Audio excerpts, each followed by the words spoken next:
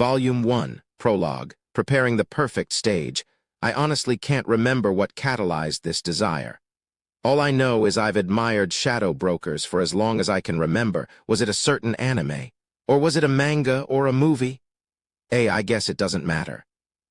I was all in for anything that featured a mastermind, or an eminence in shadow, as I like to call them. These characters were never the protagonists or final bosses, but were relegated to a role behind the scenes where they flaunted their powers and meddled in the affairs of others. I've always looked up to the men in the shadows. I wanted to be one of them. Think of children who worship their favorite superheroes. That was me, but with master puppeteers. Well, there was one thing that set us apart. My reverence for them wasn't short-lived. In fact, it buried itself deeper in my heart, never dying out and always guiding me through life. To become stronger, I learned everything from karate to boxing, from swordplay to mixed martial arts. I hammed it up during all my practices, concealing my true power from the world and preparing for the fated day. At school, I played the part of being pleasantly mediocre, an unassuming face in the crowd. Like an NPC in a game or a part of the mob, I didn't do any harm. But behind this facade of normalcy, I was training full throttle. That's how I spent my entire youth. But as time passed, an uneasy feeling started to haunt me. I was due for a reality check. Yeah, that's right. This was all for nothing. I realized I'd never become as powerful as shadow commanders in the stories. It didn't matter how hard I trained in martial arts. Sure, I could clobber a few punks, but that was it. It'd be a tough fight if anyone drew a gun, and if I was surrounded by soldiers in full gear, I'd be toast, Donizo, old news. The idea of a shadow broker getting curb-stomped by some soldiers, ridiculous. Let's say I trained for 10 more years, or that I became the greatest martial artist in the world. I'd still get wrecked by a gang of commandos. Or maybe I'd manage to escape by the skin of my teeth or train hard enough to fight back. It's all in the realm of possibility. But even if I somehow managed to do that, these guys could set off a nuke and vaporize me in an instant. There is a limit to the human body. That much I know. That said, my master puppeteers would never be taken down by a nuke, which means I needed to be impervious to them too. What does one need to survive a nuclear attack? Is it the ability to pack a punch? Could it be a body of steel? How about unlimited stamina? Wrong, and wrong again. You need a totally different kind of power. Some call it magic. Others mana, or kai, or aura, or you get the point. Anything will do. I needed to obtain this clandestine ability. I'd managed to reach this conclusion when I finally confronted reality head-on. I'll try to explain. Let's say someone is on a quest for magical powers. Anyone would think they're nuts. Hell, I know I would. I'd think they'd gone bonkers. But consider this. No one in the world has proved that magic exists, or disproved it. I couldn't find these powers with my sanity intact. I had to dive to the depths of lunacy. I started training in a new way that was damn near impossible. After all, no one knows how to acquire magic, mana, kai, auras, or what have you. I practiced Zen meditation. I braved the purification ceremony of standing under waterfalls. I focused my entire being inward. I fasted. I mastered the art of yoga. I converted religions. I searched for holy spirits. I prayed to God. I strapped myself to a cross. There was no right answer, which meant I groped my way through the darkness and sprinted down my chosen path. Which brings us here. I'm just about ready to start my final summer as a high schooler, and I've yet to discover magic or mana or kai or auras. It is already dark by the time I finish my daily training session. I pick up and put on my underwear, which I'd chucked to the side, and wiggle my arms through the sleeves of my school uniform. I have yet to pick up these secret magical skills, but I've been starting to feel the effects of my training, I think, of late, like right now. I can see flashing lights going off in my mind and sense the world is spinning. It could be magic, or auras. In either case, I'm feeling its effects. That's for sure. I'm proud to announce that I've completed another successful session. When I'm in the thick of it, I rip off every single article of clothing and get buck naked in the forest. It makes me one with the universe. I bash my skull into the trunk of a giant tree to physically force out my worldly thoughts. Plus, it stimulates my brain and urges my latent powers to awaken. You know, I'm all about logic when it comes to these things. Yeah, everything's beginning to get all blurry right about now. It's a sensation comparable to giving myself a concussion. I make my way out of the forest with the lightest of footsteps, feeling like I'm treading on clouds. Just then I see light. 2 beams floating in the air and slicing through space. How strange. They're beckoning me, guiding me somewhere. "Ma magic," I whisper, tiptoeing toward the illumination. It must be, it's gotta be. I finally found the powers of the unknown. I notice that I've gone from walking to sprinting, tripping over the roots of trees and continuing to stagger forward, on and on like a beast in the forest. Magic, magic, magic, magic, magic, magic, I chant, bounding toward the lights and ready to snatch them out of midair. As a pair of headlights flood my vision with a blinding whiteness, I hear the shrill whine of a sudden brake ringing, and then a collision. Its impact pierces through my body and my magic. In conclusion, I was able to find magical powers. When I open my eyes, I sense that I'm surrounded by its energy, though I gotta admit it looks different from the 2 lights. No biggie. Oh, and one other small detail. As a side effect, I managed to reincarnate. I bet I opened a door to another world when I found magic or something. Whatever. As for right now, I'm a baby boy, a few months old.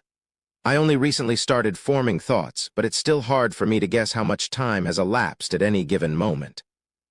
Plus, I don't know any words, but I guess it's plenty to recognize that this civilization is more or less the same as Europe in the Middle Ages. But none of that's important. I've acquired magical powers.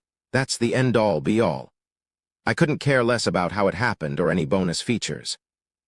I notice magic as soon as I start displaying glimmers of consciousness. All around me, I can see minuscule grains of light floating and shimmering. It reminds me of those times in my past life when I frolicked through a field of flowers stark naked, to train and find spirits, obviously. As it turns out, my training wasn't a total waste after all. I mean, my ability to detect this energy is proof enough, and I can control it as easily as my limbs. It's comparable to when I strapped my naked body to a cross, a nod to Jesus, or maybe when I flip-flopped religions and danced around in prayer in my birthday suit. I bet every little thing in my training sessions helped me in the long run. It's already taught me that I can get stronger. Plus, time is of no consequence for a baby. I'm ready to use these years to train and become an eminence in shadow, once and for all. Oops, I think I've made a duty. Which reminds me. I heard somewhere that birds let their droppings dribble out involuntarily, and I think human babies are the same. I can fight the good fight with logic and reasoning, but it feels as though my instincts take over, whispering just do it in my ear. That said, this is me we're talking about. I spent my waking hours training in my past life. Pooling together all the strength in my body, I tighten my sphincter, buying me some time, to summon people. I think it's been 10 years, you know. Magic is something else.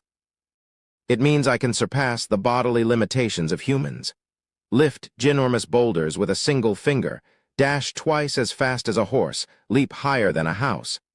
That said, I'm no match for nukes. Well, I know my defenses will increase with my magical capacity, but have you seen the firepower of those weapons on Earth? There was a time when I contemplated forgetting about them entirely, cause we don't have nukes in this world. But what good is a master puppeteer who settles for less? No good. Not at all.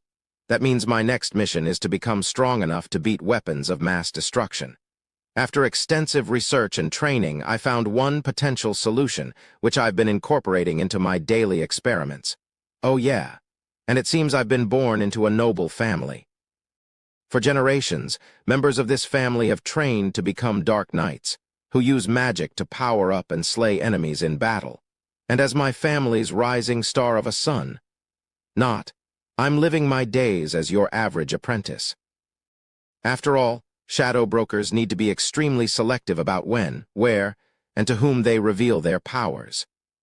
Yeah, I'll lie in wait until then. I know I'm not exerting my true potential and that I am cutting corners, but I learned some skills as an apprentice that have come in handy. Like how magic is used on the battlefield in this world. It's been a good opportunity for me to reflect on my own techniques. To be completely honest, it's clear to me the fighting styles from my past life were 100 times more logical and refined than the ones here. I mean, look at any contemporary martial arts battle.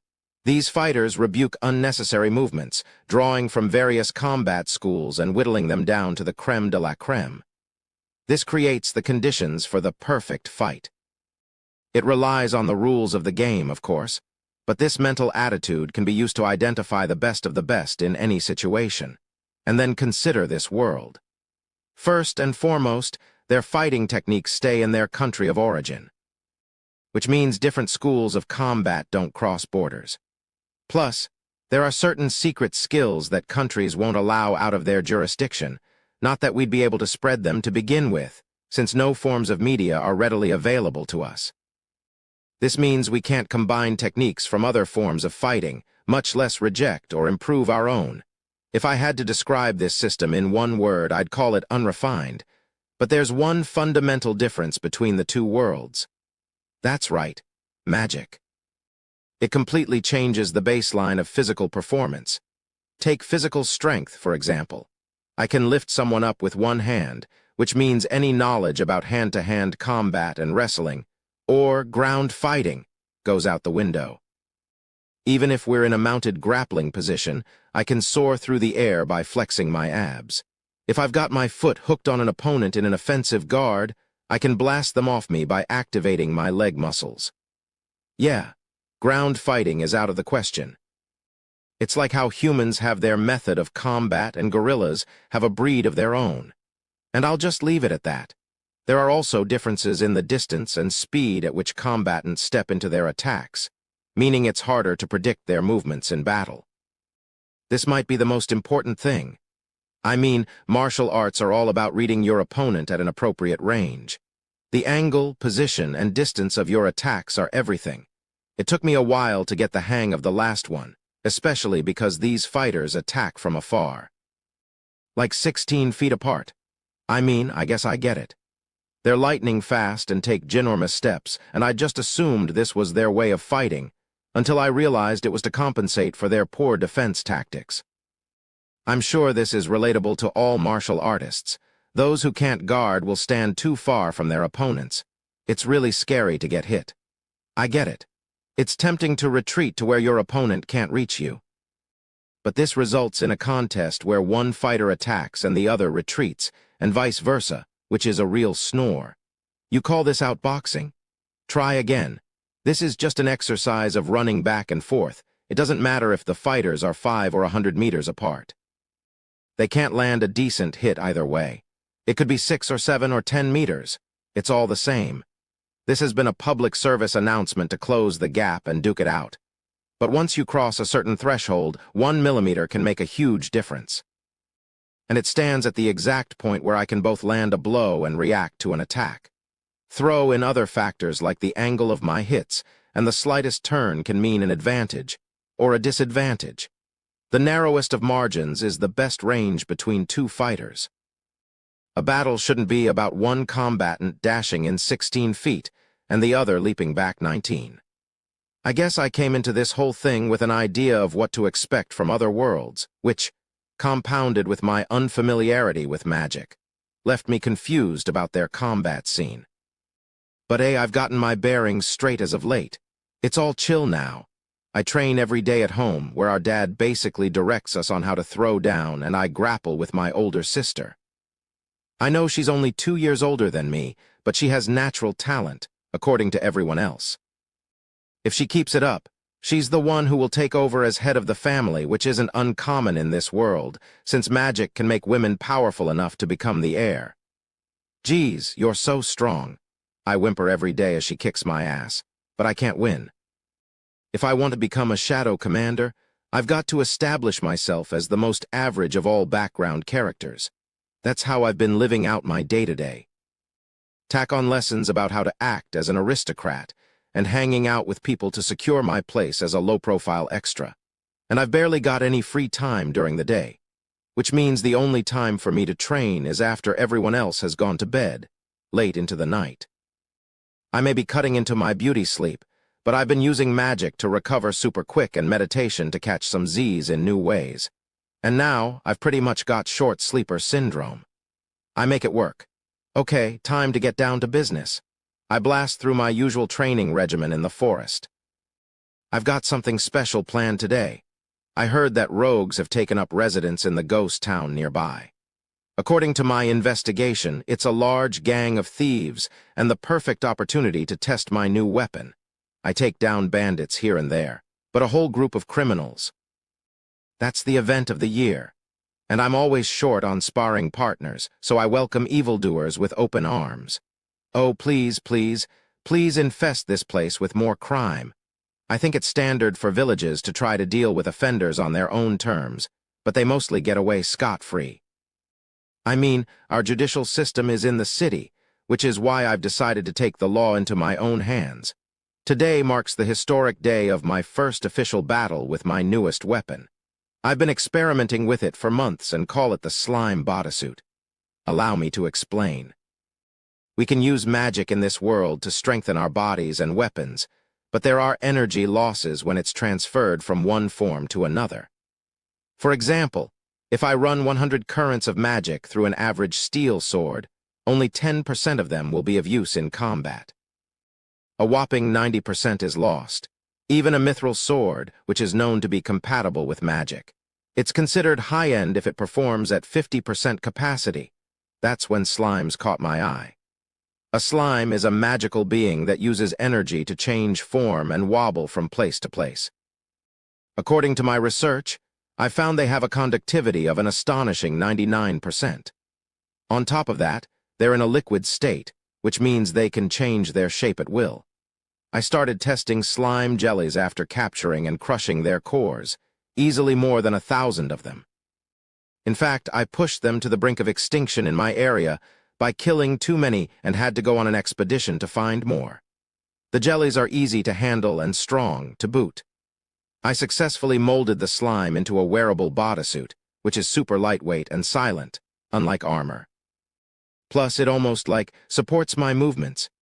And I've given it killer defenses, of course. As for right now, I'm wrapped in a black slime bodysuit. It's a simple, no-frills getup that fits my body perfectly, except for eyes, nostrils, and mouth. I'm virtually indistinguishable from the criminal in a certain famous detective manga. I might want to think up a more suitable design when I'm intervening in a scheme as a full-fledged shadow broker. I managed to arrive at the ghost town late into the night, but I can see a few lights in the darkness. The thieves seem to be having a feast to celebrate their robbing of merchants. Wow, I'm super lucky. You see, thieves aren't good at planning, and they immediately squander what they steal, which means they only have something decent right after a successful attack. And one man's treasure is another man's treasure. What's theirs is mine. This is how I'll get the funds to become a puppet master. Anyway, I crash their feast, excited as all hell, not with a surprise attack because that won't make for a good practice session. Yahoo! Hand over the loot, scumbags! I shriek in the middle of their banquet. Who the hell is this puny dude? I mean, I'm only 10 years old. Like, duh. It's only natural that I'm short. You heard me, now fork over the goods, I shout, punting the rude man across the room for calling me small. The other thieves finally draw their weapons. Hey, keep it up and we ain't gonna hold back, you brah. Take that. I exclaim as I slice through his neck, severing his head from his shoulders mid-sentence. That's right. My sword is made of slime, which means I can draw it from my bodysuit when the situation calls for it. And it has a bunch of nifty functions. Number 1, it can elongate. Take that, and that. And that. I extend my sword and slay all the dinky thieves in the vicinity. I stretch the slime out in the shape of a whip with edges as sharp as a sword. It's my first time wielding it, so I'm a tad nervous, but I can totally see how it might come in handy. And that. And that. And I notice the room has gone all silent as I get a little too carried away with slashing and slicing around me. Wait, is there only one guy left? Who are you? I guess you'll be my guinea pig for function number 2. The hell do you mean? To break it down, you look stronger than the rest of them. I'm assuming you're like their boss or something, right? Your chances of winning are squat, but if you let me practice on you, I bet you'll live for like 2 extra minutes. Good luck. Stop playing, you brat. In the capital, I'm the... Hey, you, skip the speech and come at me. Die, damn it, booms the boss, or whatever, as he closes the distance between us, taking his sweet old time to swing at me, and I obviously don't budge. His sword plunges straight into my chest, and I'm thrown to the ground on impact. Ha ha. That's what you get for messing with me. I've mastered the Royal Bushin method, and a WH what? Ta-da, you couldn't even scratch me. I rise to my feet as if nothing happened, and wow, I couldn't be happier with my suit's defenses. I mean, these weak-ass shit attacks can't even touch me.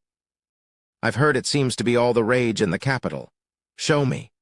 Damn you, swears the boss as he strikes me, yeah. No sweat. As he swings his sword with all his might, I don't even ready mine, sidestepping and ducking to dodge him, no problem. The Royal Bushin method was it. I could get into their ways of wielding the sword. I mean, it's not every day you get to see someone fighting over something other than spirituality, old-fashioned standards, or personal beliefs in this world. This was a fight motivated by logic. I can see it from his clumsy set of attacks. In the length of a second, a small step forward, I see him calculate his next strike and take creative approaches. That said, his attacks leave a lot to be desired, and in the next free moment I step just out of his range. WHY, why can't I hit you? I mean, you're weaker than my old man. Though I guess you're stronger than my sister. Not that it means anything, and I bet she'll whoop your butt in another year. You little it, he screeches, frantically bashing his sword in my direction. I parry his advances before kicking him lightly in the shin, snapping my leg forward quickly as though on reflex. Why? The boss whimpers, curling into a fetal position and clutching his leg. Blood drips from his shin and pools on the ground. It's a cheap trick, you know. I have a blade as sharp as an ice pick sticking out from my toes. The second handy-dandy feature of the slime sword is that I can wield my blade from wherever and whenever I want. I thought this tactic showed the most potential. All I have to do is get in front of the enemy and slash him with the sword in my shoe, since lower body attacks are hard to block. I parry hits, lock blades, and give my opponent a kick. It's nothing flashy, but it gets the job done. I guess we're through. Wait.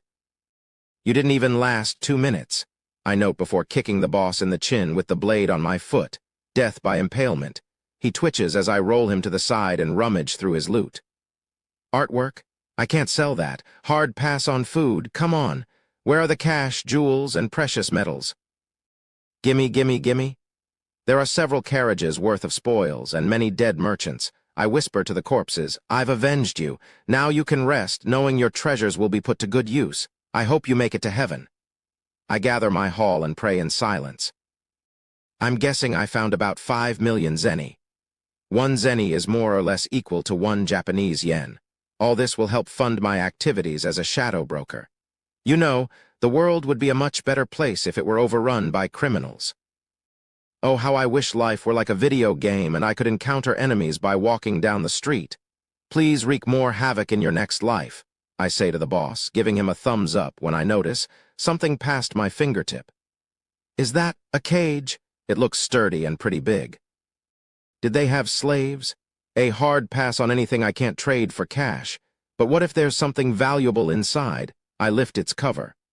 Well, this is unexpected. I'm not sure how to describe it, but this cage holds a mound of rotting flesh. I can kinda tell it's human maybe, but no clue as to its age or gender. But it's alive. Wait, it might even be conscious. I peer into the cage and the flesh jolts all of a sudden. I've heard of the church executing these creatures. I think they're called the possessed. They're born as normal humans until their flesh rots out of nowhere, fated for death. But the church goes out of its way to purchase them, executing them in the name of purification. They claim they're exorcising demons, but they're really just murdering the sick. But the ignorant masses applaud and praise them for keeping peace on earth. It's just as you'd expect from the Middle Ages. What a friggin' downer. I bet I'd get more zenny than this entire load of spoils if I were to sell this to the church. But that's pointless to say since I can't sell it. Well, I guess I should put it out of its misery. I stick my slime sword into the cage when I notice something else. Namely, this mound of flesh contains an abundance of magic. I've been training my magic since childhood, but this surpasses mine. It's honestly beastly. And this? Is this wavelength the effects of a magical overload? I guess a magical overload must be the reason this turned into a pile of flesh. I've suffered its effects firsthand before. If I hadn't gotten it under control back then, I might have ended up suffering the same fate. I know magic has certain effects on the body, which I felt all too well that fated day.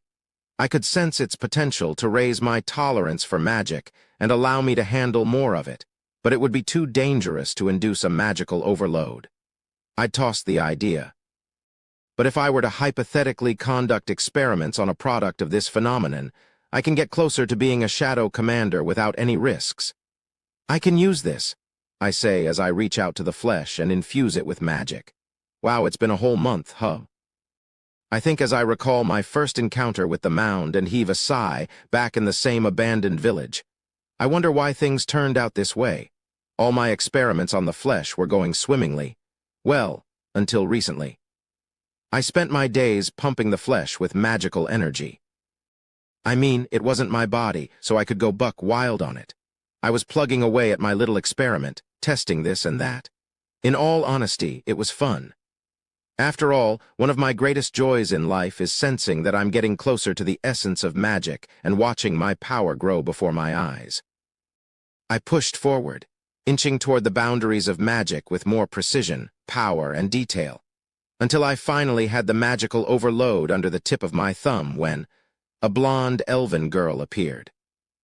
I guess it would be more accurate to say I was too fixated on improving my command of magic to notice the flesh was a blonde elf until that moment.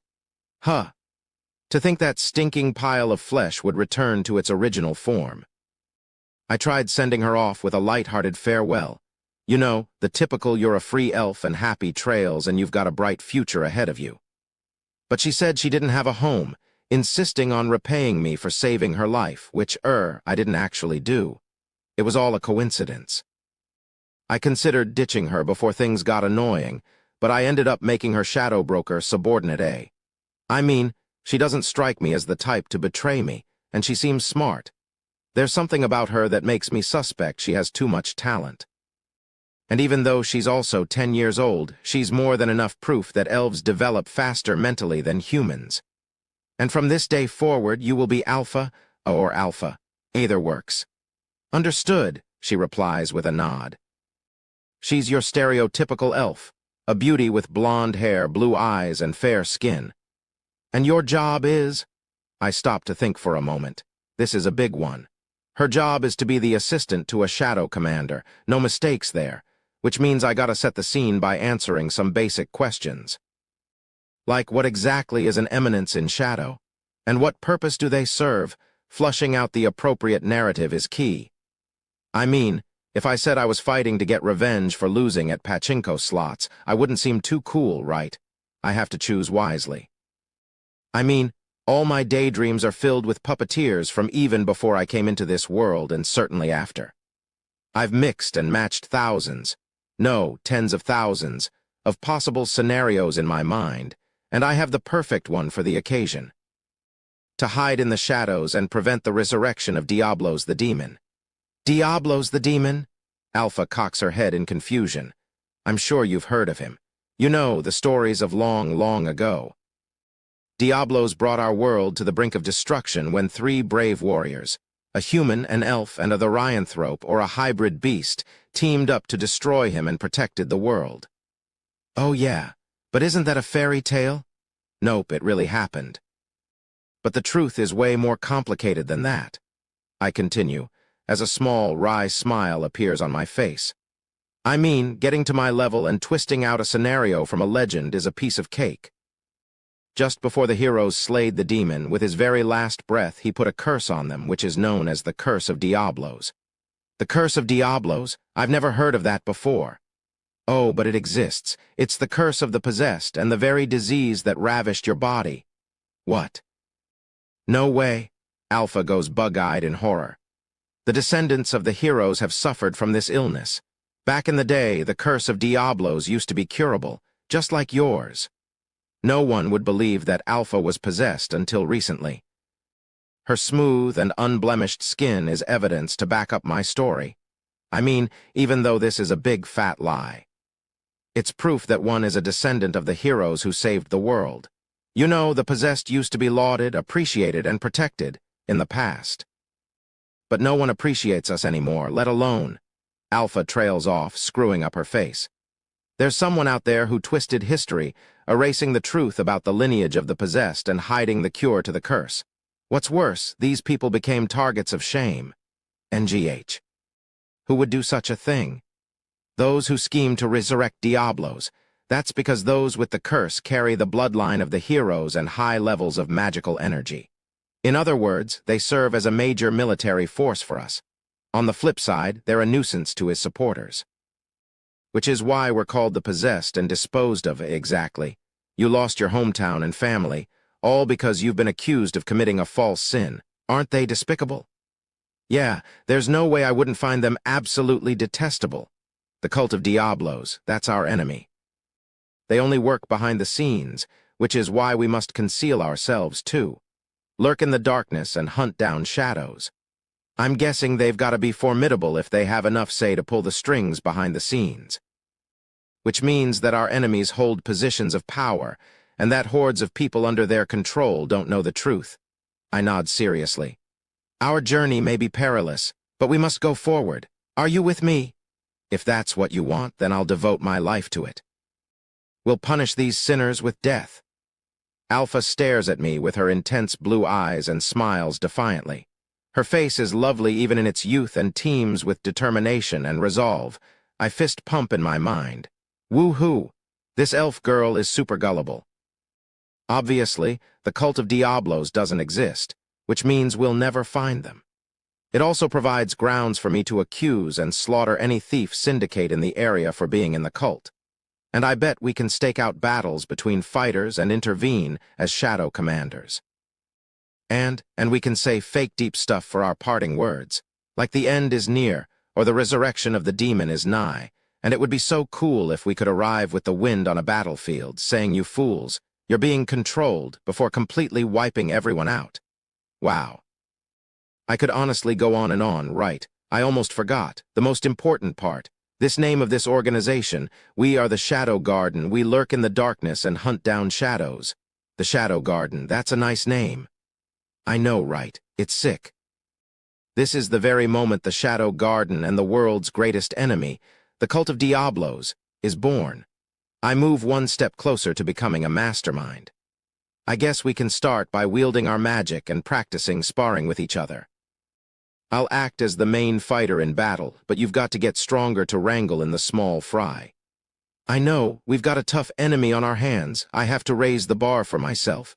Right, that's the spirit, and we have to find other descendants of heroes and protect them. Yeah. All in moderation. It would be fun to play Shadow Broker with more people, since that'd make it feel more like a legit organization, but I don't need that many people. I honestly wouldn't have a problem if it just stayed the two of us. Well, for now, let's just focus on getting stronger.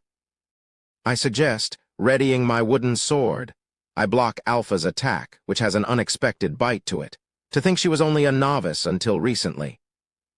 Alpha has a good feel for things and plenty of magical energy, which means I can make good use of her. Under the moonlight, I swing my wooden sword as these thoughts run through my mind. Chapter 1. Starting the Shadow Broker tutorial. It's been 3 years since the establishment of the Shadow Garden, give or take. Alpha and I turned 13 years old, and my older sister Claire 15. There isn't anything special about turning 13, but 15 is another story. That's when aristocrats begin their 3-year education at a school in the royal capital. As the bearer of the hopes and dreams of the Cage New household, Claire had a crazy farewell party thrown for her, which was organized by our mother. Like, wow, you can't get more cliched than that, and that's fine. Well, it was fine until she vanished the day of her departure. Read, all hell broke loose in the Cage New household. The room was like this when I came in, explains my dad in a low, suave voice. His face isn't bad either. No signs of a struggle, but it looks like the window has been pried open. The culprit must have been skilled to do this without me and Claire noticing. He touches the windowsill and stares wistfully at the sky. A glass of whiskey would complete the scene.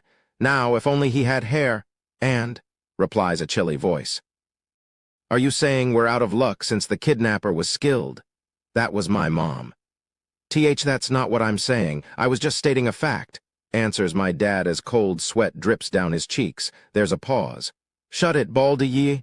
Eep, I'm sorry. By the way, it's like I'm invisible.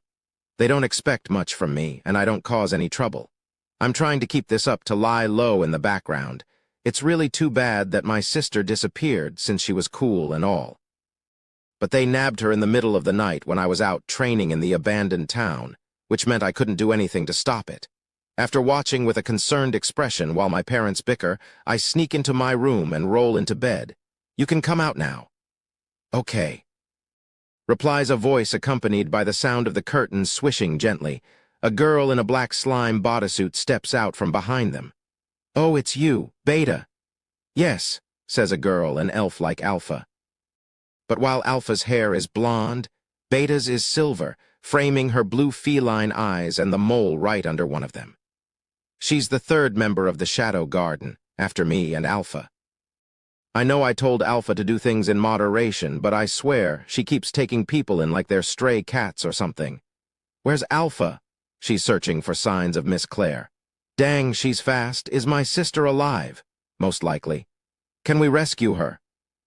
It's possible, but it requires your assistance, Master Shadow. Oh, I have them call me Shadow. It's fitting for the leader of the Shadow Garden, right? Did Alpha say that? Yes, she said we must take every precaution in a hostage situation. Huh.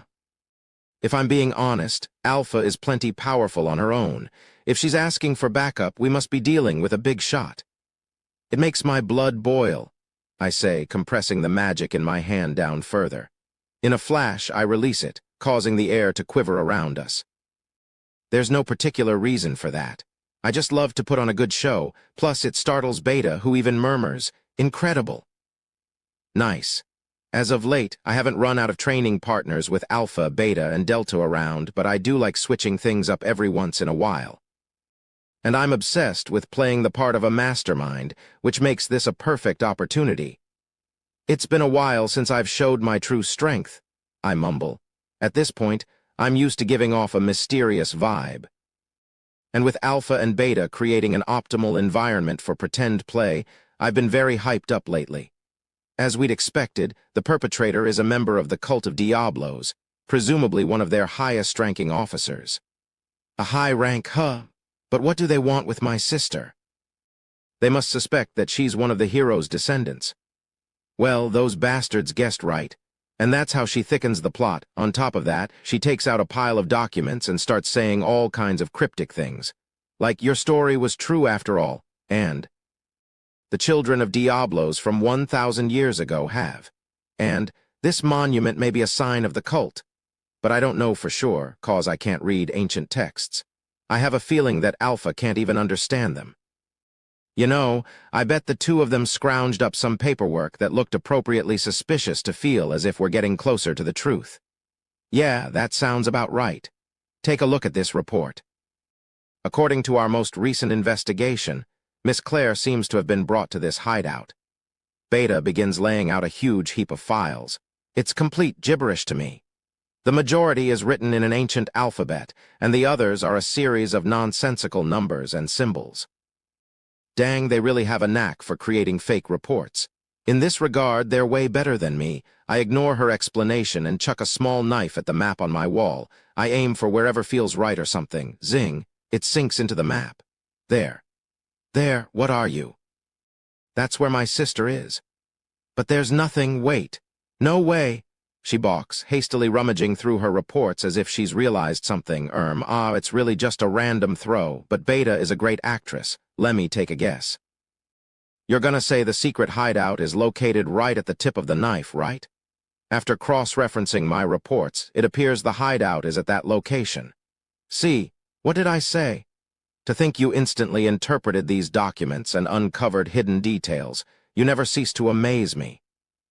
Beta, you gotta train more. I'll do my best.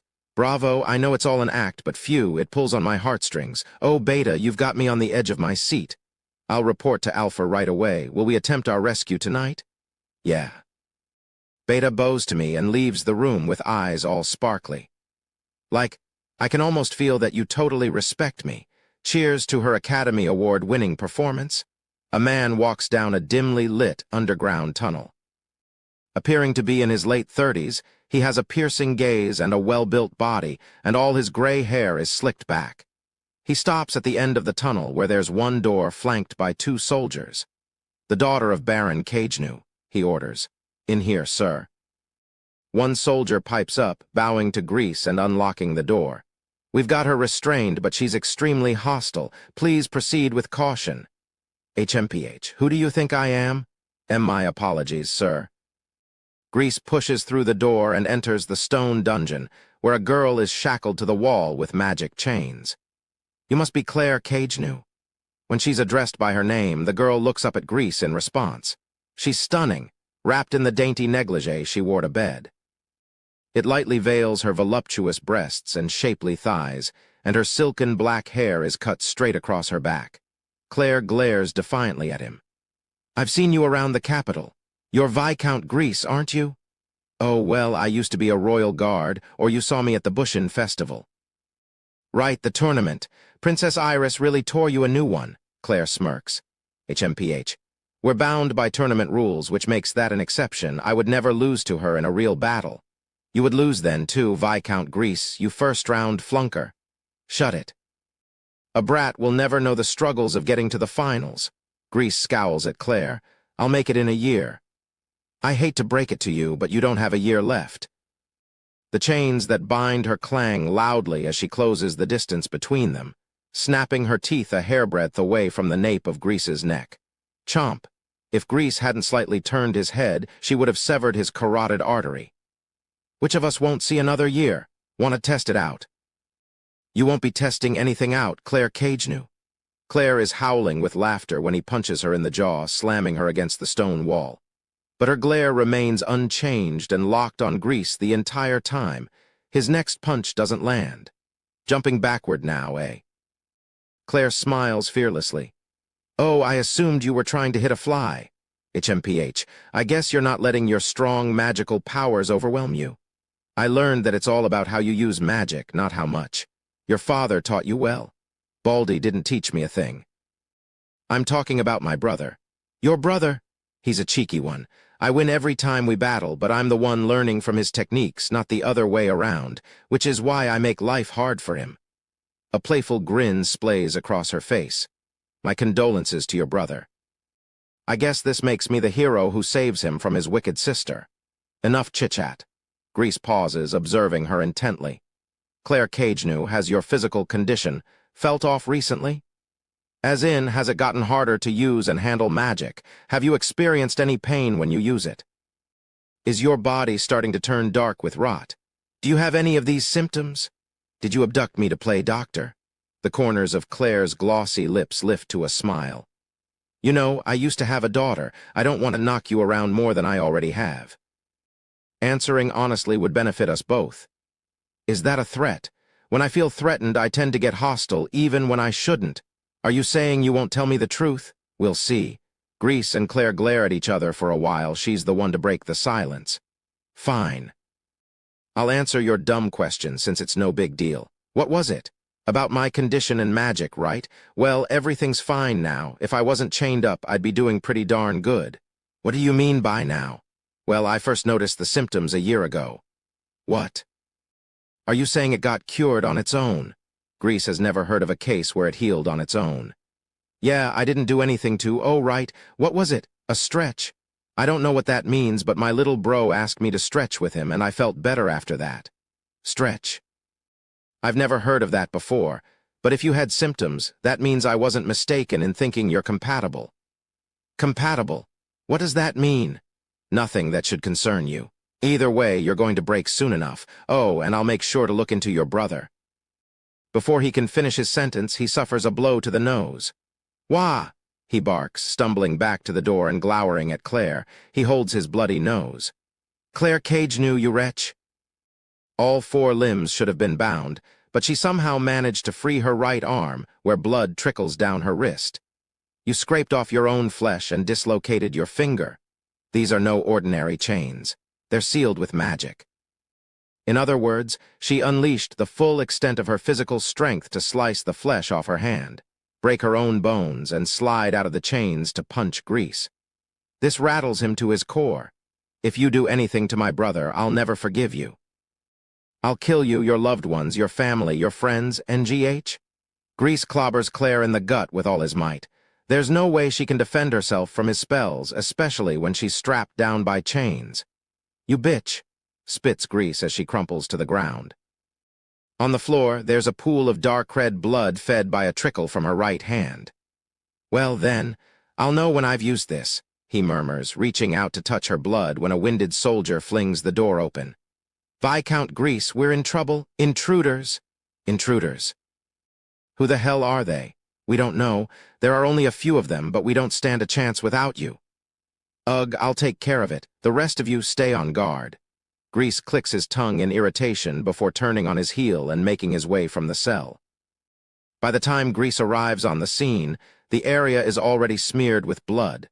The soldiers who protect the major facility aren't weak by any means, and some even rival the Royal Guard.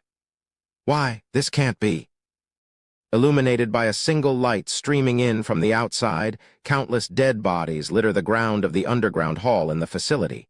Each bears a single slash, sliced by an unimaginably destructive force.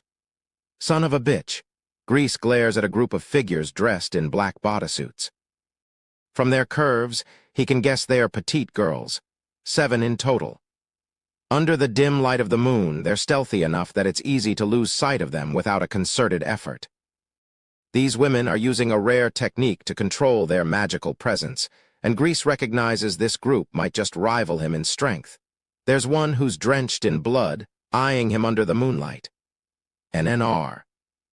In this moment, instinct overtakes Grease, not for any explicit reason, but he can sense danger. Blood drips down her bodysuit and onto the floor, and she lets her katana drag behind her apathetically, creating a trail of gore. "Who the hell are you? What's your purpose?" he asks, attempting to suppress his unease, but he's faced with 7 rivals as powerful as him. To fight would be asinine. Grease curses his bad luck as he searches for a way out. The blood-splattered girl isn't listening to him. She laughs, snickering from behind her bloodied mask. "She's going to hunt me down," Grease thinks, just as he hears another voice. "Back off, Delta." The girl halts in place before retreating without resistance. Grease lets out a huge sigh of relief. Another girl walks forward to take her place. "We are the Shadow Garden." If they were anywhere else, her angelic voice would have entranced him. "I'm Alpha." He realizes she's revealed her face at some point, and her pale skin gleams under the moonlight. She steps forward. "An." He sees she's an elf with golden hair and beauty that leaves him gasping for breath. She takes another step. "Our purpose is to eliminate the cult of Diablos." He doesn't take notice of her black sword until it slices through the air and parts the night sky.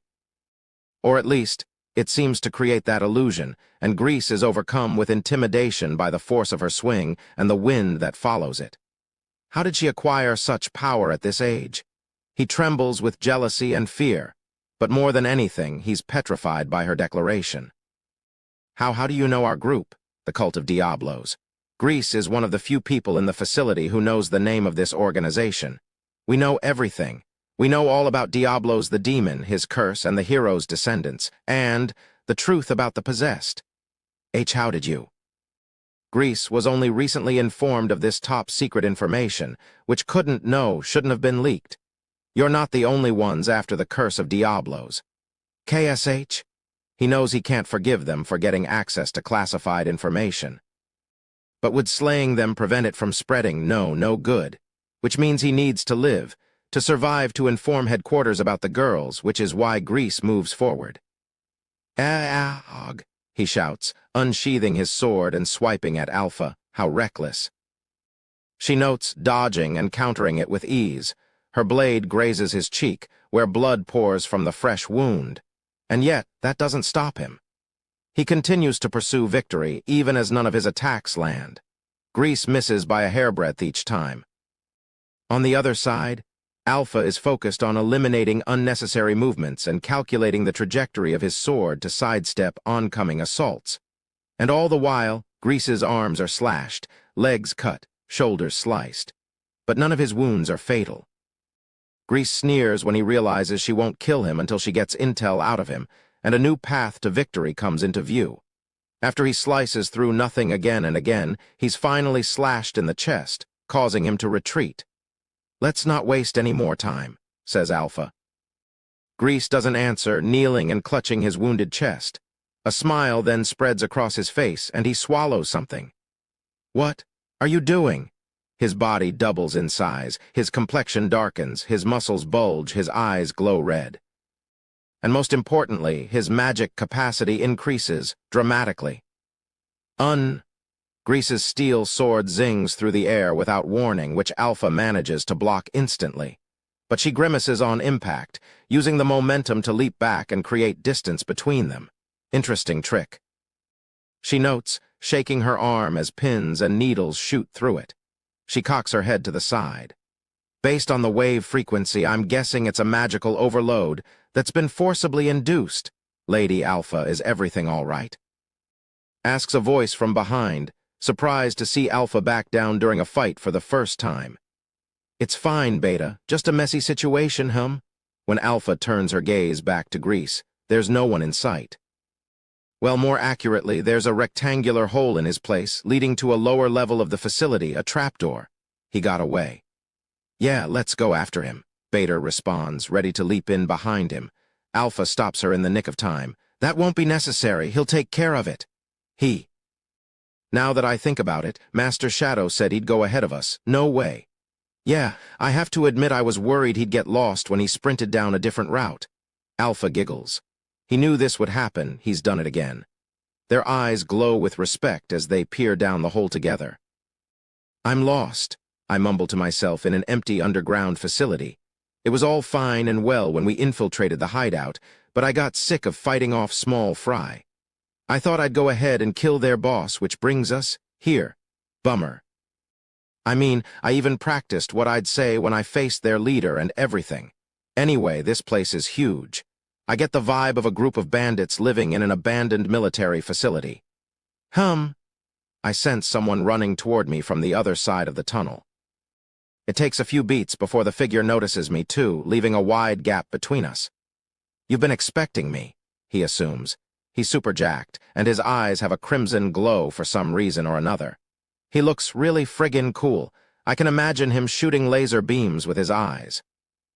"But if it's just you, this should be a breeze," he remarks with a twisted smile on his face. Then he vanishes. Well, more like moves fast enough that an average person would have thought he disappeared. But I parry his attack with one hand. As long as I can spot the course of the attack, I'm not scared by the velocity of the assault. Even power is all about how you use it. "NNR," he yelps. I push him away in the shoulder and retreat. His magic is incredible, much stronger than Alpha, if I'm being honest.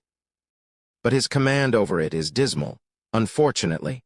He's nothing but a dope jacked with magic. I'm not a big fan of people who go bananas with their magic, getting yoked with spells and moving at unimaginable speeds, and I don't like relying on physical force. Not that I'm trying to reject it.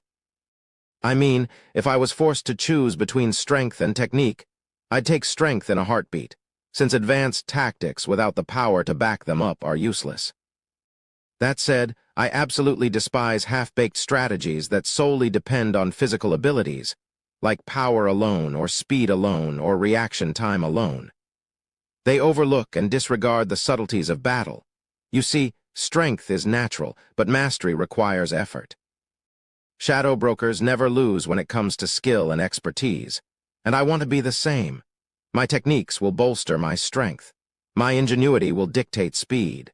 My reaction time will let me scope out potential attacks. Physicality is important, but I'd never screw up a fight by relying on it. That's all part of my battle aesthetic, If I'm being honest, this hulky slugger is starting to piss me off. Let's teach him a lesson about the right way to use magic. Lesson 1. I wield my slime sword and walk forward, 1 step, 2 steps, 3.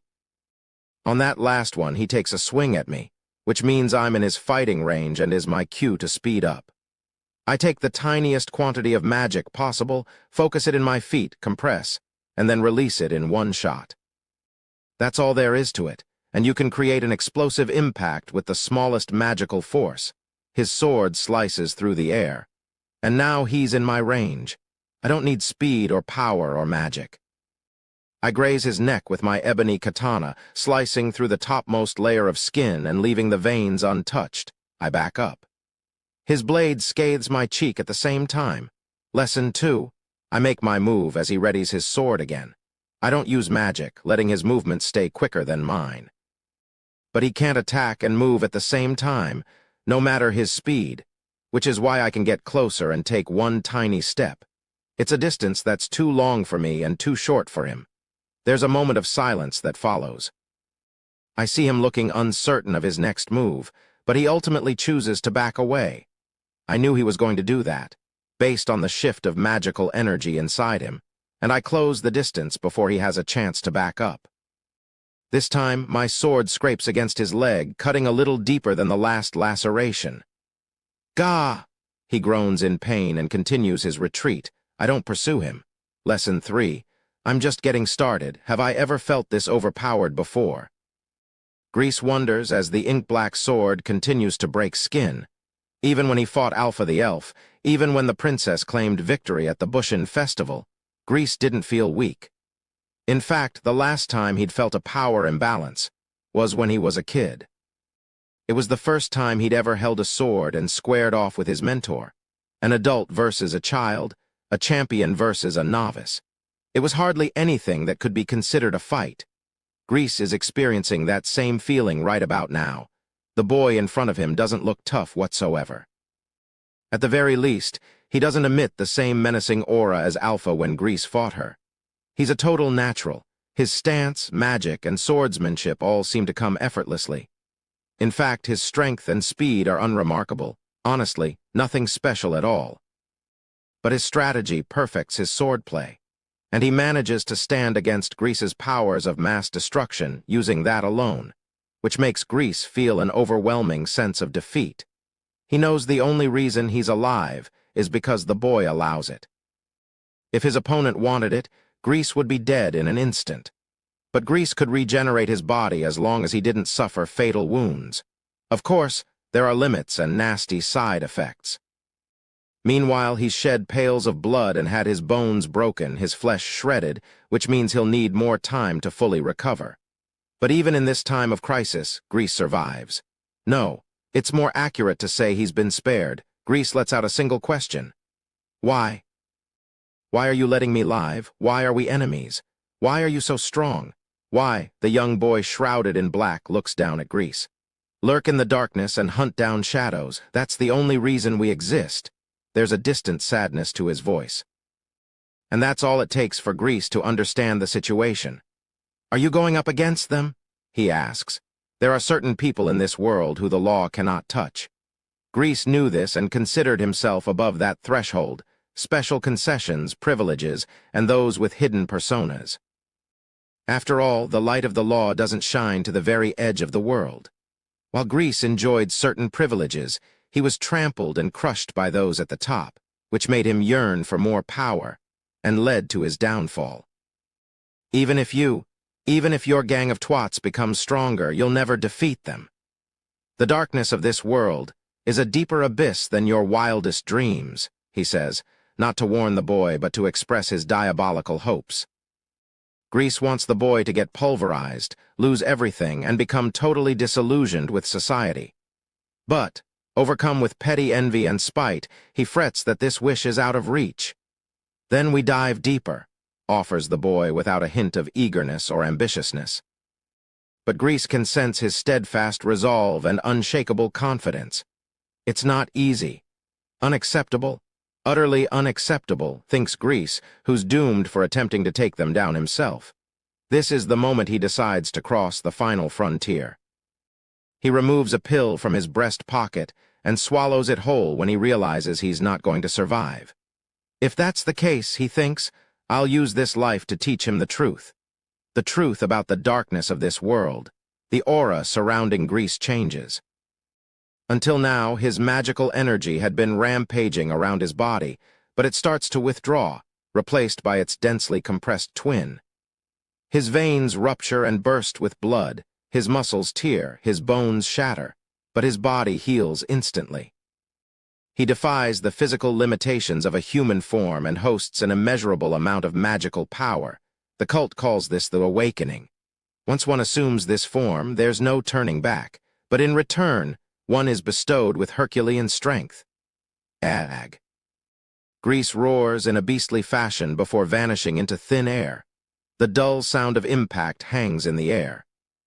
In the same moment, the boy in black is flung off his feet toward a wall, which he kicks to shift his body and land on the ground. But Grease continues swinging at him, propelling the boy back again. Too slow, too flimsy, too frail. This is reality. Grease aggressively hounds him. With another thump, the boy is catapulted backward by more of Grease's attacks, quick, heavy, and merciless. It's all because he possesses an overwhelming force. Grease thinks he has it all figured out. The tiger doesn't have to be cunning to kill a hare. He just needs strength. By pushing back, it makes it impossible for the boy to fight, and he's destined to fall apart. But this is all wrong. HGH. Grease whines as blood erupts from his chest. He takes notice of a laceration, one that breaks past the surface of his skin. Grease halts in place for a split second, but he recovers fast enough to knock his enemy back in the next instant. It's hopeless. You can't get me. He shrieks, even as his flesh is shredded down to his bones, but his wounds begin to bubble up and heal in the next beat. This is true power. This is true strength. Grease starts to accelerate, slashing his weapon through the air, even as blood spouts from his body. He appears as a flash of scarlet light, ebony and crimson. The two colors clash, causing the one in black to get slung back and the one in red to spew fresh blood. Their battle is too quick for the human eye to catch, and the afterimage of crimson and the backward movements of ebony are the only indicators of something uncanny in the making. Their skirmish doesn't last long. There's a clear power imbalance, and it's easy to guess that the figure in black would be the one to break. It's a fight that the one in red shouldn't have lost, slinging his sword on repeat and pulverizing the other into submission with his cataclysmic strength. But why? Why does he look unfazed? Why can't I hit you? The boy in black hasn't changed from the beginning of the fight. He's barely unleashed any magic or moved on his own accord, instead choosing to go with the flow and let Grease fling him around. It's as if he's a fallen leaf swept away in a rapid stream. Except he's not completely passive. He uses the momentum of these blows to land a direct hit, without seeming showy or expending any unnecessary energy. It's natural, as if it's supposed to happen. Terrible, states the boy in black, staring down Grease and looking as if he can read his thoughts. You know nothing, you bastard? Grease barks back, pooling every bit of magic into his body and sword before taking his shot. He's ready to eliminate this boy, even if it costs him his life, raring for the biggest assault of his existence. No more games. Grease is sliced in two by an unconstrained swing of a sword. It's hurled down on him with the ease of a walk in the park. A singular stroke bisects it all, his sword, his enhanced magical powers, his muscular physique. The Viscount thought the reason behind the boy's advanced swordplay was pure skill, not magic, strength, or speed. But he's wrong. What is this? It's a single stroke that destroys everything. Grease watches the blade cut through his sword, his magic, his flesh, and his bones as he stands on the verge of death. It's a strike fortified with impenetrable magic, titanic strength, sonic speed, and most importantly, natural talent. It's perfect. The boy in black has everything at his disposal. But he chose not to use all of it until now. Nothing could withstand that single stroke containing every ounce of his power. I guess this is it, mutters Grease as blood rushes out of him, and his upper body topples and hits the ground. There's a beat before his other half crashes to the floor. Grease tries to regenerate the bisection, but nothing is salvageable. His flesh is putrid and rotten, excreting black fluid that soaks the area around him. Ebony looks down. Grease glances up. Having crossed swords with the boy in black, the Viscount understands that one's temperament can be seen through one's swordplay. His opponent appears as a serious, naive nobody who trained with blood, sweat, and tears to reign victorious in battle. I thought he was just a brat who knew nothing, but I was wrong. His enemy had known everything and had still chosen to fight. Powerless, he thinks of himself. He's been powerless for his entire life. He's tried to succeed but returned empty-handed while this whelp in black. My Leah. Grease groans, reaching for a dagger encrusted with a blue jewel and closing his eyes. As consciousness slips away from him, he sees the smiling face of his beloved daughter who passed long ago. Anyway, that's how we ended our slaughter of some bandits. I mean, our little rescue mission. I found my sister totally unconscious, so I undid her chains and left her there, which contributed to her crankiness when she returned home the next day. But she's a real tough cookie, tough enough that the wound on her hand almost healed overnight. After a hectic week or so of hospital treatments and follow-up investigations, my sister finally made her way to the capital, though she pestered me more than usual during that time for some annoying reason. The girls in the Shadow Garden were busy, conducting their own research, taking care of the remaining bandits and other stuff. Oh, right, we're not calling them bandits. Whatever. The cult? I mean, they're all thieves in the end, but that geezer with red eyes was outstanding. I mean, he inspired me to come up with, "Then we dive deeper," which sounds like something a shadow broker would say. I owe him my thanks. I would have loved to have him play a supporting role to my part as an Eminence in Shadow. This was a must-see performance. My ability to improvise and portray a master puppeteer was off the rockers. It's a real shame there wasn't a live audience, but I only have to wait 2 more years, which is when I go to the capital. You know the one. It's a world-famous metropolis, and the only city in this country that houses 1 million people. I bet protagonists are a dime a dozen, and there might be final bosses, too. There's bound to be conspiracies, rebellions, and incidents, none of which would ever happen in the boonies. And that's when the mastermind bursts onto the scene, huh? Now that I think about it, I guess I'm just a toad who feels cocky about beating some bandits. At this moment in time, my prologue hasn't even been written. And then one day, Alpha and the other girls gather before me, just as I'm yearning to get stronger for school, which is 2 years down the line. They want to share their reports on the cult and lab findings on the curse and all that jazz. It's unusual to have all 7 of them in a room at once, especially since it seems they've got their hands full as of late. Geez, go easy on the research and investigations. I mean, it's all pointless anyway, I think, as I listen to their reports. Here's a simple summary of their findings. Their first claim is that the heroes who slayed Diablos the demon were all women, which is why they're the ones who suffer exclusively from the curse. How creative. But I hate to break it to you that all the heroes were men in the most common theory. Oh, wait. I bet they came up with that since the Shadow Garden is comprised of 7 women apart from me. Their next report was on how the curse was most common among elves, followed by hybrid beasts, and then humans. According to their research, it has to do with the lifespans of the respective species.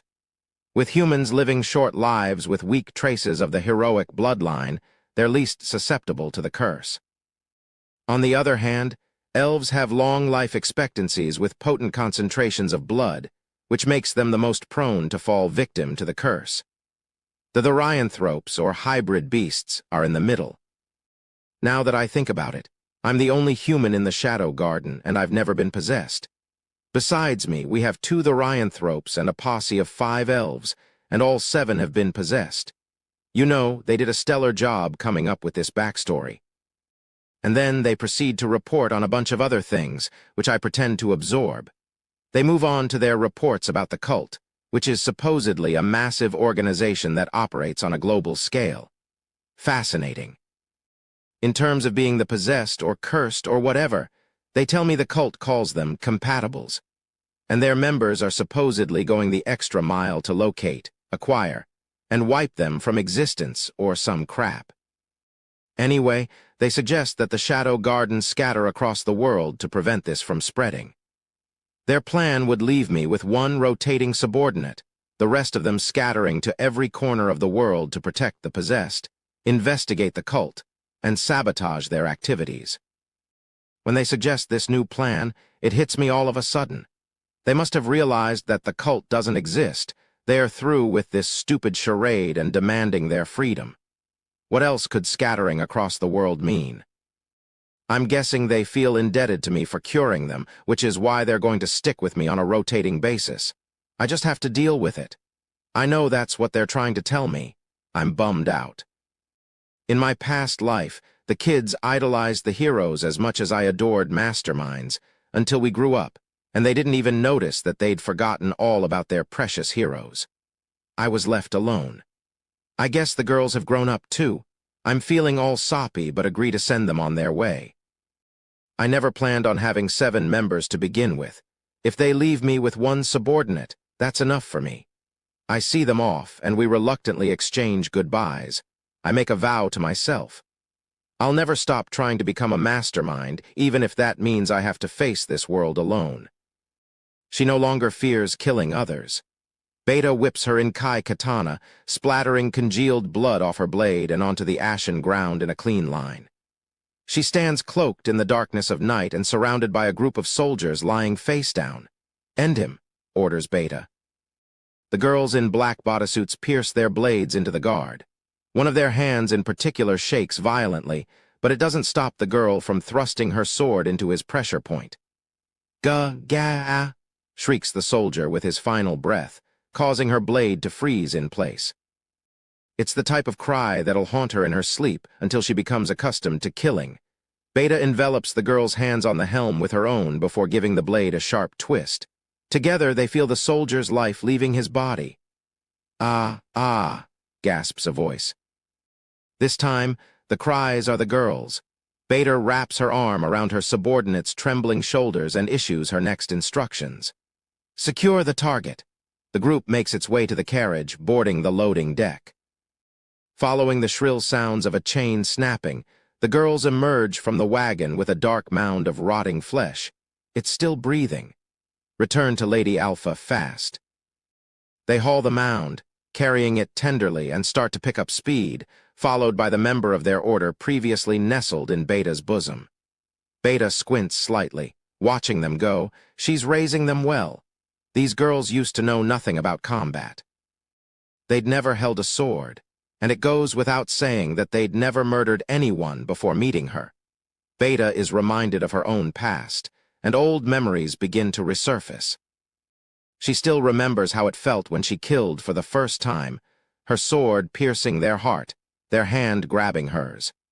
Beta couldn't believe the strength of their grip even as they suffered a fatal wound. There's a short period of time when people can move after they've been stabbed through the heart. Don't let your guard down. "Hey, Beta, are you listening?" Beta was listening to Alpha's calm voice but couldn't understand what she meant for the life of her. She was paralyzed with fear, incapable of moving or thinking. "You're impossible." The head of her enemy soared through the air. Alpha had beheaded him. The corpse dropped to the floor, spurting blood that splatted Beta, and large teardrops fell from her eyes. "Find a reason to fight." Those words sounded so cold. Beta was a child who had trouble doing things on her own. After joining the Shadow Garden, she always followed Alpha around. After all, they were old acquaintances, and she knew she would go down the right path if she stuck by Alpha's side. But Beta couldn't find a reason to fight by following Alpha's footsteps, or understand the importance of finding said motivation.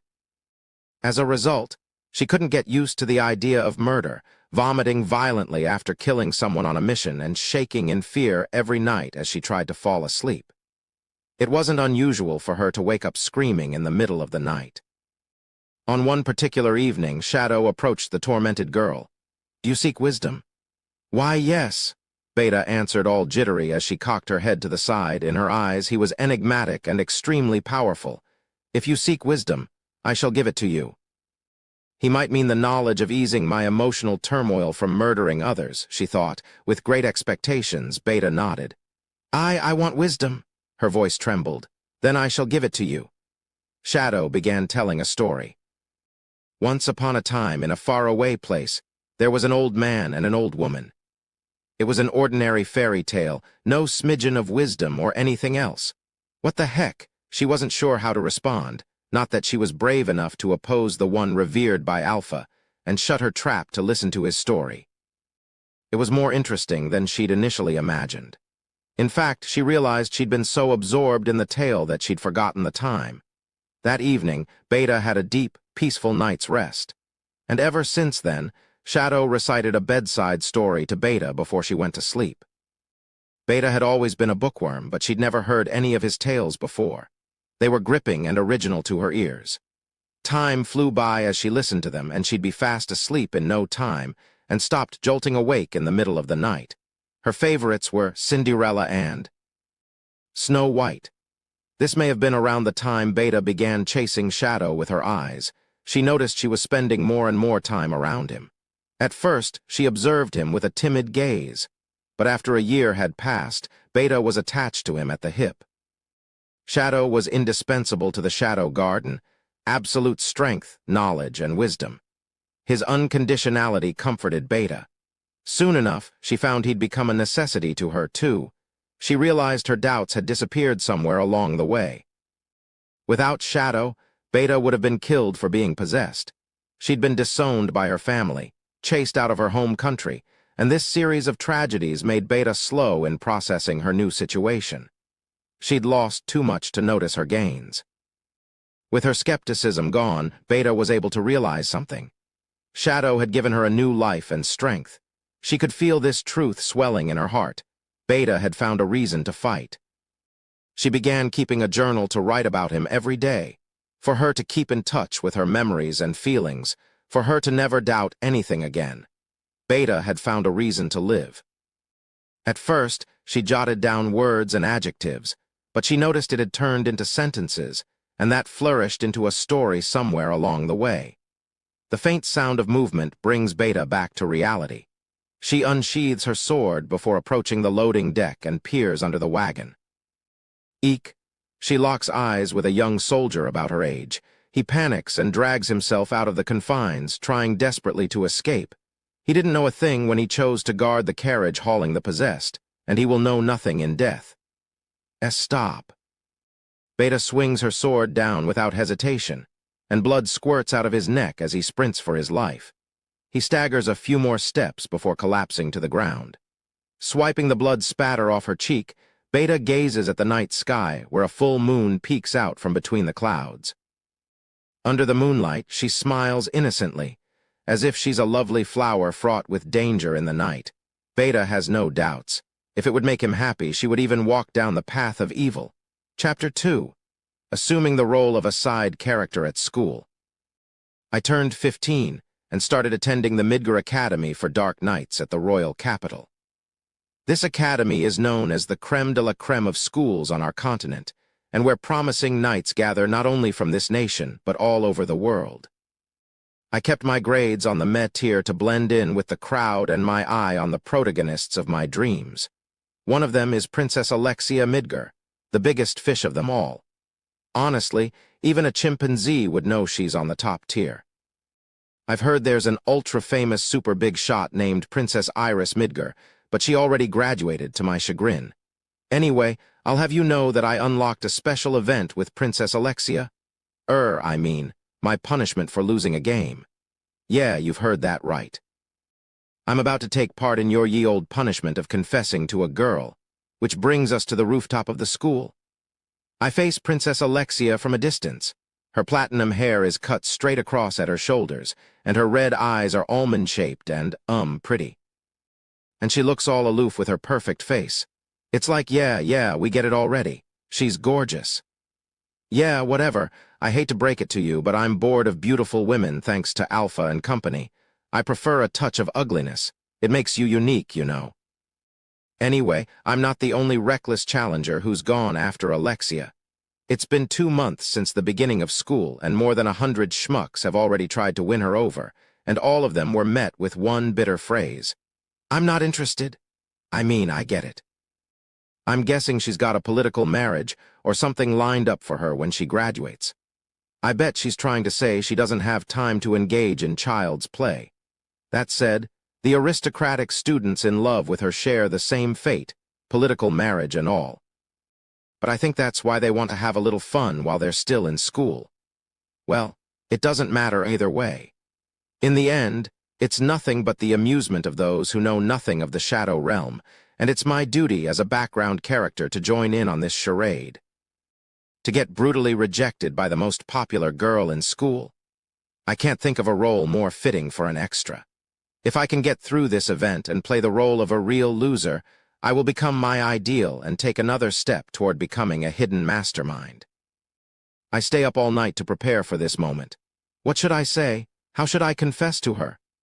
This is going to be the greatest confession by a minor character of all time. Choosing the right words is a given, but I take it a step further by experimenting with articulation, pitch, and vibrato. I finally master the ultimate confession. On this day, at this very moment, I'm standing on the battlefield of a lifetime. Ready, fight. It's a momentous battle for a background character. Sure, shadow brokers have their own way of combat, but fighting as a side character creates a breed of its own. Which means I'm going to pull out all the stops as one. I'm secure in my decision when I turn toward her. Princess Alexia, she's standing there looking all high and mighty, but I could unsheathe my sword and detach her neck from her torso in a heartbeat. You're a human like the rest of us. Watch closely. I present to you the greatest confession in the world, P. Winchesh Aa Alexia. Did you hear how I stuttered on the Aa, and that staccato? I threw in a bit of vibrato, changed pitch midway through, and added a lisp to P. Winchesh to give a convincing performance. I love you. I lower my eyes to evade her gaze, making sure my knees are knocking against each other. Will you be my girlfriend? I choose to go with your average confession, cliché if not boring. But I let my pitch and tone go hog wild, and that upward lilt at the end. It shows my complete lack of confidence. It's perfect. This is the performance of my dreams. I'm satisfied. I'm completely satisfied. Sure. I'm pleased with myself and just about to leave when I experience an auditory hallucination. What did you just say? I said, sure. Okay. Something's not right. Let's head back to campus together. From there, I walk Princess Alexia to her dorm room. After a see you tomorrow with a smile on my face, I head to my own room, bury my face in my pillow, and scream at the top of my lungs. When did I become the protagonist of a rom-com? It's weird, right? Bizarre. Absolutely bonkers. It's the next day. I'm having at lunch in the cafeteria and just told my two friends about yesterday. We're all in agreement. There's definitely something strange going on. No offense, but Princess Alexia is way out of your league. If she said yes to me, I'd still think it was fishy. Right? That's Skell, the second son of the Baron Ettel. He's slim and tall, and though it seems he cares about his outer appearance, he has zero style. If you look at him from far away, he could trick you into thinking he's hot. Maybe not. I take that back. Either way, Princess Alexia is way out of Skell Ettel's league, too. I know this for a fact because I consider him my minor character friend. If Sid's good enough for her, I bet I would have been good enough, too. I really should have confessed to her earlier. That's Poe, the second son of the Baron Tato. He's short and somewhat stocky. You know how there's one potato-esque guy on every baseball team? That's basically him. It doesn't matter if you look at him from afar, from up close, or from any and all angles. With his looks, he could never scam anyone into thinking he's cool. It goes without saying that he has absolutely no chance with Princess Alexia. After all, he's your cold, hard background character. Oh, and by the way, my name's Sid. When I'm playing the part of Sid Cagenu, I'm also playing the part of your average Joe. To be honest, it's terrible. I have a feeling she's got an ulterior motive, which freaks me out. Plus, we basically live in two totally different worlds. Yeah, I hear you. And unlike me, you're not blessed in the looks department. I'd give it a week before she calls it quits. 3 days, just look around you. I scan the cafeteria and see everyone whispering and observing me. Over there, that's? You're kidding, he's super average. It must be some kind of mix-up. Oh, I think he's pretty cute. No way, etc. I heard he blackmailed her, according to Skell Ettel. I'll kill that son of a bitch and make it look like an accident during practice. If I don't do it now, I'd bring shame to mankind and the like. I've got pretty good ears, and I'd caught almost all their chatter. I take a moment to glare at Skell. What's up? Nothing. I guess friendships between minor characters can be fickle and fleeting. But seriously, what do I do? It'd be weird if I mentioned breaking up when I just confessed my love for her. And it would break character to dump a princess, though I guess people in this role wouldn't date them in the first place. Come on, give it a try. If you're lucky, you might make some nice memories. Skell encourages with a sly grin. He's right. Let's say this is all a misunderstanding. You still get to date a princess. Don't waste your time dealing with bullies, Poe adds. It doesn't work that way. Even as we waste time now, rumors about me will continue to circulate around the school, meaning I'm getting pushed further and further away from my existence as an average nobody. But now that you two are actually going out, Poe muses, you've got to stay quiet about losing that game. Yeah. I can see things getting messy if word got out. Please don't say anything. I'm looking at you, Skell. Me? I'd never say anything. I'm serious. I sigh as I reach for my daily lunch for broke aristocrats, which costs exactly 980 zenny. I'm starting to get annoyed by the vibe of this place. I'm just going to eat as quickly as possible and skedaddle out of here. Well, that was the plan. But a group of maids set the lunch course of the super-duper filthy rich, which costs a whopping 10,000 zenny in the seat across from me with marked efficiency. Is this seat available? Enter Alexia. Ugh, I knew she was here. That's why I was trying to scarf down my lunch. We stew? Why you can sit here. It's our pleasure. Skell and Poe respond, basically shriveling into nothing. These are the same guys who were talking big game about how they could date her if they wanted to. Yep, just as expected of my friends. Yeah, sure, go ahead, I say to Princess Alexia, who's waiting for my answer. I don't mind if I do, she replies, taking a seat. Nice weather we're having. It seems like an obvious way to fill the silence. Indeed. Our innocuous conversation continues, and with the elegant movement of her hand, she starts eating her extravagant lunch. There's so much food in the super-duper filthy rich lunch course. Yeah, I can never finish it. What a waste. I would be fine buying a cheaper lunch, but if I don't get the expensive one, the others might feel too shy to ask for it. I see. Can I eat your leftovers? Yes, but... Oh, don't worry about being polite around me. I mean, this is the section for low-ranking aristocrats. Alexia looks baffled as I swipe the meat from her main dish and cram it into my mouth before she can get a word in edgewise. Oh, it's good. Pass the fish. Wait. Woohoo, it's my lucky day. Thanks to the princess, I get to fill my stomach, which is bliss the hell out. You might notice that my attitude toward her has changed from yesterday and that I'm acting super casual around her. And if you want to know why, it's 'cause I'm in the middle of operation. Get dumped ASAP? Sigh, sure, whatever. Thanks for the meal, see you later. Halt, damn it. My plan to dine and dash fails, and I reluctantly slink back to my seat. I assume you're taking Royal Bushin for your practical elective in the afternoon. Yerp. The academy requires its students to take general courses in the morning and practical electives in the afternoon. The former takes place in set classrooms, but the latter is a mishmash of students from all classes and grades. We're basically allowed to choose one of many weapon arts electives that we feel suits us best. I'm in that class, too. I thought it'd be nice to take it together. Yeah, no. I mean, you're in Section 1. I'm in Section 9. Bushin Arts is so popular that it has 9 different sections with 50 students in each, divided up by skill level. For now, I'm performing poorly enough to be in Section 9, so I can scope things out. I plan to eventually settle for Section 5. No, it's okay. With my recommendation, I got you into Section 1. It's totally not okay, I know that for a fact. Would you rather that I enroll in Section 9? No, stop, that'd make me look bad. It's one or the other, choose. No. This is a royal order. I'm off to Section 1. With that, lunch is over. Skell and Poe were completely still from start to finish, basically melting into the background. This place is huge. I marvel the moment I step into the classroom for Section 1. I can't help myself. To put it simply, it looks like a ginormous gymnasium. In addition to the standard locker room, it is fully equipped with a shower room, a cafe, and a maid who opens the entrance, which technically makes it a manually operated automatic door. As for Section 9, we meet outdoors, rain or shine, sleet or snow.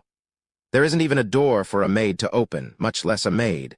To avoid getting bullied by the other students, I hastily change into my uniform and wait for Alexia in the corner for a while. Let's loosen up. She suggests as soon as she enters the room in her Bushin uniform. Think plain Chung Sam, one of those tight-fitting dresses you might see in a movie about the 1920s with a high leg slit. That's the uniform for girls. Hers is black, which indicates she's one of the strongest fighters. In Bushin, each color represents a different level of strength. Black is at the top and white is at the bottom. I'm in white, obviously. And since I'm the only one in white in this entire room, I stick out like a sore thumb. I ignore the stares of other students, 70% hostile, 30% curious, and warm up with some light stretches. Interesting, remarks Alexia, mirroring my movements. In this world, it's common knowledge that it's beneficial to loosen your muscles before working out. But with know-how guides on stretching, everyone does it in their own way. I mean, if you're a diehard for sports, you'll hurt yourself if you don't stretch properly. I've heard of others using magic to force their muscles to loosen up, but this still affects their performance.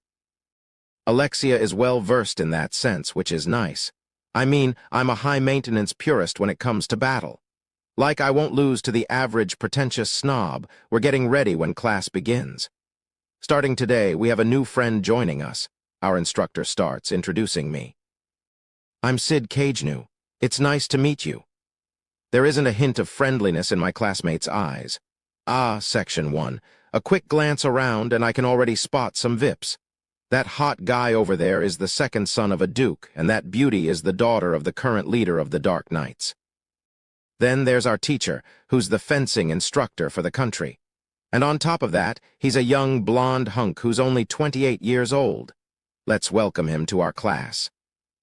With that, we start training, suppressing our magic through meditation first before practicing our swings and going over the basics of swordplay. Nice, nice. I'm all for reviewing the basics. They're important to know. In Section 9, we'd wave our swords for a few seconds and play fight the whole time. It's nice to see the strongest fighters value their fundamentals. Plus, all the students are skilled. I can say it's a neat environment, and I'm not trying to suck up or anything. And most importantly, the techniques taught in this class are hyperlogical. It feels great to take part in training that doesn't leave me bored out of my mind. Do you like the Royal Bushin method? Our hunky blonde instructor approaches me. I think his name is Zenon Griffey. Does it seem that way? Yeah, you look like you're enjoying yourself. I guess I am. Mr. Zenon grins in an easy-breezy type of way. As you know, the Royal Bushin method is a relatively new fighting style, a deviation from traditional Bushin. There was some resistance at first between the traditional supporters and the trailblazers, but thanks to Princess Iris, it's now being recognized as the artistic heir of its traditional counterpart. And I hear you're one of the swordsmen who spread the art throughout the country, Mr. Zenon. Yeah, but my contributions are nothing compared to Princess Iris's. In any case, the Royal Bushin method practically raised me, which is why it makes me happy to see others enjoying it, too. Oh, I'm sorry. I didn't mean to interrupt you. With that, Mr. Zenon goes to check in on the other students. I totally understand his feelings. I mean, I get all giddy when Alpha and the other girls watch me show off my swordplay. I've developed these techniques on my own, which makes me all the more excited when others take them on, too. What did you two talk about? Alexia asks. The Royal Bushin method. We're going to spar next. Let's pair up. Sparring is basically a form of light training where we review techniques, reversals, and battle processes without actually hitting our opponent. Aren't you too strong for me? It'll be fine. We pick up our wooden swords and start exchanging blows. I swing and she blocks. She strikes and I guard. We don't hit each other, moving at a sluggish pace and skimp on magical energy. All around us, the other pairs are locked head-to-head in all-out fights, blasting each other with spells. But to my surprise, Alexia is matching my pace. No, That's not it, this is normal for her. After all, the purpose of this activity is to review our strategies, meaning that speed and power are pointless. Alexia is focused on this goal, and that alone. I can tell by the way she handles her sword. This entire country sings the praises of Princess Iris, Alexia's older sister, brilliant and fiendish, the strongest combatant in the kingdom. On the other hand, they don't have much to say about Alexia.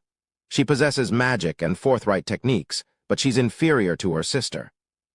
That's what people generally say when talking about Alexia, but as I spar with her, I think she's good.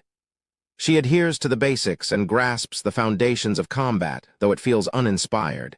Yeah, it's run-of-the-mill. But that's the fruit of her labor. Her swordplay is polished, refined, and devoid of all excess.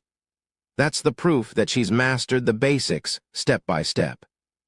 Delta, you could learn a thing or two from her, I think, engaging in a fake conversation with a certain hybrid beast, one whose swordsmanship I find hard to forgive. Your swordplay isn't bad, Alexia notes. Thanks, but I don't like it. She likes lifting me up to bring me down. It's like I'm watching myself fight. Let's stop here for today. She begins packing up, leaving it at that. Class is over. Never in my wildest dreams did I expect to get through this elective without a hitch. If I can just get my stuff together, change, and book it to my dorm room, I might be able to hold it. My bubble bursts. Alexia drags me by the nape of my neck. This is your answer, I'm guessing, observes Mr. Zenon, who's standing in front of me for some reason. I've decided to go out with him. You can't keep running forever, he warns, narrowing his eyes. I'm just a kid. This situation is too grown up for me, Alexia replies, following it with a pompous burst of laughter. This is enough for me to figure out how I could get into this section and why she's chosen to go out with me. Watching their cutscene play out and melting into the background, I pray these two protagonists won't drag me into their drama. I know that Mr. Zenon is your fiancé and that you're pushing the onus on me. I confront Alexia after school behind the academic building. He's not my fiancé, just one of the suitors, Alexia corrects, looking all calm and composed. It's the same thing. It's not. He keeps pressing the issue as if it's a done deal and it's stressing me out. That has nothing to do with me. I hate to break it to you, but I have no plans to get sucked into this mess. You're awfully cold for a lover. A lover? Come on, you just needed a red herring to take the fall for you, isn't that right? Fine. But that goes for both of us, she quips, a devious smile spreading across her face. Both of us? What the hell are you talking about? Playing dumb, huh? Mister, I confessed to a girl as a punishment, Sid Cage knew. Her grin broadens. Okay, hold up. Let's chill out for a sec. Oh, to play with the heart and purity of a maiden, she laments. How cruel. Says the girl without a trace of purity in her entire body. Alexia lets a few fake tears fall from her eyes. It's okay, I'm totally calm. I have no idea what you're talking about. Do you have any proof? Write evidence first. As long as the guys didn't stab me in the back, it won't matter how suspicious she is of my intentions. I think his name's Poe. When I approached him, he turned bright red and blabbed everything, including things I didn't ask about. Nice friend you've got there. I imagined myself beating him into a pile of mashed potatoes to regain my mental composure. Are you all right? Your cheeks look all puffy. I'm fine. I break into a smile cause I'm broken inside. Oh, huh, but I'm not as bad as you. Did you say something? Nothing. What do you want from me? I have no choice but to accept defeat. My fatal flaw is choosing the wrong friends. Well, Alexia crosses her arms and leans against the wall of the academic building. Let's keep pretending we're together for now, until that man gives up. I'm only the son of a baron, you know. I'm not enough to stop him. I know, I just need to buy time. I'll figure something out. And I don't want you to put me in harm's way. I mean, the dude is a master swordsman. If things don't work out, I'm gonna get my ass handed to me. Stop whining. Alexia snaps before fishing some coins out of her pocket and scattering them onto the ground.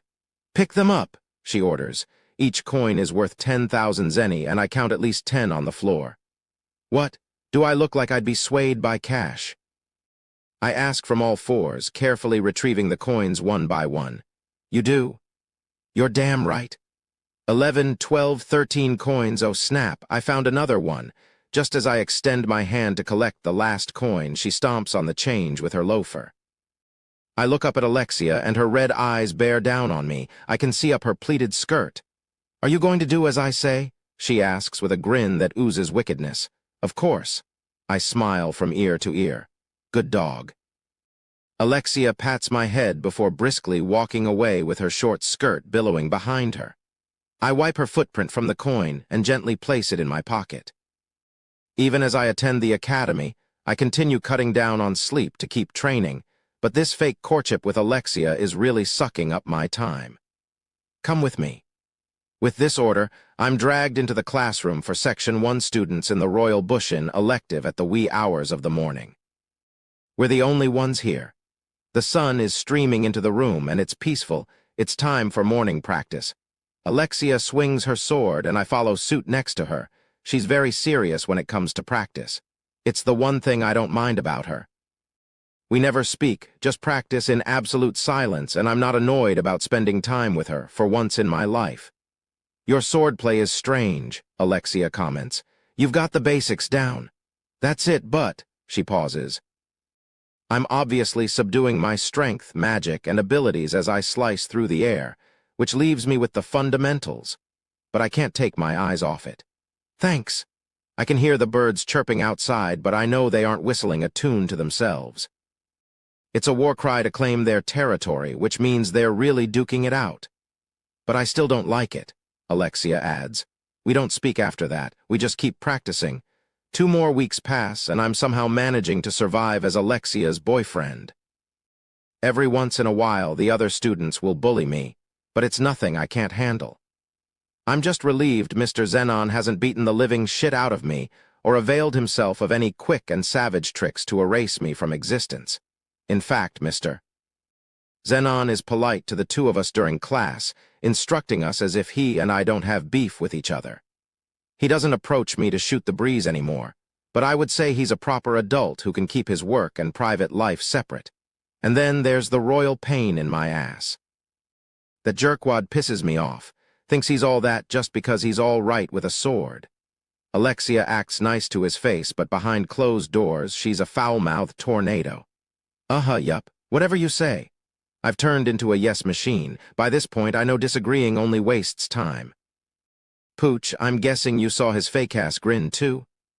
Yep. I saw it all right.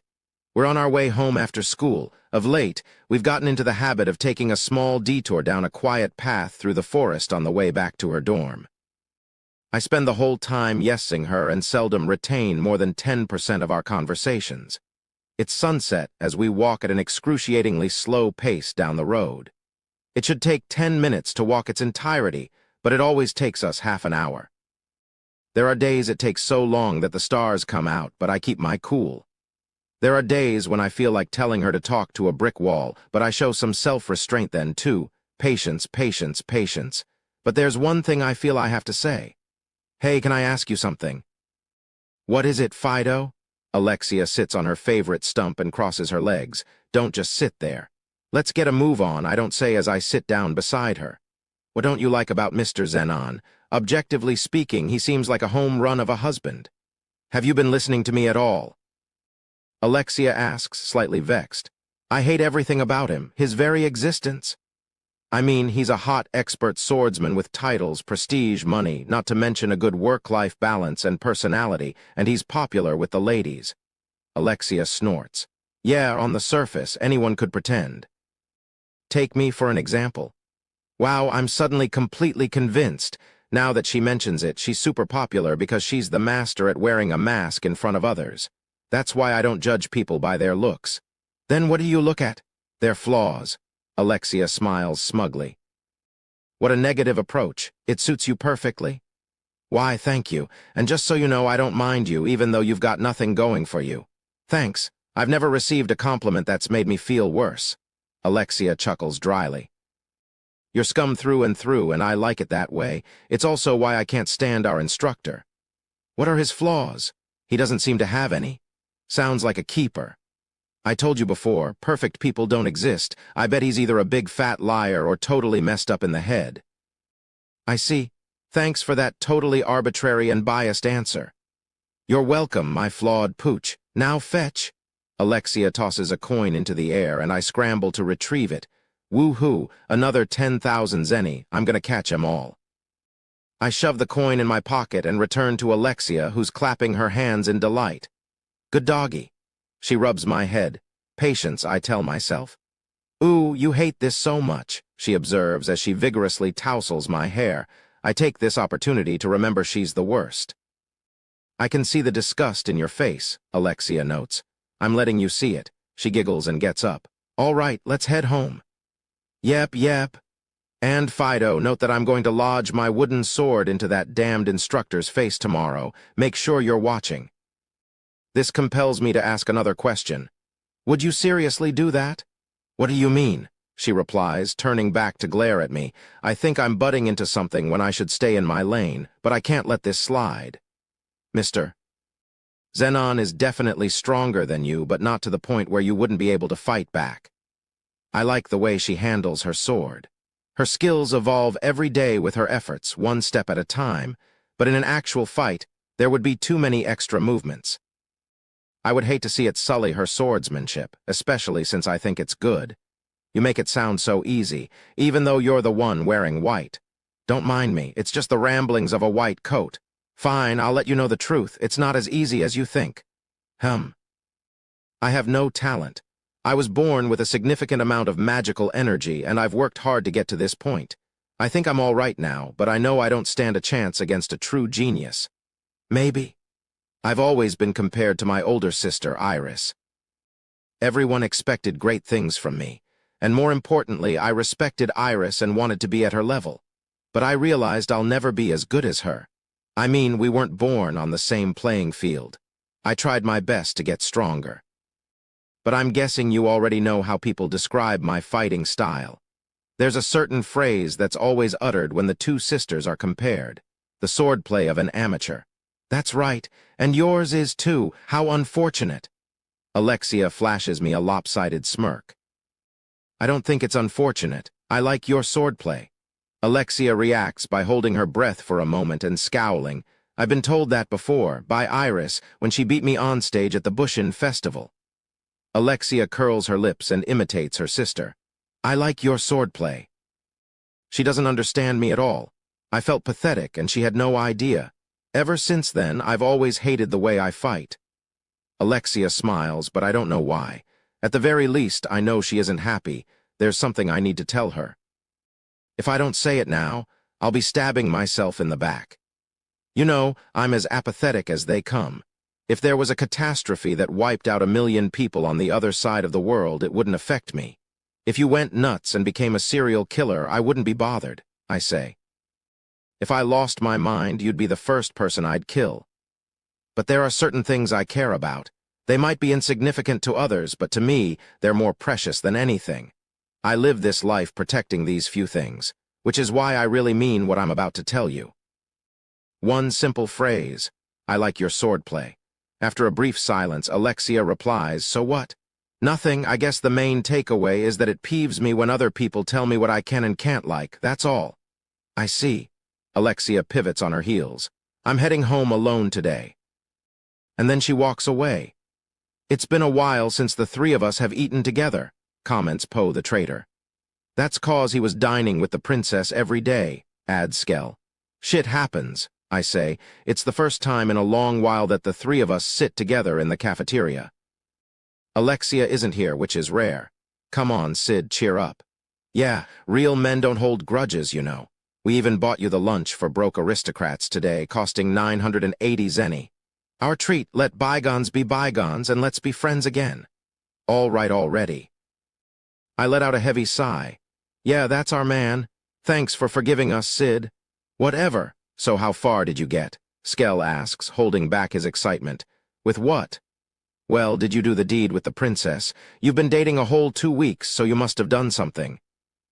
I know we're about to have a dumb conversation, based solely on the fact that he said, do the deed. We didn't do anything. That would never happen. Huh, you're a friggin' wuss. I would have gone all the way for sure. Right, I would have smooched her at the very least. I told you. Our relationship isn't like that. I deflect and nod through their conversation indifferently as I chow down. Can I have a moment? Enter Mr. Zenon, the blonde-haired hunk. Yes, of course. By all means. With that, my two pals melt into the background again. Can I help you? I ask, slightly on guard. I'm wary that he might pull something while Alexia's not around. Indeed. You might have heard already, but Alexia hasn't returned to her dormitory since yesterday. This is the first I've heard of it. I'm guessing she's gone off on a journey to find herself or whatever. The timing seems about right for her age. I was searching for her this morning when I found this. Mr. Zenon holds out a loafer in one hand. It's Alexia's. There's evidence of a struggle nearby. The Night Order is investigating this case as a potential kidnapping. No way. I shout in torment as I vigorously fist pump in my mind. Ha, serves you right, princess. We narrowed the culprit down to the person who last came into contact with her. Mr. Zenon looks me square in the eye. The Night Order would like to have a word with you.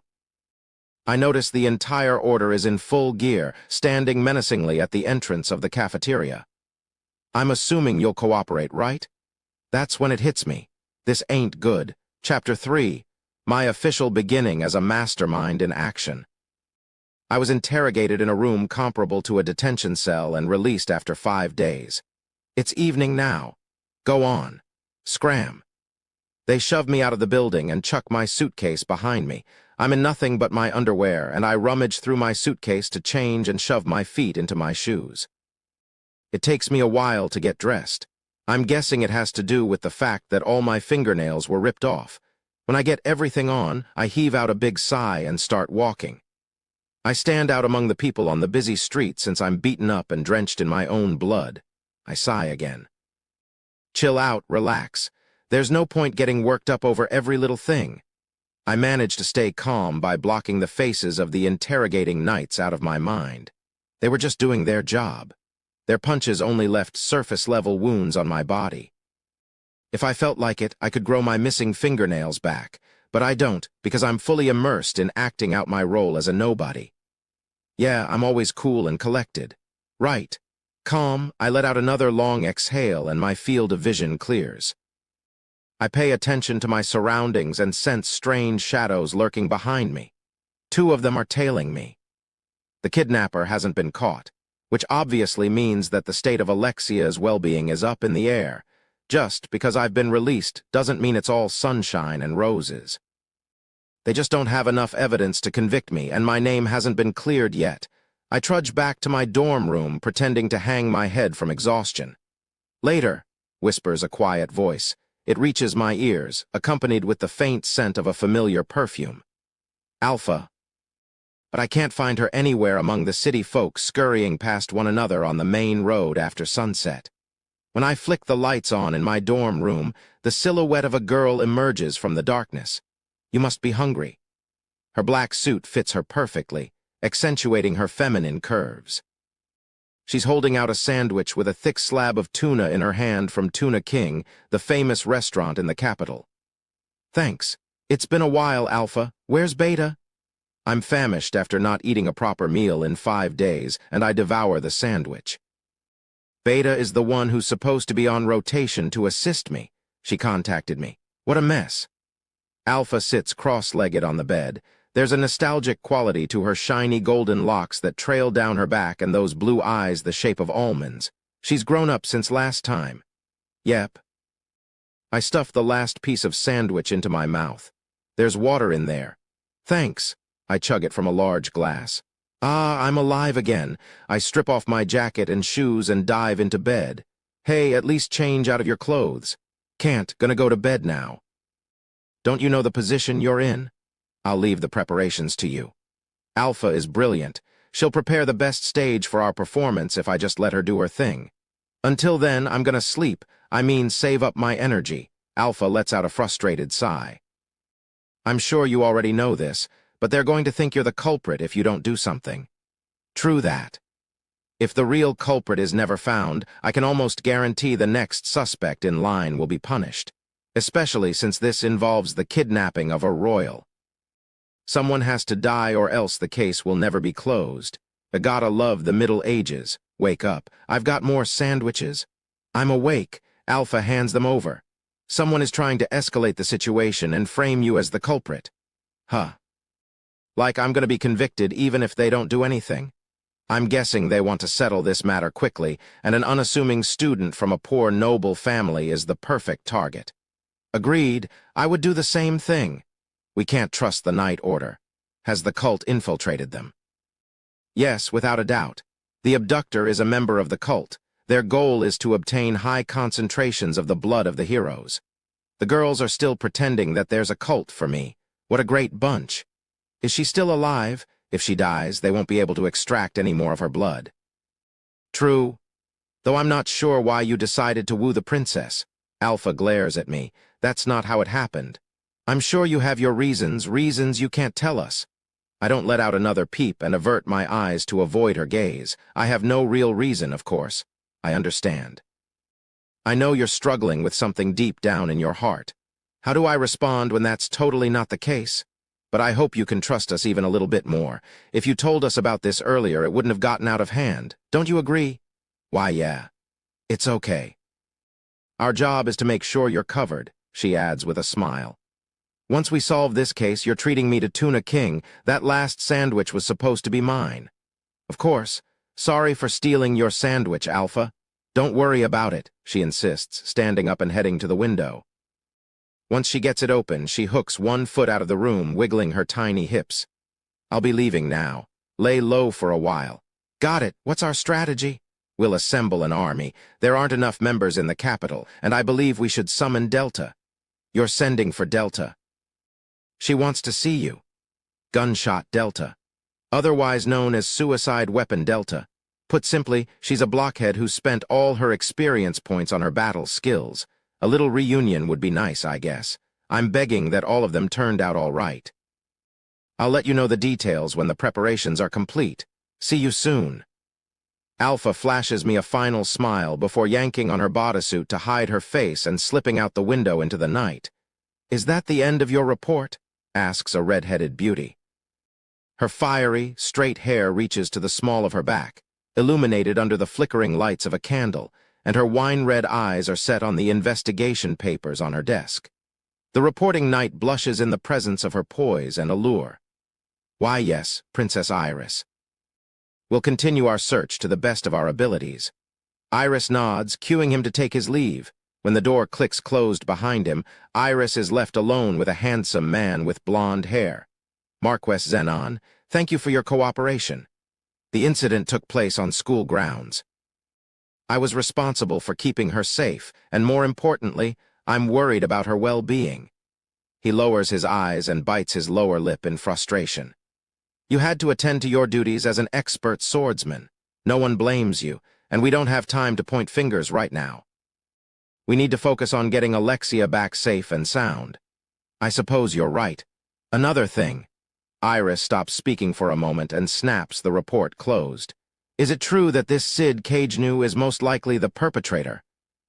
I don't want to believe one of our students could be the culprit, but based on the circumstances, I have to say I find him suspicious, though I don't think he's strong enough to overpower Alexia in a duel. Mr. Zenon tacks on the last bit, carefully choosing his words. Which means he either had an accomplice or drugged her, but he didn't crack during interrogation. Do you really think it's him? Iris asks. I can't say for certain, but I want to believe him. Iris nods and narrows her eyes. I have my most trusted knights surveilling him. We'll wait for the next report. I pray for Alexia's safety. Mr. Zenon offers a bow before taking his leave. Just as he opens the door, a young girl skids through it into the room. Your Highness, please listen. Claire, what are you doing here? Excuse us, we'll be leaving, Mr. Zenon grabs the girl with black hair, Claire Kajnu, attempting to push her out of the room. Marquess Zenon, who is she? He halts. She's Claire Kajnu. I'm Sid's older sister. Claire, she's currently one of our top students, and she's shadowing the members of the Night Order. I see, all right. I'll listen. Thank you so much, Claire exclaims, approaching Iris and pleading her case. My brother would never kidnap Princess Alexia. This must be a mistake. The Night Order is taking every precaution in its search to avoid any mistakes. It hasn't been confirmed that your brother is the criminal. Yes, but if no one finds the real culprit, he'll take the fall. Our knights are carefully investigating the matter. I can assure you that no one will be wrongfully convicted. But, Claire, Mr. Zenon warns, stopping Claire from desperately pressing Iris any further. Settle down. I know how you feel, but any more would be an insult to the Knight Order. KSH? Claire lets out before glaring at Zenon and then Iris. If anyone lays a hand on my brother, I'll... That's enough, Mr. Zenon cuts her off and yanks her out of the room. Slam. Iris lets out a sigh, staring at the closed door behind them. Huh, we feel the same way about our respective families, Iris murmurs. Alexia, I hope you're all right. The two sisters used to be close, but somewhere along the way they started drifting apart. In fact, they haven't spoken in years, and Iris knows they may never again. Alexia? Iris shuts her wine-red eyes and lets a single tear trail down her face.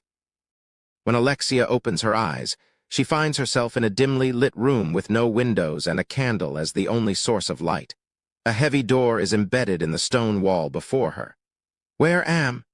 She doesn't remember anything after saying goodbye to Fido on her way home from school. Upon shifting her body, Alexia hears the clang of metal striking metal and looks down to see her limbs bound to a low table. A magical restraint. That means her magic is being subdued, and it might be tough for her to escape on her own. Who brought her here and for what purpose? She goes down the list of possibilities. Abduction, blackmail, human trafficking, there's no definitive answer. Though Alexia may not be the heir to the throne, she knows she has enough leverage as a princess to attract criminals. That said, she has too little information to figure out the current situation. She takes a step back. A new thought pops into her mind. Is Fido okay? Yeah, Fido. An asshole of a friend, but she likes him for speaking his mind without fear. If he's dragged into this mess, his life would be. Alexia stops herself from finishing that thought, shaking her head to clear it before scanning the room. A stone wall, a steel door, a candlestick, and something that looks like a black pile of trash. That heap is chained up for some reason, seated beside her. Alexia is staring at it curiously when she thinks she sees it move slightly. It's breathing, something in tattered clothes. Can you hear me? Can you understand? The being turns to look at her. It's a creature. Alexia has never seen one this malnourished before. She can barely make out its eyes, nose, and mouth in its black, festering face. Its entire body is distorted and bloated, and its right arm is longer than Alexia's legs. In contrast, its left arm is thinner and stumpier than hers, and there is a protrusion in its body as if it is carrying something in its stomach. The creature is right next to Alexia. Her hands and feet are chained to the table, but it's only bound by its neck. If it were to just extend its long arm, the monstrosity could potentially touch her. Alexia hushes her breath, averting her eyes to avoid provoking it. She's being observed. There is a long pause that seems to freeze time, and then its chains begin to rattle. Alexia shifts her gaze to the side, and the creature is lying face down as if it has fallen asleep. She heaves a huge sigh of relief. It isn't long before the door opens. Finally, I've finally got you. A lanky man in a white coat enters the room. His cheeks are sunken, his eyes caved in, and his lips cracked. The little wisps of hair left on his thinning head are slicked down with the oil from his scalp, from which wafts a dreadful smell. Alexia calmly watches the man. Royal blood, royal blood, royal blood, royal blood. As the man in the white coat repeats this phrase, he retrieves a device equipped with a thin syringe. Maybe he's planning on drawing her blood. The castle doctor took it many times before, but she doesn't know why this man would kidnap a princess for her blood. May I ask you a question? Alexia asks coolly. Hum. A strange gurgle emerges from the man. What will you use it for? Why you have the blood of a demon. I'll use it to resurrect them in the modern day. I see. Pretty neat idea you've got there. Although she can't understand what he's trying to say, she's very aware he's gone completely mad and realizes he must be motivated by religion or something. Hey, I'll have a hard time staying alive if you take too much blood. I'm not ready to die, you know. I can know. I want all the blood you can give me. I'll siphon bit by bit from you each day. Yes, please do. As long as he needs her blood, he won't kill her. which is why she keeps docile and doesn't try to resist. For the time being, she decides to wait to be rescued instead. This wasn't supposed to happen. I blame those morons for all this. I hate idiots too. She stares at the man in the white coat as she mumbles under her breath, because dealing with them wears me out. They destroyed my laboratory. It all started with that dumbass Grease. Dumbass Grease is the one who started it. And then they kept coming and that's a shame. I'm sorry to hear that.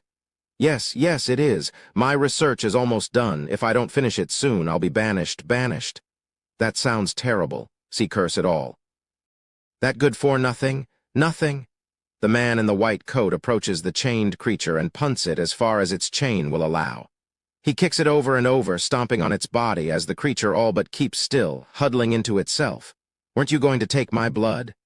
Oh, right. With your blood, everything will be complete. Good for you.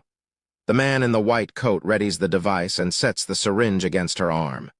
With this, it will be complete. I won't be banished. Don't hurt me. It'll make me want to clock you, Alexia adds in her mind.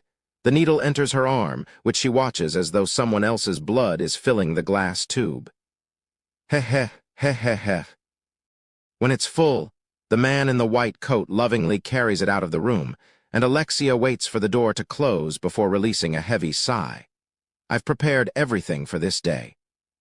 2 days after I'm released from interrogations, I look through the prized mastermind collection in my dorm room and grab everything of potential use. These cigars aren't fitting for my age. But this vintage wine, a rare collector's bottle worth 900,000 zeni from Porto in the southwest of French. Yes, it's perfect for tonight, when the moon remains hidden behind the clouds. Now I'll pair it with my finest glassware. This Bueton is the best in French and costs 450,000 zeni. And with this antique lamp and that elusive painting The Shriek, which I just so happened to stumble upon on the wall, voila. Fantastic. Oh, my heart is full. I've hunted bandits and scrounged for coins on my hands and knees, all for this. Tears of joy stain my cheeks as I gaze upon my bedroom, a product of my superior collection. All I have to do is set up the invitation I just received today and wait. I will wait for that moment. Waiting. Then the moment arrives, I murmur to myself at the same time the girl in ebony enters through the window. The time is ripe. The shadows run the world tonight. Yes, I've prepared everything for this day. The time is ripe. The shadows run the world tonight. Those were the words he used to greet his underling, Beta. He sits in a chair with his legs crossed, his back to his subordinate. It might be unguarded, but Beta knows that it's distant and lives in a world completely separate from hers. The wineglass in his hand glows in the light of the antique lamp. It's even clear to Beta, who isn't too familiar with alcohol, that he's casually sipping on one of the rarest, most unattainable wines of all time. Beta is stunned not only by the luxury items that color his room, but also by the paintings she spots on his wall. The unobtainable masterpiece, The Shriek.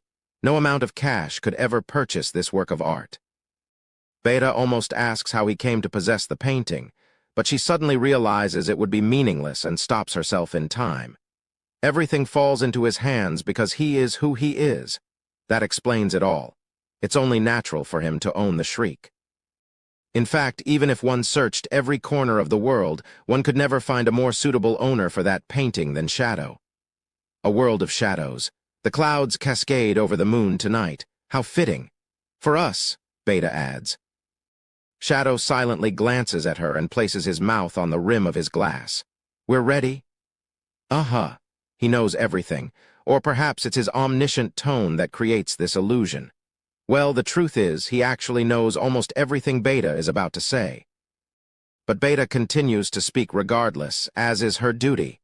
Under Lady Alpha's command, we've assembled all the people in the area and mobilized them in the capital. There are 114 in total. 114? GH, is that too few? Considering the strength of the Shadow Garden, she imagined that 114 new members would be more than enough. But it doesn't take long for Beta to realize she misunderstood him. After all, these people are supporting characters, and less than 10% of them are qualified for the job. He's the star of tonight's show. As sidekicks to bring the main character's story to light, 114 seems outrageously small in number. I'm Sor. You've hired extras? Shadow asks, interrupting her, but that last word isn't in Beta's vocabulary. Never mind, just talking to myself. Understood. Beta doesn't inquire any further, because she knows his words contain more depth than she could ever fathom, and she has neither the right nor the power to ask for more details. That said, she can't stop hoping for a day when she'll stand beside him and support his every secret. But until then, she's going to keep these feelings hidden. She continues to speak.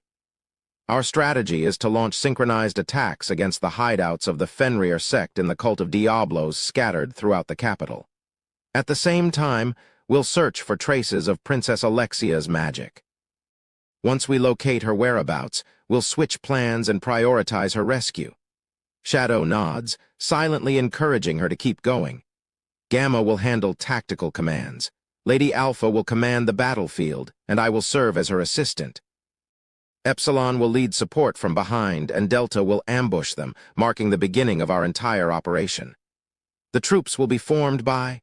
Shadow raises his hand, stopping short her detailed explanation. He's holding a letter. An invitation, he adds, flicking it behind him. Beta catches the sheaf of paper, which he urges her to read. This is... She trails off, shocked and angered by the crass message. Send my apologies to Delta, but this prelude is mine to perform. Yes, we'll make sure that happens. Come with me, Beta, he turns to her. Tonight, the world will find out who we are. Beta trembles with joy upon knowing she gets to fight beside him.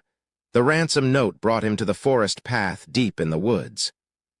Shadow makes his appearance in his school uniform, close to where Princess Alexia was abducted, and Beta covertly lurks a short distance away from him. It only takes a little while before he senses two energies approaching. Something flies in his direction, which he catches in one hand and glances at. Is this Alexia's shoe? He mutters, and then they appear two men on the path. Hey there, chick magnet, what are you doing with Princess Alexia's shoe? Ooh, and it contains traces of magic. You're the culprit, Sid Cagnew. Both are in the armor of the Night Order. There's no doubt they're the ones who interrogated him before. I see. That's what you're trying to do. The men unabashedly sneer at Sid's words. If you'd cracked sooner, we wouldn't have had to get in this mess. You could have gone through it without getting messed up. The two wield their swords and brazenly close the distance separating them from Sid. How stupid. Beta can't find the words to describe their idiocy. Okay, Sid Cagnew, you're under arrest for the abduction of a princess. Don't fight back. Struggling will get you nowhere. One of them haughtily chuckles as he thrusts his sword toward Sid. But Sid has stopped the blade with two of his fingers. Then there's a flash of light as his right foot grazes the man's neck.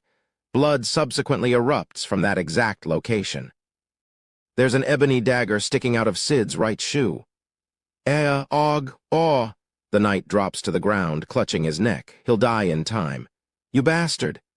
His partner panics and tries to slash Sid, but his attack is too simple and careless. Sid dodges by tilting his head, then literally swipes the man off his feet, leaving him empty below the knees. Ag! Shrieks the knight as blood gushes from his thighs, which he clutches. My legs! He starts crawling away from Sid.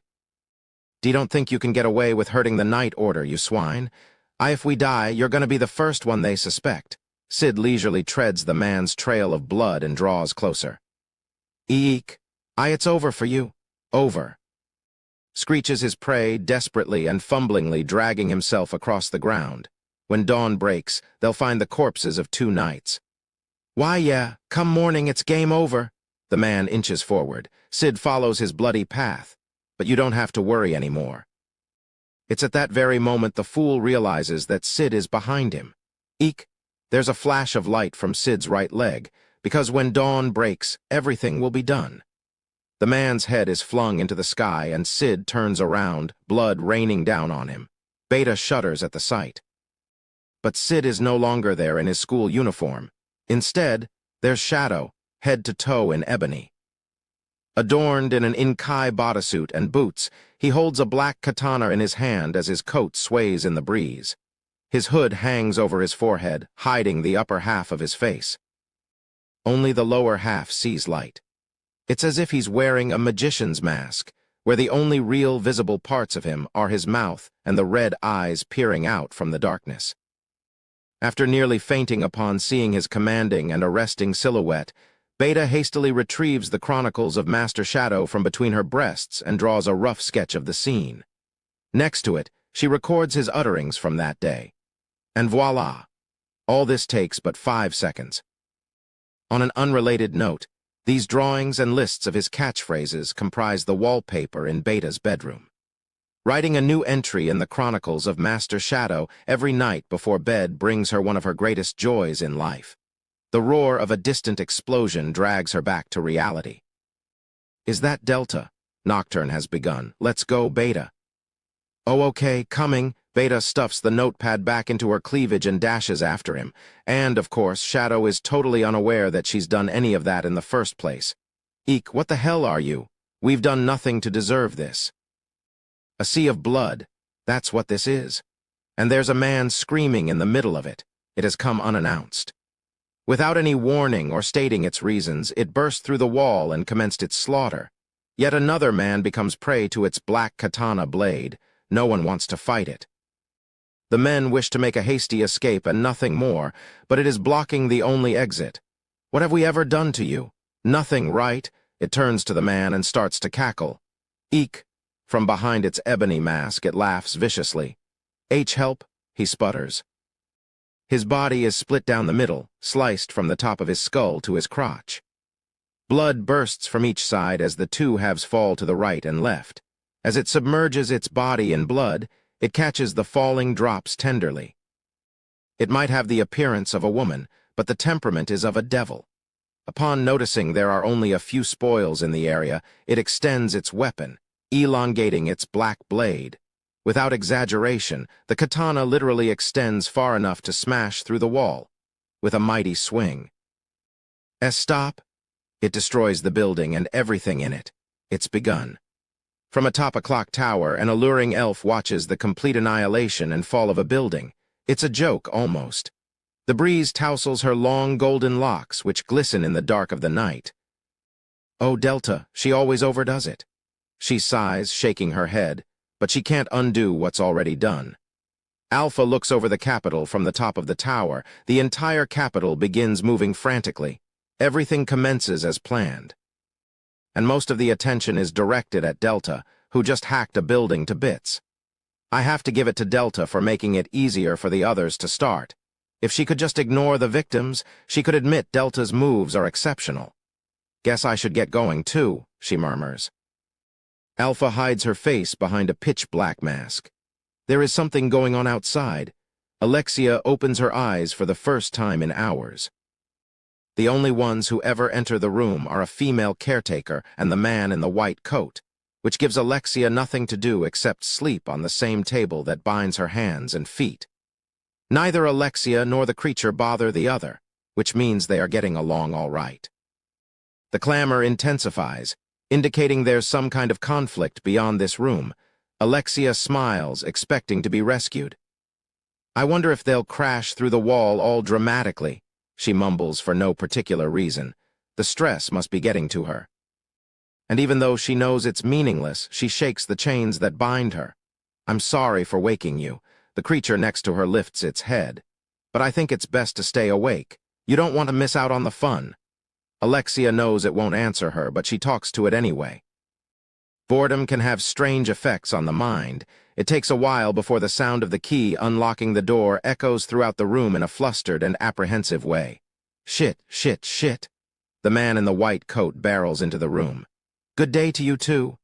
I was so close, so close. He ignores Alexia, who is clearly having fun with all this.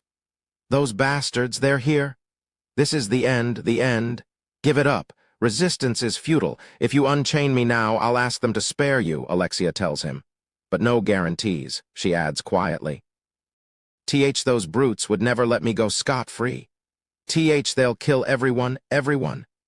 The night order doesn't kill without reason. If you don't resist and go quietly, they won't take your life. A voice in her mind chimes in not. The night order? I don't give a shit about them. The fiends will kill everyone, I tell you. You're not talking about the night order? Then who? Alexia can't imagine anyone else, but then again, she knows it's completely possible he's gone nuts. Either way, this is the end for you. Turn yourself in. No, no, no, no, no. And not until it's complete. The man in the white coat claws at his head and shifts his bloodshot eyes toward the creature. I've made a prototype. If I use this, even a worthless shit like you might be useful. He pushes the device with the syringe against the creature's arm. You shouldn't do that. I don't have a good feeling about this, Alexia warns, sounding quite serious. But he obviously just ignores her, shoving the needle in its arm and injecting it with an unknown fluid. Behold, I give you a glimpse of Diablos. Ooh, how exciting. The creature begins swelling, its muscles bulging before their eyes, and even its skeletal structure starts to expand. Its right arm, which was long and thick, morphs into a malicious and ominous form. Its fingertips sprout nails as long as human legs. Its left arm appears to be holding something and stays stuck to its body. It lets out a high-pitched shriek. Incredible, astounding. This is surprising, but the chains cannot endure the rapid growth of the creature and snap off on their own. I told you it was a bad idea. Splat. The man in the white coat isn't even spared a final scream of agony before he's crushed by its right arm. Well then. Alexia and the creature lock eyes. She studies its movements. Her hands and feet are bound, which means there isn't much she can do, but she can move around a little bit. Plus, she can't stand the thought of dying as a consequence of some idiot's mistake. The creature swings its right arm. Alexia twists out of the way as much as she can. As long as her injuries aren't fatal, she can survive. It avoids Alexia and pulverizes the table that binds her. The impact sends her flying against the wall, where she writhes in pain. But she doesn't have any broken bones or visible wounds and can still move. After checking herself for injuries, she quickly rises to her feet. But the creature is gone, leaving behind a shattered table and demolished wall. Did it really save me? Even if she hadn't shifted away, its arm wasn't anywhere close to hitting her, which would mean nope, it can't be. Maybe it missed. Well, anyway. Alexia swipes the keys from the man's corpse and removes her magical restraints. With this, her magic can flow free. She stretches once to loosen up, then heads through the wall the creature destroyed.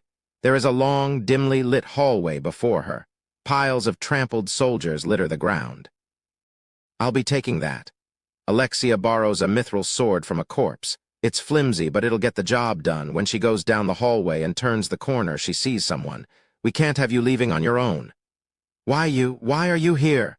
Alexia's eyes widen with fear. What in the world is going on? Iris's red hair swirls behind her as she dashes through the capital late at night. She was told that a building had been destroyed. At first, she thought she'd misheard the news. But as Iris sprints toward the city, half in disbelief, her subordinates keep receiving report after report. There are many ambushes occurring in the capital simultaneously. It doesn't take long for her to reach that conclusion. But there's nothing logically connecting the various locations under attack. Firms, warehouses, restaurants, private homes of nobles. The crimes must be premeditated, but she can't figure out the goal. That said, the capital is shaking. The night order is mobilized in a state of emergency, and they begin evacuating high-profile leaders. Even though it's late, the residents crack open their windows to check what's happening, and there are more than a few onlookers outside. Iris shouts at the meandering residents, telling them to go home, and rushes to the scene. Something strange is happening. This is in no way a normal incident. Iris can sense it. It's right at that moment when a scream reaches her ears. Monster? Help! They are shouts from the night order. They aren't too far away. Iris changes directions and books it toward the cries for help. When she turns the corner down a back street to the main road, she spots the monster. It's a colossal, hideous beast. With a swipe of the enormous, blood-soaked fingernails on its right hand, it transforms the knights into piles of flesh. What is that? Iris mutters as she dashes toward it. Stand back. With one fluid movement, her unsheathed blade shimmers in the darkness as it slices through the creature's chest, and completely bisects it. She cuts down its immense body in one fell swoop. Are you hurt? Iris calls out to the Night Order and forgets all about the creature as it slowly falls to the ground. Princess Iris, you've saved us. That's our princess. She slayed the monster in one stroke. The men are unharmed. Almost all the soldiers are completely unscathed. Well, the ones who survived, at least. The monster killed 8 of our men. A single hit took them down. Her red wine eyes tremble with sorrow when they fall upon the ghastly corpses. Gather the bodies and head back. Please inform the lieutenant that, Princess Iris. Shouts one of the knights all of a sudden. He's standing there, pointing at something behind her, and the other knights try to raise their muted voices. What? Iris turns and strikes without missing a beat. Her sword collides with the right arm of the creature. Keish. For a moment, it seems as though Iris has been beaten until she quickly releases a huge quantity of magic that effectively blasts its mighty arm. From there, she dives into its bosom, severing its leg, and leaps back to prepare for a counterattack. In the following second, the monster swings its right arm where Iris had stood and retrieves a few strands of her long red hair. Is it regenerating? The injuries from the bisection vanish, and the new wound on its leg is starting to heal. Ridiculous! How can it regenerate when Princess Iris sliced it in two?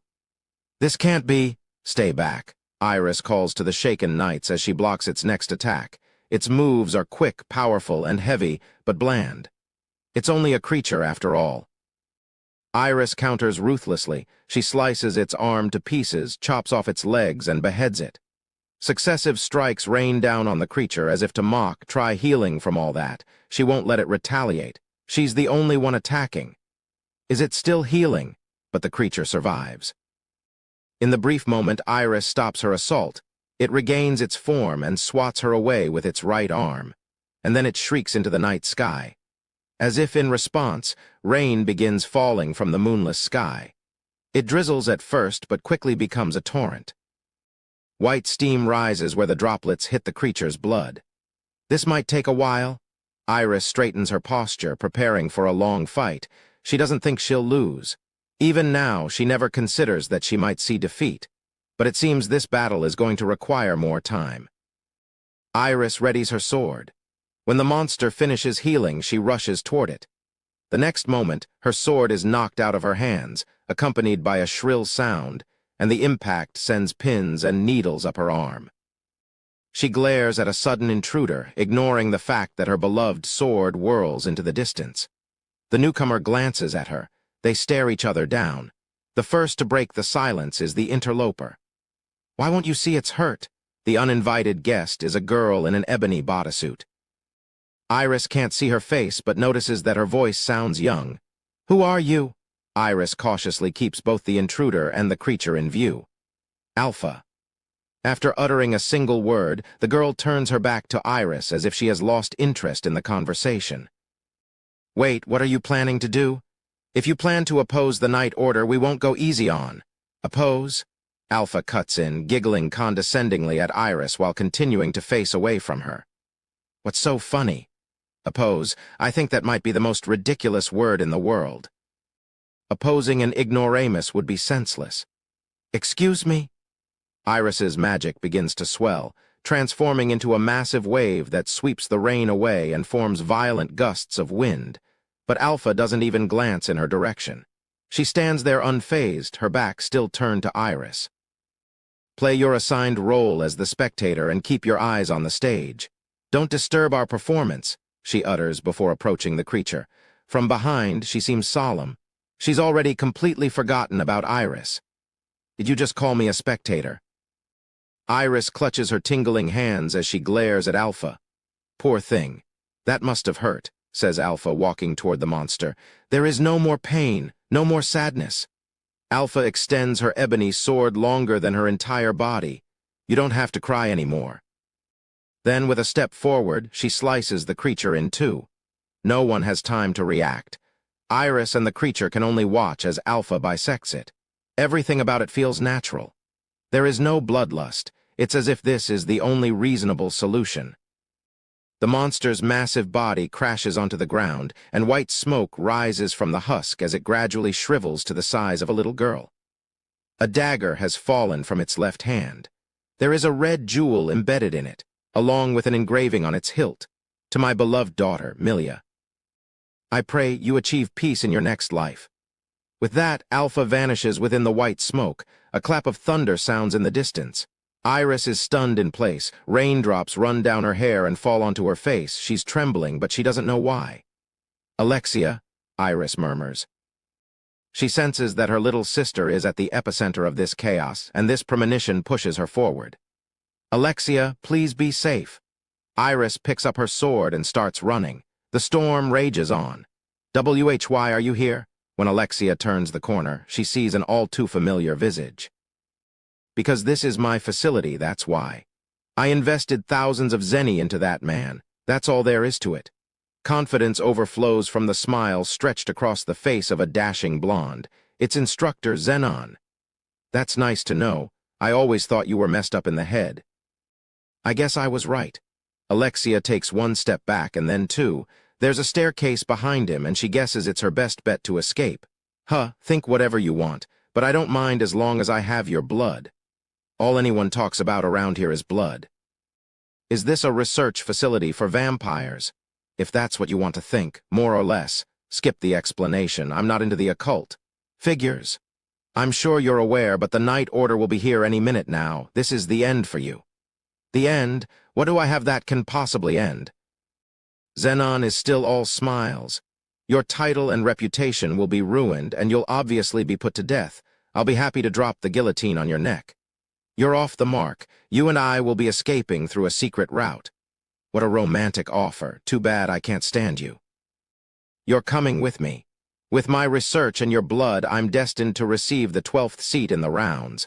I shall bid farewell to my meaningless position as an instructor. The rounds? Is that a group for lunatics? The Knights of Rounds is a gathering of 12 superior knights from my religion. Becoming a member brings me rank, honor, and fortune like you'd never believe. They've already acknowledged my power. All I'm lacking is experience, but my research on your blood should fix that right up. Zenon melodramatically spreads his arms out and lets out a guffaw. Whatever, I'm just sick of all this blood talk, mutters Alexia. I would have preferred Princess Iris, but it looks like I'll have to settle for you. I'm gonna kill you. Oh, excuse me. I forgot you hate being compared to your sister. GH, a forceful swing from Alexia's sword signals the start of their battle. She goes straight for the jugular. Ooh, how scary. Zenon repels her attack at the last second and blocks the following strike. Sparks fly from the colliding blades. Judging this skirmish merely by the manner in which their swords dance in the air, one might be inclined to say their skills are equally matched. But the sword-bearers wear very different expressions. Alexia angrily glowers, whereas Zenon has a relaxed smile. And Alexia is the one burning with wrath, sure enough. She clicks her tongue with frustration and backs away. You start using shoddy swords the moment I stop seeing you.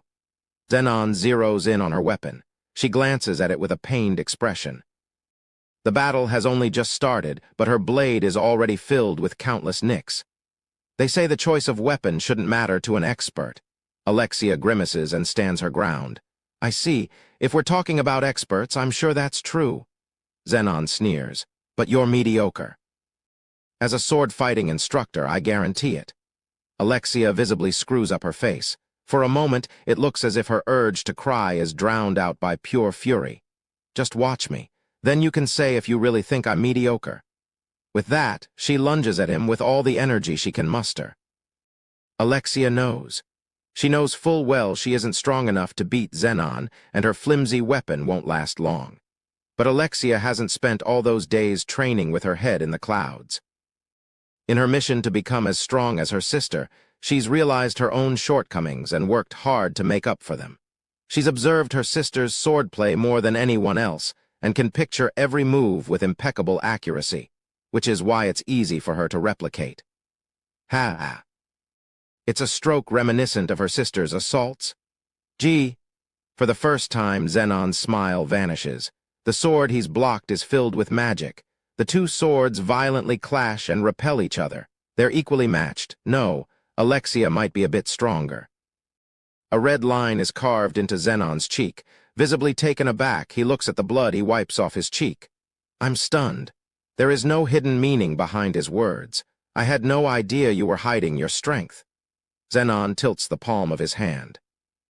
He studies it as if checking the color of his own blood. I'm going to make you regret looking down on me. PFFT, Zenon laughs. I was certainly taken aback, but you're just a poor imitation, after all. You've a long way to go before you're the real deal. He shakes his head. You're asking for it. Since we're both here, let me give you a taste of my true power. Zenon readies his sword. Gee, the air changes as Zenon's magic takes on a sharper and deeper quality. Let me tell you one thing, I've never shown my true powers to an outsider. I'm about to show you the skills of a true swordsman, of the next generation of the rounds. The air pulses around them. This isn't in the same ballpark as before. Alexia has never seen an attack with so much power lurking behind it. Their skills are as hopelessly different as a genius and a clod. He may even rival her older sister. Alexia doesn't have the means to defend herself against the devastating force of the approaching blade. Her reaction is involuntary, something that's become a part of her after many years of training. There is no impact. The two swords clash, and Alexia's weapon is pulverized into fluttering bits of dust. She feels as though she's watching these sparkling fragments of mithril pass by her from far away, somewhere far from here. Alexia's childhood memories resurface in her mind of times when swinging her sword brought nothing but pure joy. Her sister is always beside her, and this is a distant memory that should have faded long ago. You'll never be as good as your sister. A single tear falls from Alexia's eye. You're coming with me. Falling from her hand, the measly hilt that was once a sword hits the floor with a dry, metallic clang. Click, click. There's a sound coming from the stairwell behind Zenon. Click, click, click. Someone is coming down the stairs. Click, click, click, click. When the noise ceases, there's a man in an ebony coat in front of them, dressed entirely in black. He has his hood pulled up and wears the mask of a magician. The man calmly saunters forth, stopping one step outside the range of their weapons. The man clad in ebony, so you're the feral dog who dares to nip at the cult. There's a sharp glint in Zenon's eyes as he glares at the intruder. My name's Shadow. I lurk in the darkness and hunt down shadows. His voice is as deep and as dark as the abyss. I see. You seem to have an inflated ego from destroying our smaller facilities, but you haven't even taken down one of our main fighters. You're just a coward who picks on the little guys. It seems the man who calls himself Shadow is at odds with Zenon. This is good news for Alexia, but she doesn't think this man is her ally. It doesn't matter who or what we choose to destroy, it's all the same. You're sadly mistaken. The main army of the cult is here. Today, I'll hunt you down with my bare hands. This is your fate. Zenon turns his sword to Shadow. I'm Zenon Griffey, the next one to fill the 12th chair of the rounds. Taking your life will be my achievement for them. With that, Zenon unleashes a gale of an attack at Shadow, but Shadow is gone and he slashes through empty space. What the? The next moment, Shadow is standing behind him. It only takes a second before Shadow takes this position. Zenon can't move. As if Zenon has lost track of the time, he stills his sword, even holds his breath, to focus every ounce of his energy on the man standing behind him. Nobody budges. That's right. Shadow stands back-to-back with Zenon, arms crossed. He utters one sentence. Well then, where are the main troops of the cult? Zenon twists his face in humiliation. He then slices downward from over his shoulder, but no one is there. Absurd. Zenon hears a coat rippling through the air and looks back to find Shadow standing where he originally appeared, as if nothing has changed. Even Alexia has completely lost track of Shadow as she watches from the sidelines. If this isn't a magic trick or gimmick, then she'd consider him a mastermind. No, he's much stronger than that.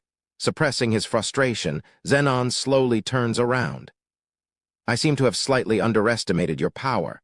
While you only destroyed the smaller bases, there were several of them. This time, Xenon strengthens his magic as he keeps an eye on Shadow. The air undulates from its power. This is more intense than the strike that shattered Alexia's sword. Shadow is certainly an extraordinary warrior, but Xenon is mightier than the average soldier. A once celebrated child prodigy, he grew up to win numerous tournaments and climbed the rungs to become a master swordsman. There isn't a knight in the country who doesn't know Xenon Griffey's name. I'll show you the power of the one to join the rounds next term. So fast. Alexia barely manages to follow Xenon's sword with her eyes. The afterimage of the bear blade tears the air and heads straight for Shadow's neck. That's one sharp move. Somewhere along the way, Shadow raises his black sword and effortlessly blocks Xenon's attack. Gah! They're locked in place. Xenon tries to push his way to victory, but Shadow draws backward, using the swordsman's momentum to send him flying. Heh! Just before he slams into the wall, Xenon narrowly manages to tumble on the ground and reposition his sword. But he can't hide his unease. Neither of them moves. Shadow has chosen not to move, whereas Xenon can't. He feels as if his entire body is being controlled. I thought you were going to hit me, Mr. Next Gen Rounds. NNGH? Xenon's face burns a furious red. He's frustrated with his opponent, but even more so with himself. That's in Audiobook. Xenon howls as he executes a sweep attack. His thrusts forward are as piercing as a squall. His consecutive strikes are as fierce as a raging fire, but none of them land. Ag. His ferocious roar sounds hollow. It's as if an adult is practicing with a child. Alexia is in shock watching the fight. She has never seen Xenon reveal this side of himself before. He has torn off his calm smile and mask of integrity, and it's as if they are now out of his reach. The strongest person Alexia knows is her older sister. Even so, Alexia doesn't think her sister would be capable of overwhelming Xenon. Clang, clang, clang. The scant noise from their clashing blades echoes through the area and seems almost out of place. It's the exact sound of light practice. The ebony blade and its white counterpart etch their trajectories through the air. Alexia's gaze is fixed on this imitation practice session, mesmerized by the black sword. There's a reason her eyes can't stray from it. Mediocre swordplay. The figure in front of Alexia fights the same way she does. When Alexia was a child, she had her own idea of perfect swordplay. It isn't about talent, strength, or speed, but building up from the basics. Yet others keep comparing her to her sister and mock her for being average, which makes Alexia feel as if she's lost her direction in life. But despite all her struggles, Alexia never gives up, and she's just witnessed these unremarkable moves slay the genius Xenon Griffey. Amazing. She mutters admiringly. Witnessing this, she can see the path he's walked in life. It's a direct result of his serious and unwavering efforts. Alexia's sister might have the same thought. Iris? Alexia feels she finally understands her sister's words from long ago. Gag, damn it. Shadow's blade lashes out at Xenon. He's been hit too many times to keep count. Xenon breathes raggedly as he glares at Shadow. His enraged eyes still haven't accepted reality. Why, you bastard? Show me who you are. Why do you hide your identity when you possess this much power? Those with Shadow's strength hold riches and respect within arm's reach, with the potential to be known worldwide. But no one knows about Shadow's swordplay. Even if he hides his face, those lucky enough to get a glimpse of his swordplay will never forget it. But this is the first time either Xenon or Alexia have seen such phenomenal swordsmanship. We are the Shadow Garden. We lurk in the darkness and hunt down shadows. That's the only reason we exist. You're out of your mind. Xenon and Shadow exchange glances. Alexia is completely excluded from this exchange.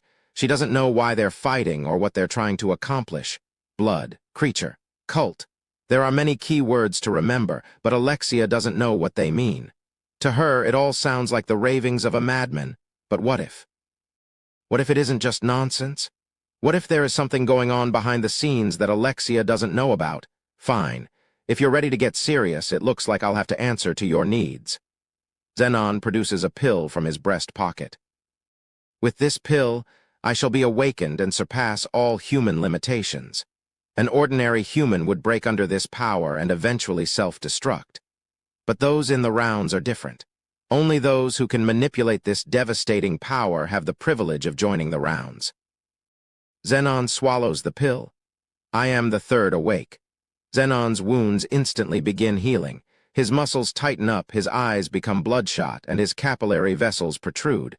It looks as if he's being crushed by a tremendous force. I'll show you almighty power, boasts Zenon, his calm smile returning. In his current form, there is no doubt Zenon is stronger than Princess Iris. Alexia thinks Zenon is the strongest being in the world and shrinks back in despair. No, she would if she'd never seen Shadow's swordplay. She doesn't think Zenon's current form is the strongest at all. In fact, she thinks it's something else entirely. How ugly. That's ugly. Alexia's and Shadow's voices overlap.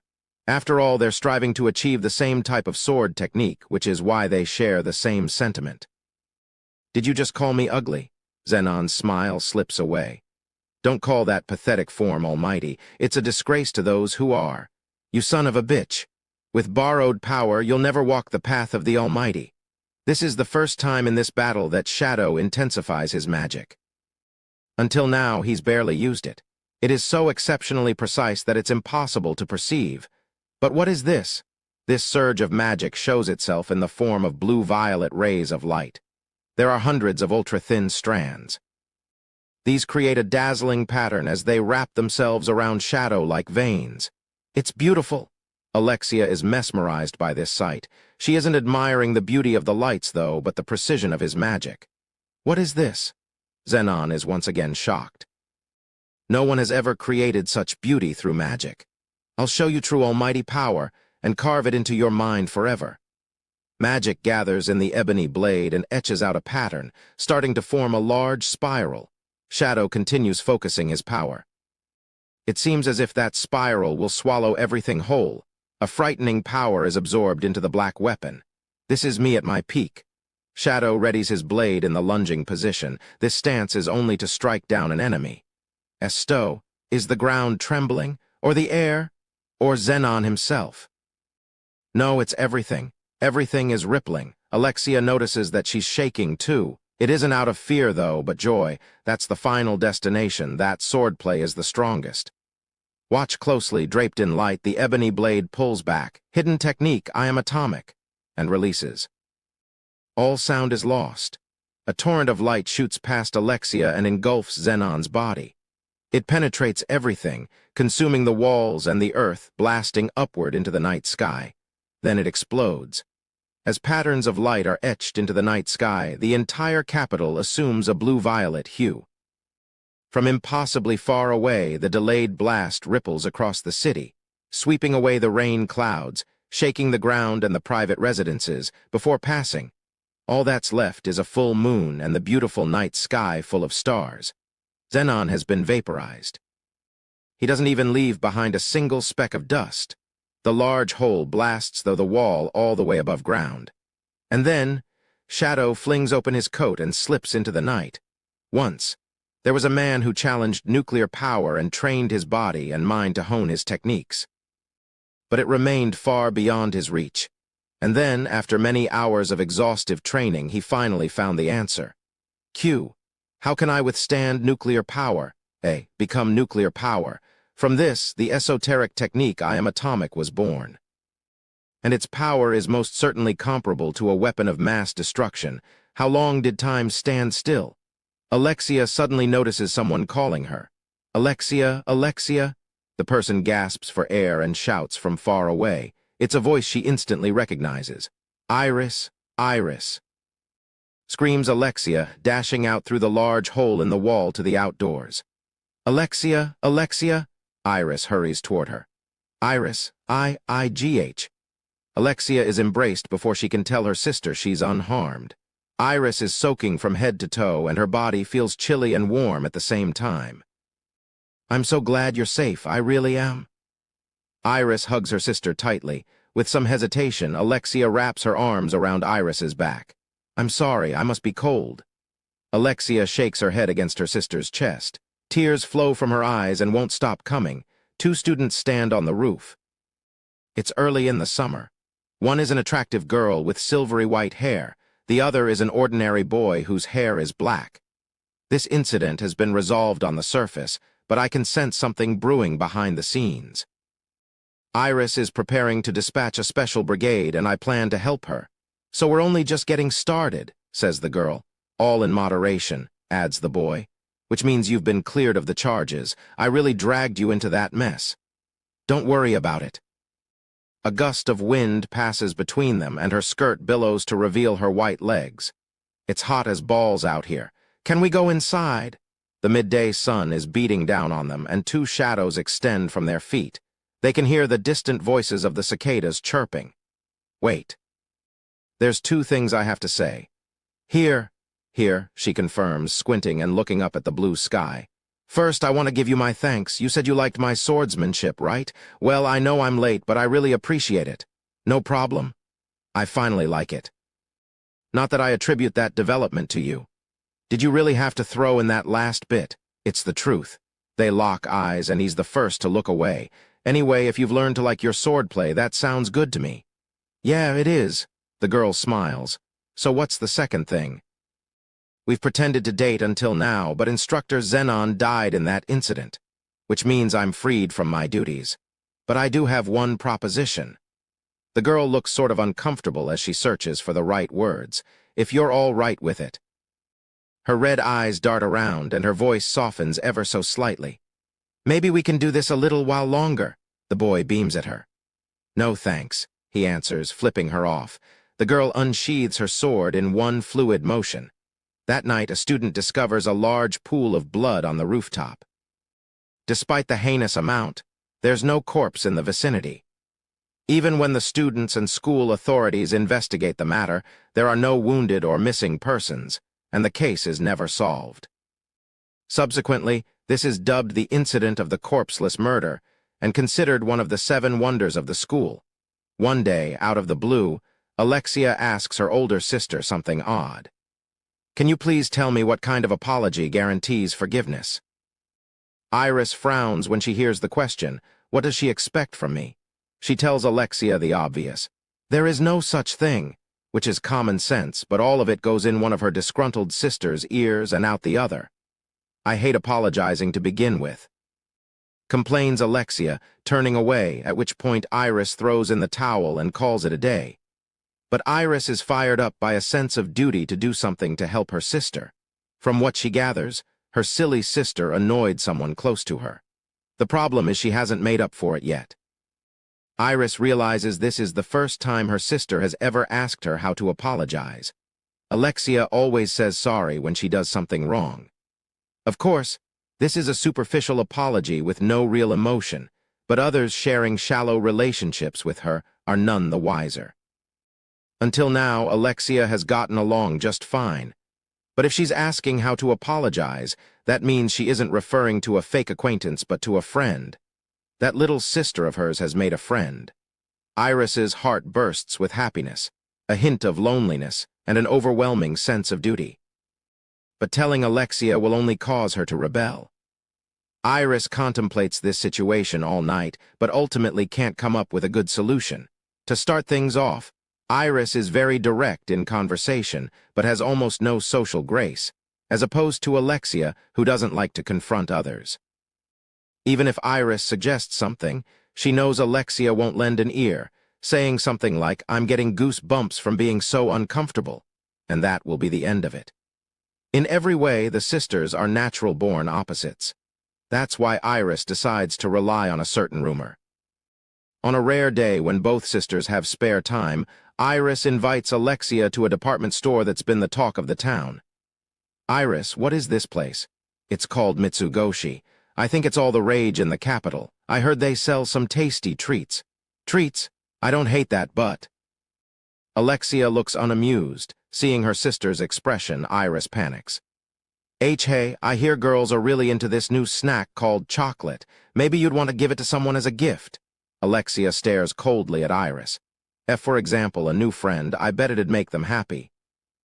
Iris is very bad at hinting at things. It's painfully pathetic to see her try to force a smile. All right, I get the idea. Let's go inside, Alexia suggests, looking terribly bored. Wait, we can't go in yet. Just look at the line.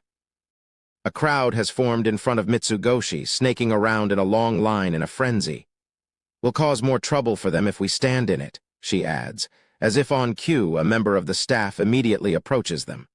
Princess Iris and Princess Alexia, thank you for coming. Welcome. The woman in a blue uniform politely bows and leads the pair inside. A quick look around shows the two princesses have attracted a lot of attention from the crowd. I see, Iris says with a nod. Alexia sighs at her sister. They pass by the packed shops before they're escorted to a quiet corner of the mall.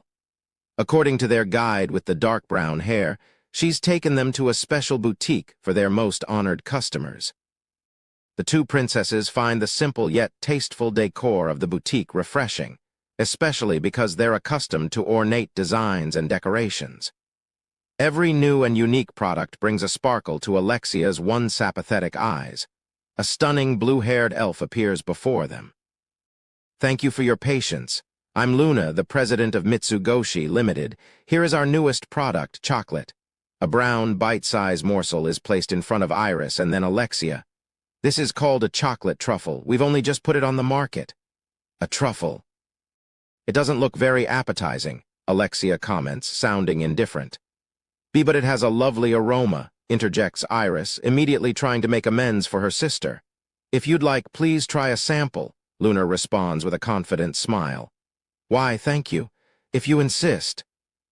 The moment they pop the samples into their mouths, their faces light up. This is very sweet.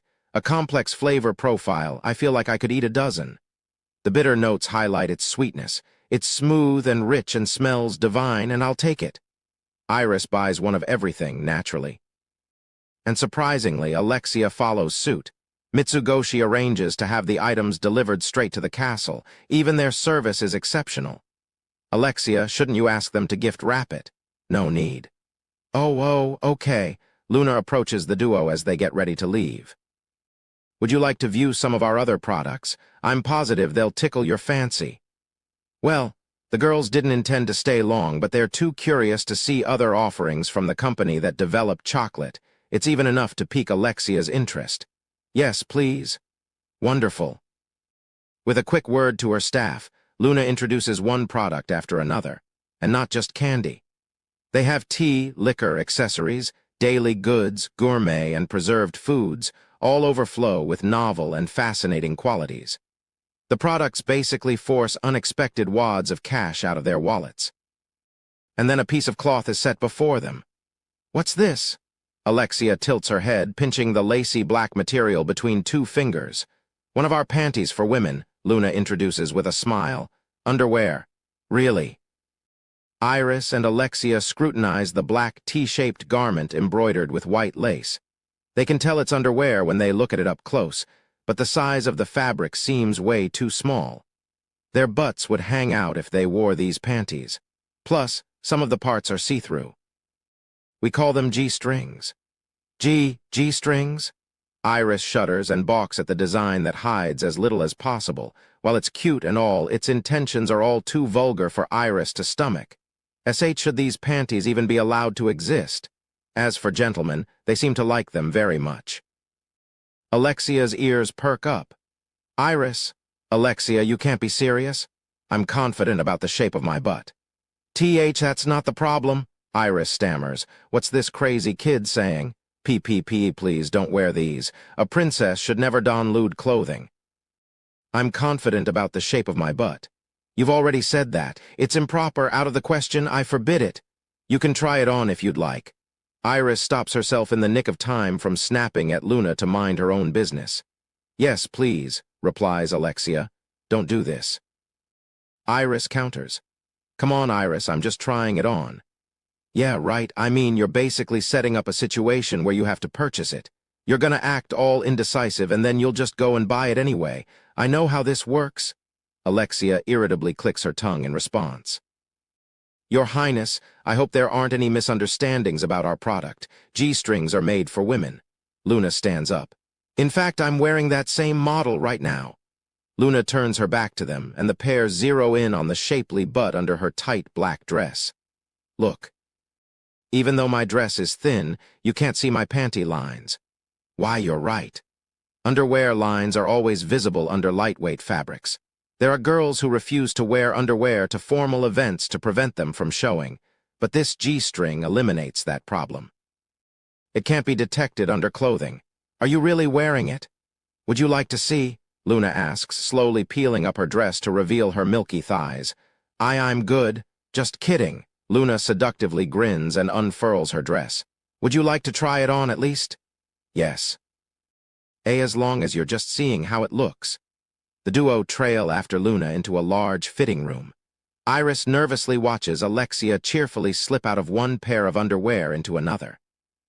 Alexia yanks her skirt up to her waist and pulls her white pair down, letting them fall to her ankles before lifting one foot and then the other. After hanging them on a hook on the wall of the fitting room, she spreads out the G-string in front of her. It's practically transparent. Notes Iris, sounding utterly baffled. Seems pretty airy to me, chirps Alexia, amused. Alexia bends forward and raises her right foot, sliding the G-string up one leg and then the other. She tugs it up under her skirt and tilts her head curiously. It feels kinda weird, Alexia comments. Iris is at a loss for words when she sees her sister hiking her skirt up. That's, Iris's vision goes completely white. Your Highness, you have it on backward. Oh, that explains it. Alexia replies to Luna, leaving her dumbfounded sister be as she slips off the G-string and puts it on the right way. Ooh, it feels nice. Yes, it's made from our new prized fabric. Alexia kicks up, crouches down, and spreads her legs to test it out. Iris, look at this. That pulls Iris back to reality. Look. Alexia jerks her skirt up to reveal a perfectly shaped, but that's almost completely exposed.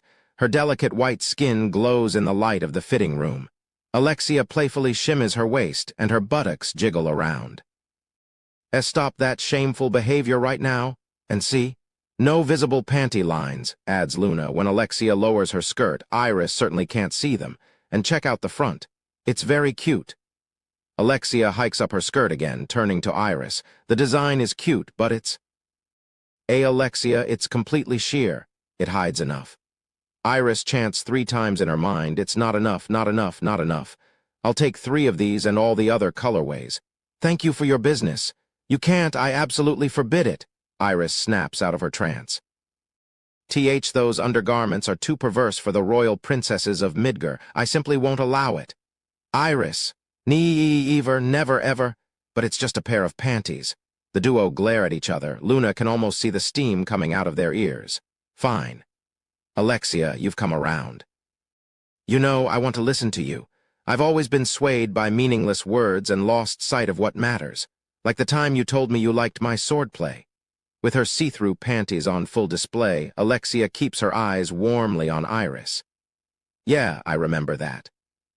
My swordplay is a symbol of my small, insignificant life. That's why I want to listen to those who accept that about me. Alexia?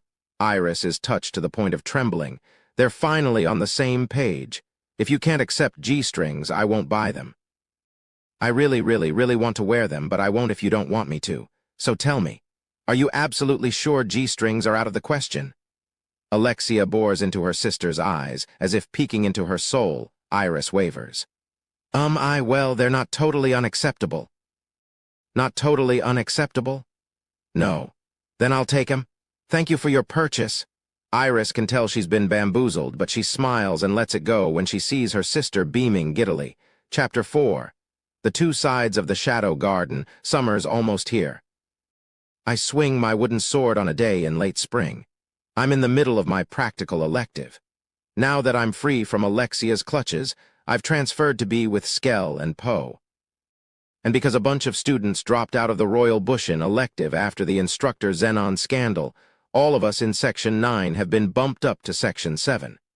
Whatever happened with you and Princess Alexia? Skell asks as he practices beside me.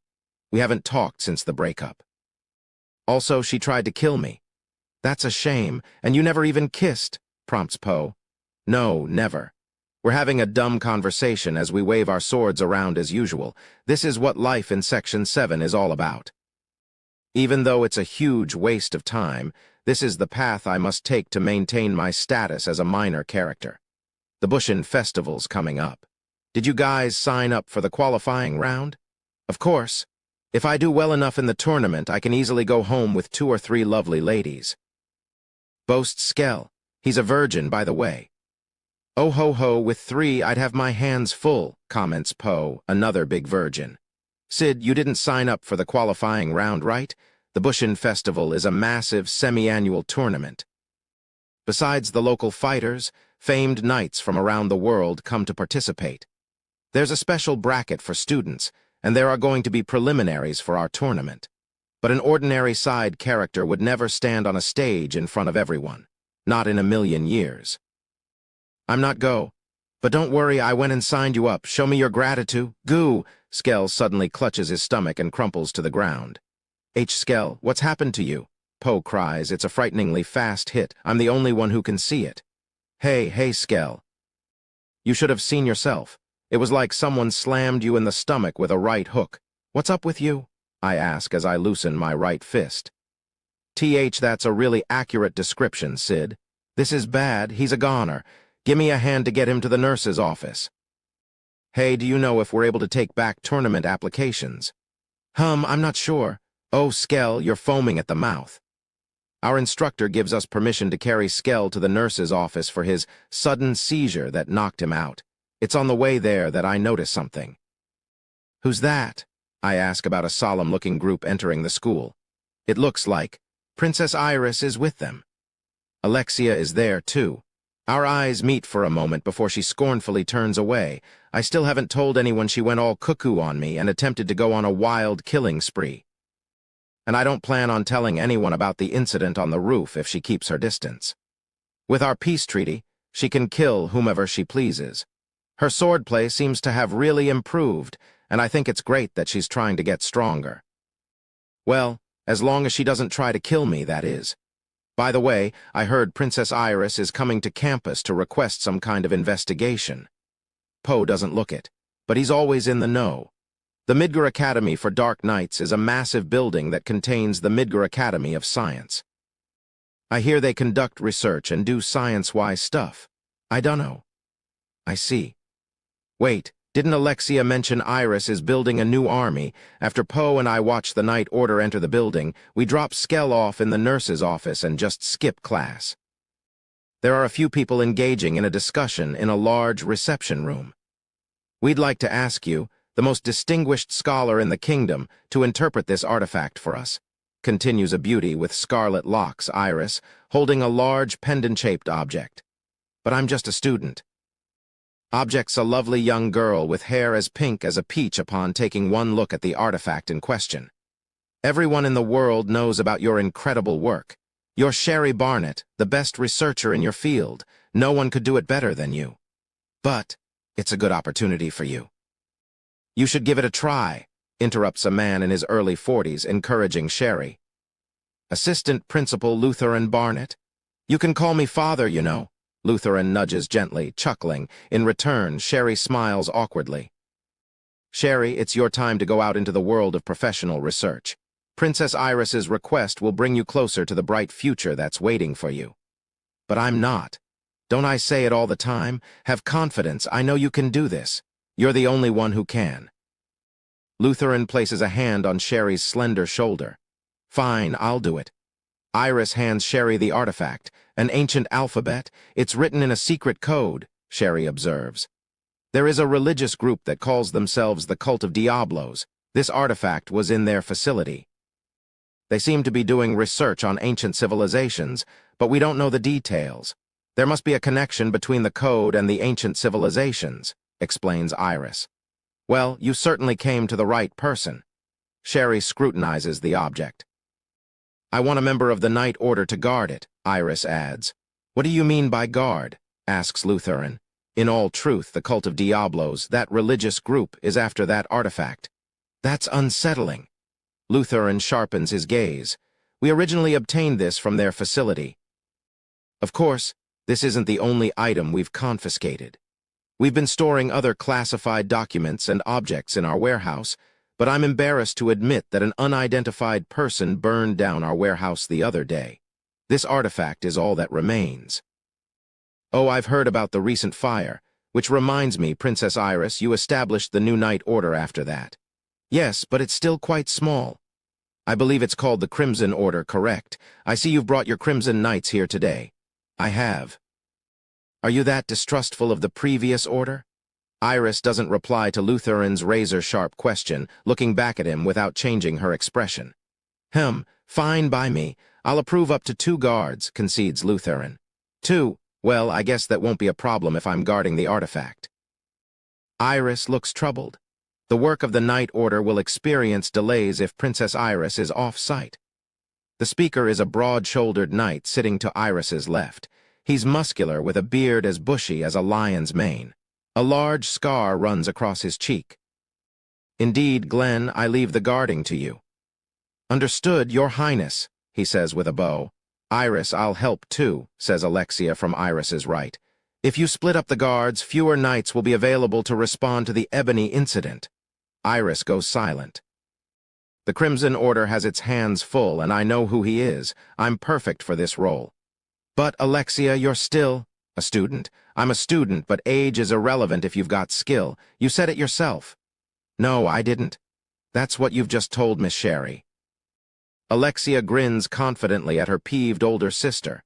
And you used to be so cute, mumbles Iris. I heard that. Anyway, Iris, I want to know why they're doing this and if they plan to oppose us. But it's going to be dangerous. I know. The sisters silently exchange glances. Fine. I formally request that you accept low-risk missions only and to the degree that it doesn't interfere with your schoolwork. Thank you. Alexia smiles and bows. I hope all goes well with the artifact. Iris addresses Sherry after letting out a deep sigh. That evening, I try to cancel my application for the preliminaries after class. Thank you. I bow and leave the student services office. Well, how'd it go? Skell and Poe approach me outside the office. They were waiting for me. They said everyone's been paired up and it's impossible to withdraw. I sigh. Hey, look on the bright side. If you do well, you're going to be swimming in girls, right? Yeah, they say tough times bring opportunity, if you know what I mean. I shake my head. I don't care if I win or lose, I just don't want to do it. Geez, you're hopeless. Come on, I'm going to introduce you to this special shop. Try to lose the long face. A special shop? Stutters Poe, taking ragged breaths through his nose. Oops, not that kind of special. I meant the Mitsugoshi that everyone's talking about. I've heard they've got all sorts of new items, and one of them is a snack called chocolate. It's supposedly sweet and hella delicious.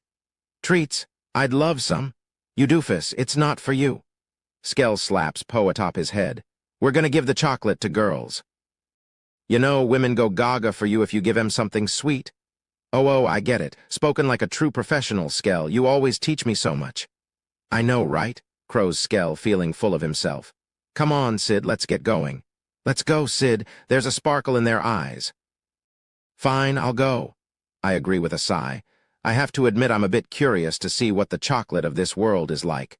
Skell takes us to the main street in the capital. The bustling evening streets are overflowing with people, and every store in this super high-scale area seems packed to the brim. Mitsugoshi is more crowded than the rest of the shops by a long shot. Wow, it's so friggin' cool. A brand-new, swanky building stands tall in the sky, trendy to the point that it seems almost contemporary.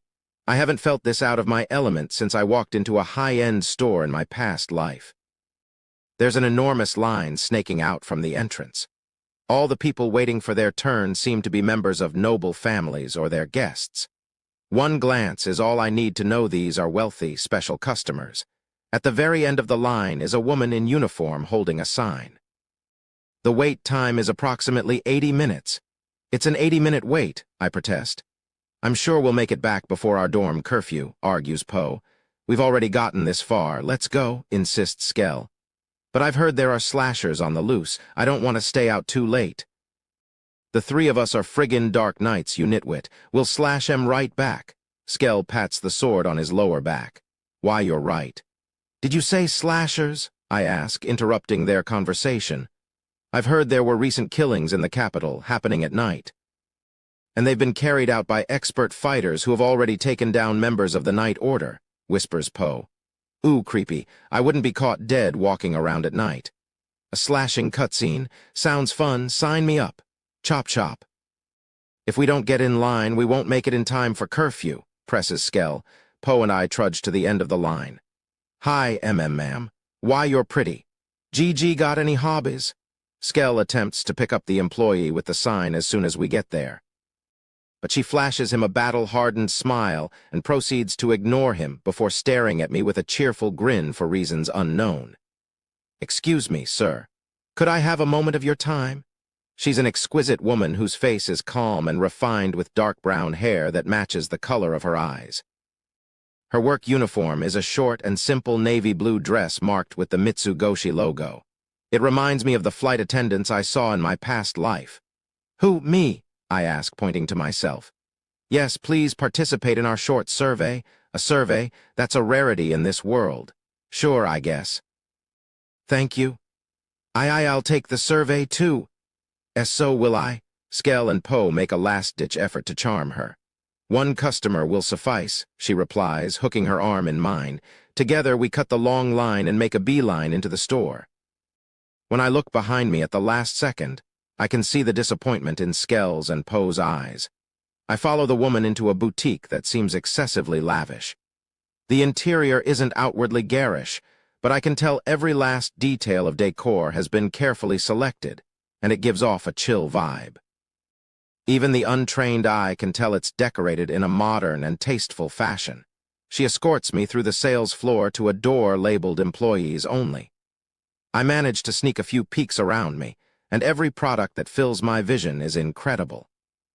Of course, I notice the rumored chocolate, but I also see coffee, makeup, and soap. It's the first time I've seen any of these in this world.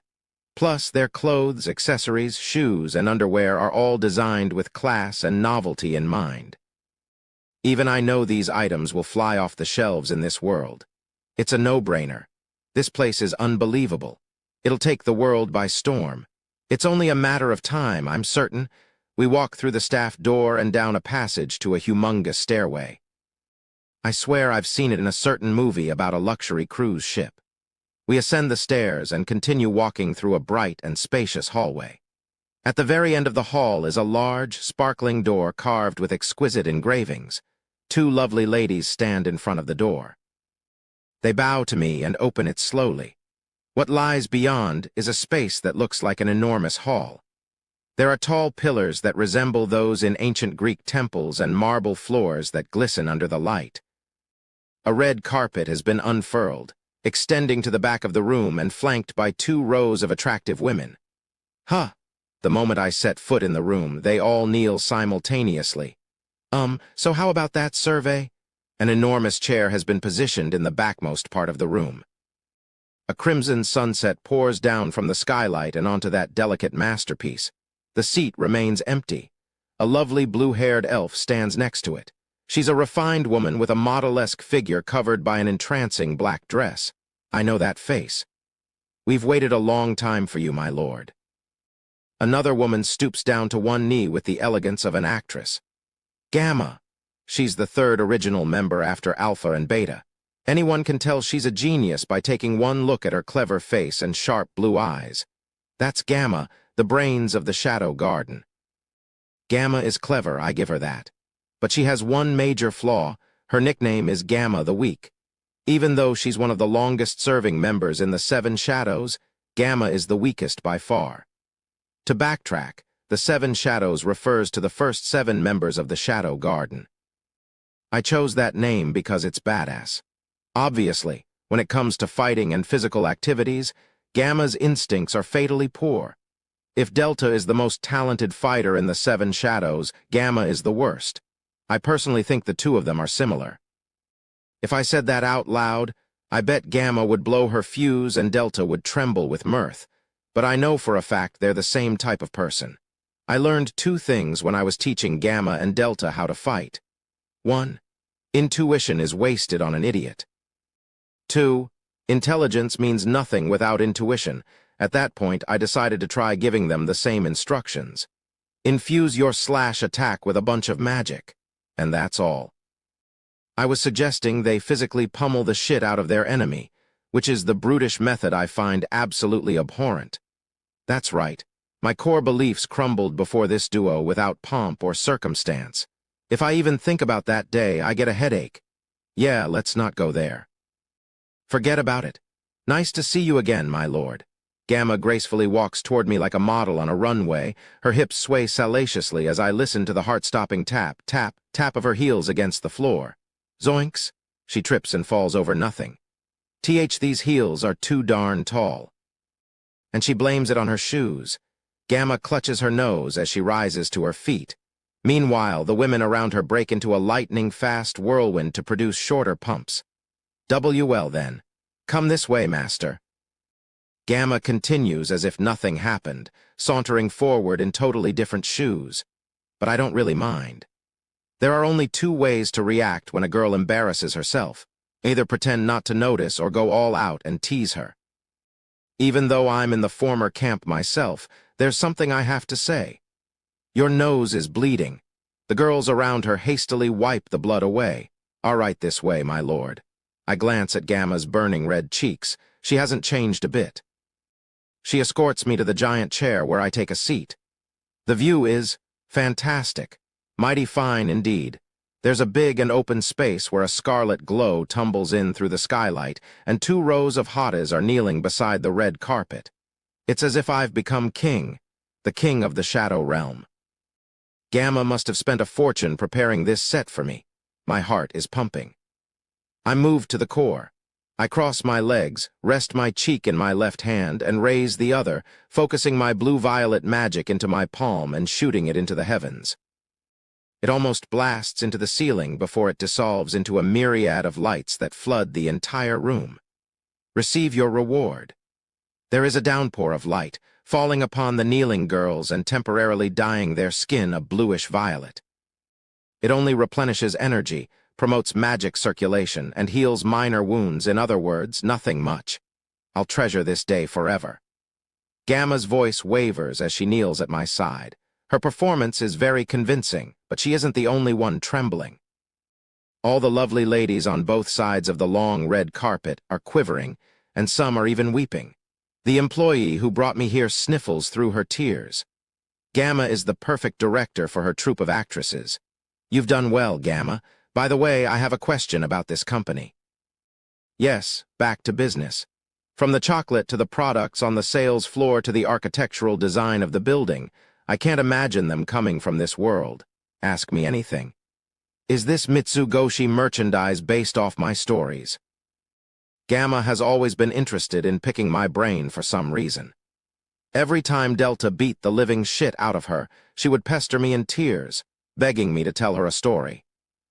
That was when I told Gamma about my shadow wisdom, which included randomly embellished stories about chocolate and the other goodies in Japan from my past life.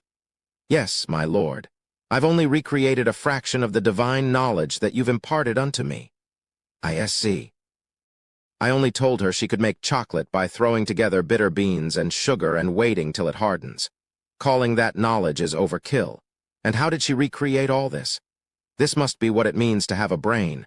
I mean, she's eons smarter than me. But that doesn't bother me. The world has its fair share of geniuses and idiots. That's all there is to it. But I do have one question. Do Alpha and the others know about this company? Of course. Oh, I get it. They've fallen into their usual shindig of leaving me out. I understand if it's hard for them to include the only guy here in their clique of girls, but come on. And have you been making money? Right now, we have shops in every major city, both domestically and abroad. Our business is expanding at a rapid pace. But how long will we be able to hide in the shadows under the guise of a company? This is the most important consideration. What's with the cheesy, slipshod setup? It's unnecessary. Just get to the point. Basically, she's telling me that everyone is raking in dough from my knowledge. Everyone but me. If they just gave me a teeny-tiny portion of it, I wouldn't have scrounged for cash or chased down coins like a dang dog. Whatever, it's fine. The girls have prepared this huge prop for me, so I can't complain. But if I could just have a little slice of the pie. I hope you don't mind me asking this, but could I borrow a few zenny? I'll pay her back someday, maybe. Yes, I'll prepare it right away, Gamma responds quickly. She gives orders to the woman who brought me here. A few moments later, a wheelbarrow full of coins rolls into the room, as tall as a mountain. I've never seen this many sparkling coins in one place. This is easily over 1 billion zenny. This is a bit. I can't borrow all this. I could never pay them back. Is this not enough? I'll send for more right aw. No, it's fine. I stop Gamma mid-sentence and reach toward the coins, making a big show of thrusting my hand into the mountain. The coins loudly clink together. Now I've got their attention locked on my right hand. I concentrate with all my might. HMP. I take about 15 coins in my right hand and show it to everyone in the room before slowly putting it into my right pocket. I've just gotten 1.5 million zenny richer, and I have another 1.5 million zenny in my left pocket too. While focusing their attention on my right hand, I snatched some coins in my left at top speed, stuffing them into my pocket before anyone could notice. Alpha or Delta might have picked up on it, but Gamma never stood a chance. Is that it? You can have all. Watching her is hilarious to me. She thinks I'm only borrowing 1.5 million zenny, but I actually pocketed 3 million. That's enough for now, I say, holding back laughter. All right, take this back. Gamma claps, and the gaggle of women roll the wheelbarrow away. Gamma kneels before me. My lord, I think I know why you've come today. It must be about the incident. Yes. I nod. What incident? My sincerest apologies. We're currently investigating the matter, but haven't caught the culprit. Please be patient. I'll hunt down the slasher in the capital, the fools in ebony pretending to be in the Shadow Garden. This is the first I'm hearing about this. Gamma gazes at Shadow as he trails off and begins contemplating. Somewhere in her blue eyes, there's a hint of unease.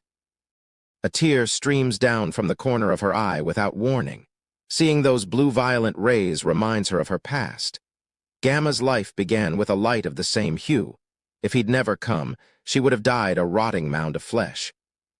She was abandoned by her family, chased out of her home country, stripped of everything in her possession. She fell into an abyss of pain and fear and disappointment, and the one who rescued her was the boy who produced the blue-violet light. She would likely never forget that glow for her entire life. To Gamma, it represents the light of survival. Alpha once told Gamma there was life in it, and Gamma agreed, not for logical but for instinctual reasons. It didn't just heal external wounds, but a much deeper part of the soul. When she touched the bluish light, it was as if she was released from her shackles, liberated from something holding her back. She finally felt like she had reclaimed her identity. On that day, she was reborn. The moment she received the name Gamma, she vowed to devote her new life only to him. While her intentions were sincere, she was the least powerful member of the Seven Shadows. She was defeated and surpassed by newer members, left crawling on the ground and deeply humiliated. Somewhere along the way, Gamma realized she couldn't beat her peers. It didn't matter how hard she trained. She was in anguish. What was she worth? She would rather die than display her stupidity and bring everyone down. But he randomly called out to her the day she planned to end it all, and he imparted his shadow wisdom to her.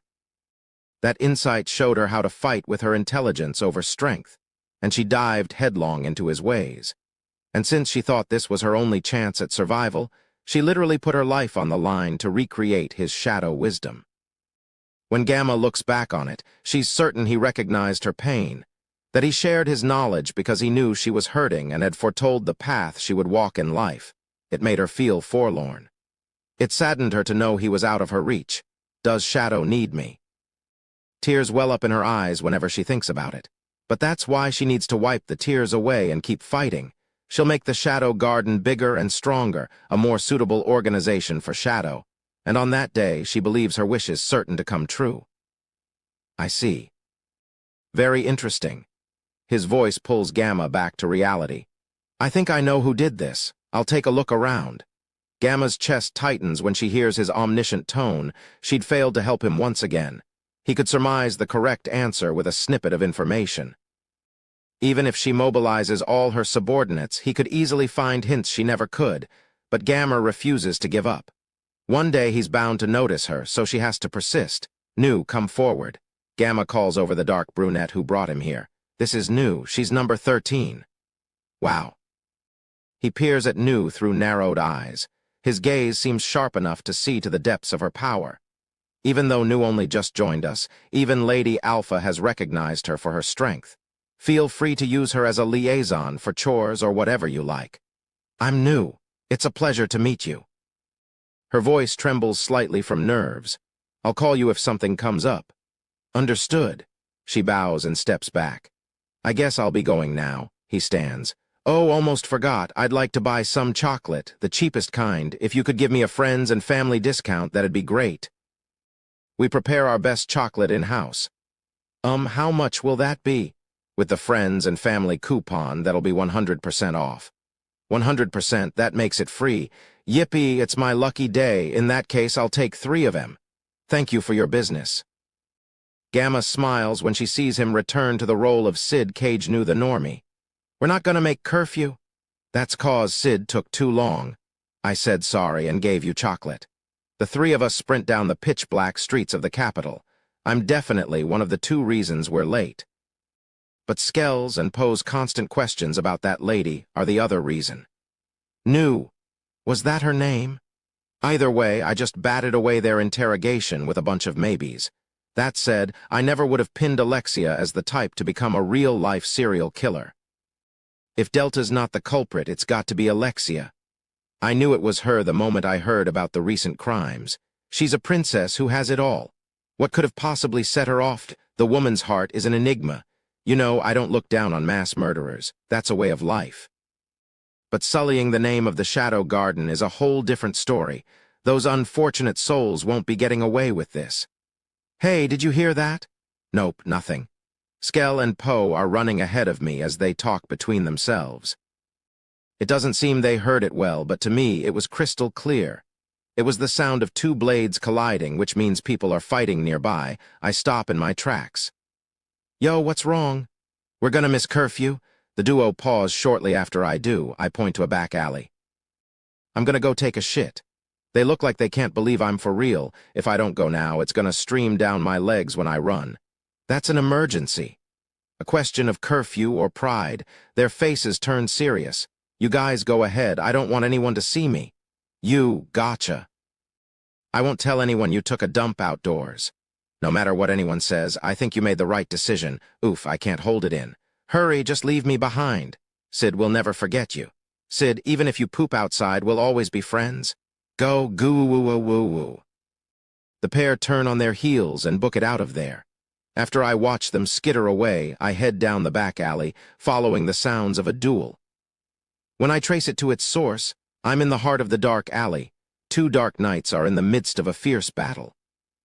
There's no doubt in my mind that the one in the school uniform and short skirt is Alexia. But the other is a masked man dressed entirely in black. Something obviously isn't right. I could understand if Alexia wore jet black, pretending to be in the Shadow Garden, but not the other way around. I climb to a rooftop and covertly watch them from above. Give it up already. There's no way you can win, says Alexia. She seems to have the upper hand. The man in black isn't necessarily weak. He just can't touch Alexia, who greatly improved with her recent training. His black coat is torn and tattered, and his blood is dyeing the cobblestones a dark crimson. One final push will determine the winner. Why do you kill the innocent? Is that why you fight? We are the Shadow Garden. Just now, the man in jet black definitely said, Shadow Garden. Is that the only thing you can say? Is that what the man Shadow seeks? We are the Shadow Garden. The man in jet black repeats himself. Without a doubt, this man is the Shadow Garden imposter. Sorry for doubting you, Alexia. It looks like you're innocent. My sincerest apologies. But why is this guy impersonating the Shadow Garden? That is the obvious next question, and I know the answer all too well. I can fully understand him because I am who I am. The answer is adoration. This man is enamored by the Shadow Garden and secret masterminds. I can't say I blame him. I mean, my whole journey began because I loved shadow brokers. I fell in love with the hidden commanders in movies, anime, and manga and started imitating them. This impostor walked that same path and found the Shadow Garden. Yes, he's the Shadow Garden's first follower in the world. A warm feeling rises in my chest. I'm just happy to know a total stranger accepts us and our ways. I'm glad to know I've chosen the right path, but this is unforgivable. Why? Because I'm a mastermind. If I forgive those who tarnish my organization's name, then I no longer am one. Right now, we can both call ourselves shadow brokers, and I won't stand or settle for that. It's over for you. When Alexia thwarts his counterattack by knocking the sword out of his hands, I feel another energy drawing near. It's over for you. Alexia sends his sword flying, which clangs onto the cobblestone road. HNGH. Alexia tumbles, evading a sudden attack from behind. She blocks another rapid strike, drives her foot into the assailant's stomach, and swiftly backs away. Glaring at her new opponents, she steadies her breath. There are two more dark knights dressed in jet black. Alexia clicks her tongue as she watches the first man lift his sword. This makes 3, and she guesses they're all strong, too. Against one of them? She could win easy. She has a good chance of taking 2 down. But to fight against 3 opponents it isn't very nice to pit 3 of you against a dainty girl. I pray they humor her with an answer. How about 3 one-on-one battles? Or is that no good? She suggests. They're slowly surrounding her from all sides. She's making sure her back is covered as she inches away. Hey, look behind you. The moon is beautiful tonight. One man nears her back, and she keeps him in check with her eyes. Their swords dart around with small movements as they attempt to gauge the other's intentions. Oh my. You're not going to look. I think you should. Alexia smiles. Her red eyes glisten in the moonlight, because there's a lovely lady behind you. GR. She gets him. Alexia moves instantly, swinging her bare blade down to slice her block-headed opponent who turned back to check it out. Die. She doesn't say it out loud, but sneers at him instead. She rips through the black cloak, spraying fresh blood, but the cut isn't deep enough. She just needs one more hit to finish him, and in that moment, Alexia suffers a blow to the abdomen. Aw! A black boot sinks into the side of her body, and she can hear her ribs snapping under impact. As she spits blood and slashes her weapon, she jams her sword into the black boot. But the enemy evades her attack at the last second, and her blade bounces off the cobblestones. The men are too far to attack. Alexia hacks up blood and wipes her mouth. Her hand is stained red. At this point, she successfully distracted 2 of them, but there is one left. The one who kicked her to stop her from killing the other man. Alexia glares at him spitefully. 3 against 1. The numbers haven't changed, but the situation has gotten worse. 2 of them are unharmed, and the other is severely injured but capable of using his sword. She can't ignore the last man. On the other hand, Alexia's lungs are punctured by her broken ribs. They'll kill me, she thinks. I guess this is it. Alexia extracts a red pill from a pocket on her school uniform.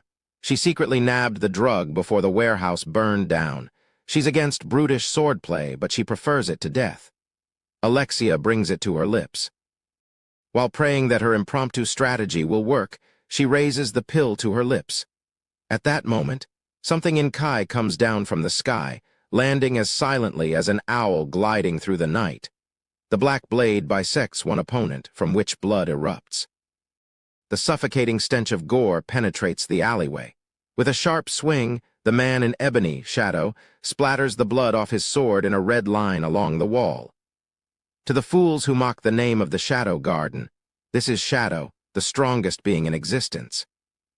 He's the one who demonstrates perfect swordplay, and the one she could never forget. Is Shadow fighting them? That's what it looks like. Pay for your sins with your lives, Shadow continues. In the next moment, the men in jet black are set in motion, making an instant decision to spring from the cobblestones, bound off the wall, jump onto the rooftop, and flee. How pathetic! Shadow moves to pursue them. Please wait. Her voice stops him in his tracks. He turns back slowly, fixing his eyes on her. Her sword trembles violently. She realizes she is doing something stupid. I am Alexia Midgar, one of 2 princesses in this kingdom. Shadow just stares at her. She knows he can take her life if he feels like it. State your purpose. What are you fighting for? Who are you fighting against, and do you pose a threat to my country? Shadow turns his back to her. Stay out of it. Ignorance is bliss. Wah, wait, if you're saying you oppose the kingdom? And what would you do if I did? She's taken aback by his bloodlust. Faced with an insurmountable force, she instinctively cowers. But defying our instincts is what makes us human. I'll fight you. I know you're going to try to kill my big sister, and I can't let that happen. Shadow lets his coat billow behind him. I understand your swordplay. I may not be able to now, but someday I'll kill me, he guesses. With those parting words, Shadow vanishes into the darkness. Alexia murmurs in the dark to herself. Yeah, that's right. Silence returns to the night. Deserted and alone, Alexia clutches her stomach and huddles into herself. Her sword falls from her quivering hands. She knows she's done something stupid. But she's recently discovered a reason to fight, to protect the few things she holds dear, her only sister and her one friend. This isn't good. Alexia is about to pass out. She knows something bad will happen to her if she blacks out in the alleyway. She tries using the wall to lift herself up. Alexia, Alexia, a voice calls to her in the distance. Hey, Iris, Iris, over here. Alexia, the footsteps draw closer. Something soft catches Alexia in midair before her body hits the ground. Alexia, what have you done? Iris, Alexia buries her face in her sister's chest. Prepare yourself. I'll have you fill me in on all the details later. Okay. Including this? Huh. Alexia sees the scattered red pills on the cobblestone road where she dropped them. Listen, Iris, I don't know anything about them. Quiet. I don't know, honest. This is unforgivable. Oh, my head. Alexia decides to let herself pass out and leave these things up in the air. Two shadows dash through the dark streets of the capital. As they grow concerned about attacks from behind, the men in black veer down an alley and skid to a halt. They appear to be in a hurry. They place their hands against the wall, trying to steady their ragged breath. For a few moments, only their harsh inhales echo through the dark alleyway. Thunk! A sound from the depths of the alley. They quickly turn to peer into the darkness. A black silhouette takes form in the shadows, coming toward them. Thunk, thunk. The sound of his boots draws closer. The men cautiously ready their swords. But then, a black blade is jabbed into one of their heads, instantly passing through the hapless soul's skull without warning. Og ag ag? The ebony katana is withdrawn as the man shrieks in agony, spouting blood and dropping to the ground. The remaining imposter starts backing away in fear when the figure emerges from the shadows and makes his appearance. In a black coat, he possesses a sword and keeps half his face hidden behind a magician's mask. Did I keep you waiting? His voice is deep, as if resounding from the depths of the earth. Eek, yelps the man in black as he steps backward. Why are you afraid? He asks. Did you really think you could escape? The man in black turns to flee. Wah, great work, Master Shadow. He turns to find a woman standing there. She's alluring and elegant, wearing a short dress. You secured the culprit in no time at all. I'm in awe, she comments. Is that you knew? Yes, she replies, continuing the conversation with the assassin sandwiched between them. He backs up against a wall. Please leave the rest to me. I'll extract information from him. The man in ebony lowers his sword. Don't mess this up, he warns. Understood. He turns on his heels and vanishes into the darkness. The lovely woman bows her head as she watches him depart. The beauty and the man in jet black are left in the narrow alley. The latter is fully armed, but the former is weaponless in a dress and heels. The man acts quickly. With a series of rapid slashes, he stabs the unarmed girl to death. At least, that's what he hoped to do. With her dress upturned, she rends the night asunder with her white, sensual legs. Ka-chank.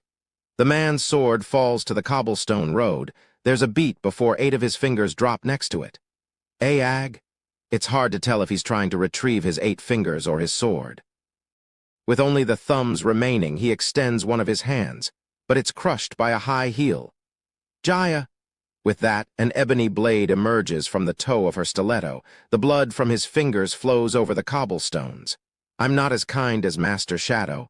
He can hear the bitterness in her voice. The man looks up to find a gaze cold enough to freeze him to death. Don't think I'll let you die in peace. With the hem of her dress rippling through the air, she slams his chin with her milky knee.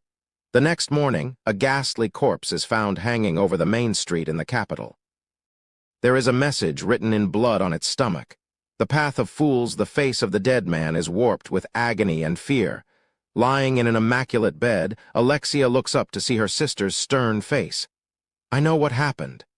Iris is seated next to the bed.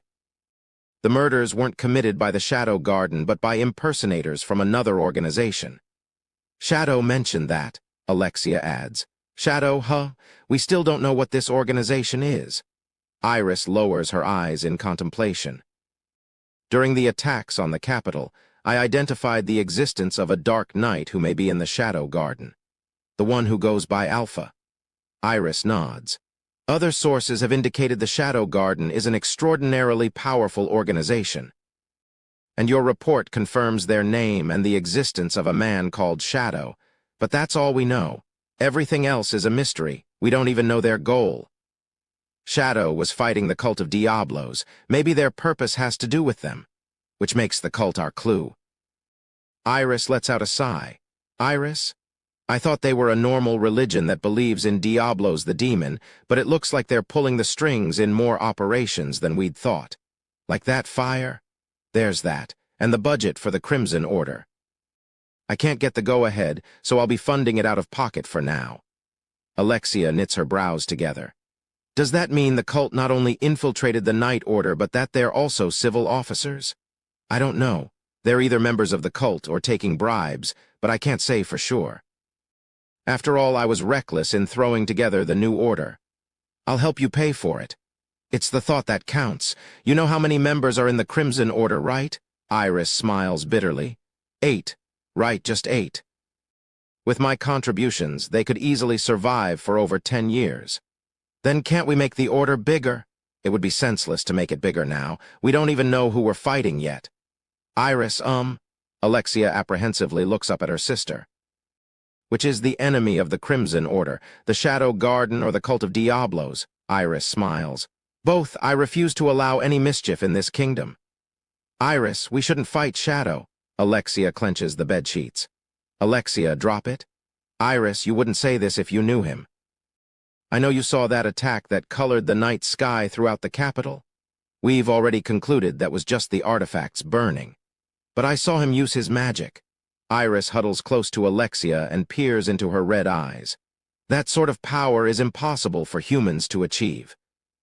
Spending too much time in captivity has made your memory foggy, and I bet all those strange drugs made you hallucinate. I don't think you're lying, but I do think you need rest. Iris? Iris places both of her hands on top of Alexia's. And even if it really did come from that shadow, we can't turn a blind eye to him. Who will protect our country if I flee? Iris. Iris strokes Alexia's hair, then rises to her feet. Get some rest until you're healed. I'll help you when I get better. That won't be necessary. Huh. Oh, you're under house arrest. I must have forgotten to tell you. You can't be serious? For stealing evidence. Iris shows her the red pills, and Alexia's jaw drops to the floor. Think about what you've done. The door slams closed behind her. Chapter 5, Mastering the Peaceful Life of a Nobody. I'm being watched. I feel their gazes when I walk into class. Everyone's watching me and whispering. That's him. The one who shit himself as he ran. I heard he crapped on the street so everyone could see. I shoot daggers at Skell and Poe. Their eyes nervously flicker around the room. That was a real disaster yesterday. Gee, good morning. It must have been tough for you. Yeah, morning, and today is much worse. They wear a pair of stiff smiles, and I heave a huge sigh. Hey, anyway, did you bring your chocolate from yesterday? Skell takes out a baggie. I brought mine. Poe chimes in. Yeah, I guess, I say, all right. Come lunchtime, Operation Give a Gift begins. Ooh, I'm so excited. Yeah, whatever you say. Which brings us to lunch. We follow Skell, who claims he'll show us how it's done. He stands in the hallway near a classroom for the second-year students. We observe him from a distance. He's going for an upperclassman. Go, Skell. Yeah, whatever you say. After a few seconds pass, a cute girl exits the classroom. Here. Skell holds out the chocolate. Hey, you got some business with my fiancé. A pair of large hands clutch his shoulders. There's a crazy buff senior behind him. Oh, I just... Let's take this outside, to talk it out. The two of us ignore his distressed stare and turn away. Let's go. Yeah, whatever you say. I can hear Skell screaming behind me. Poe takes me to the library. It's an enormous resource shared between the academies for dark nights and sciences. Naturally, this isn't where the jocks of the school hang out, though, of course, it's not for me either. Which means you're after someone from the Academy of Science. Yes, I'm not taking Skell's approach. See, I did a thorough investigation on her. I know her friends, her favorite foods, her dorm room number, which bathroom she uses, her shoe size and the smell of her feet, the color of her underwear, her hip, bust, and waist measurements, and I used a cup she drank from, too. All right, enough. Just go already. I drag Poe into the library and walk away. I don't see what happens next. Eek. It's that guy, my stalker? Almost instantly, I hear screaming behind me. The bag of chocolate sways as I walk around the library. I usually never come here. It's nice. I speak to the first girl from the Academy of Science that I pass. Here's some chocolate. Huh, she's a hottie with light pink hair. I hand off the bag of chocolate and leave. Wait, what? I can hear her getting all confused. I think I've seen her face before, but I can't remember where. I wonder what this is. A cute girl with peach-colored hair in the study room cocks her head to the side. She scrutinizes the brown objects in the box with relaxed eyes. Even after taking the fragrant thing in her hand, she can't identify it. She's almost certain the boy had called it chocolate when he gave it to her. Sherry, are you all right? There's a middle-aged man standing behind her with salt-and-pepper hair all slicked back. Assistant Principal Lutheran, you promised to call me father in private. Foster father. Sherry smiles uncomfortably. Why do you have that box of chocolate? Chocolate? A boy from the Academy for Dark Nights gave it to me. You don't say. Lutheran thoughtfully strokes his beard. That's the luxury snack. All the girls have been talking about it. I think he gave it to you as a gift. What? But I don't even know him. They call it love at first sight. That's the finest chocolate in the world. You can line up for it at the crack of dawn and still not be able to purchase it. He must have done the impossible to get it for you. Love at first sight. Sherry murmurs, her cheeks tinged pink. How will you answer him? Answer him? He must be waiting for your response. But I. Her face flushes bright red and her eyes dart back and forth. You're not just here to do research. You should learn how to interact with your peers. That's what school is for. I will. He gently grins at Sherry, who's hung her head. Is all going well with the artifact? I've only just started. Sherry smiles uneasily, her cheeks still slightly flushed. That's totally understandable. But I do know one thing, it's written in a unique code. A unique code? Sherry spreads documents across a table. I'm guessing it was used by an ancient country or organization, and it's almost identical to the one from Mother's research.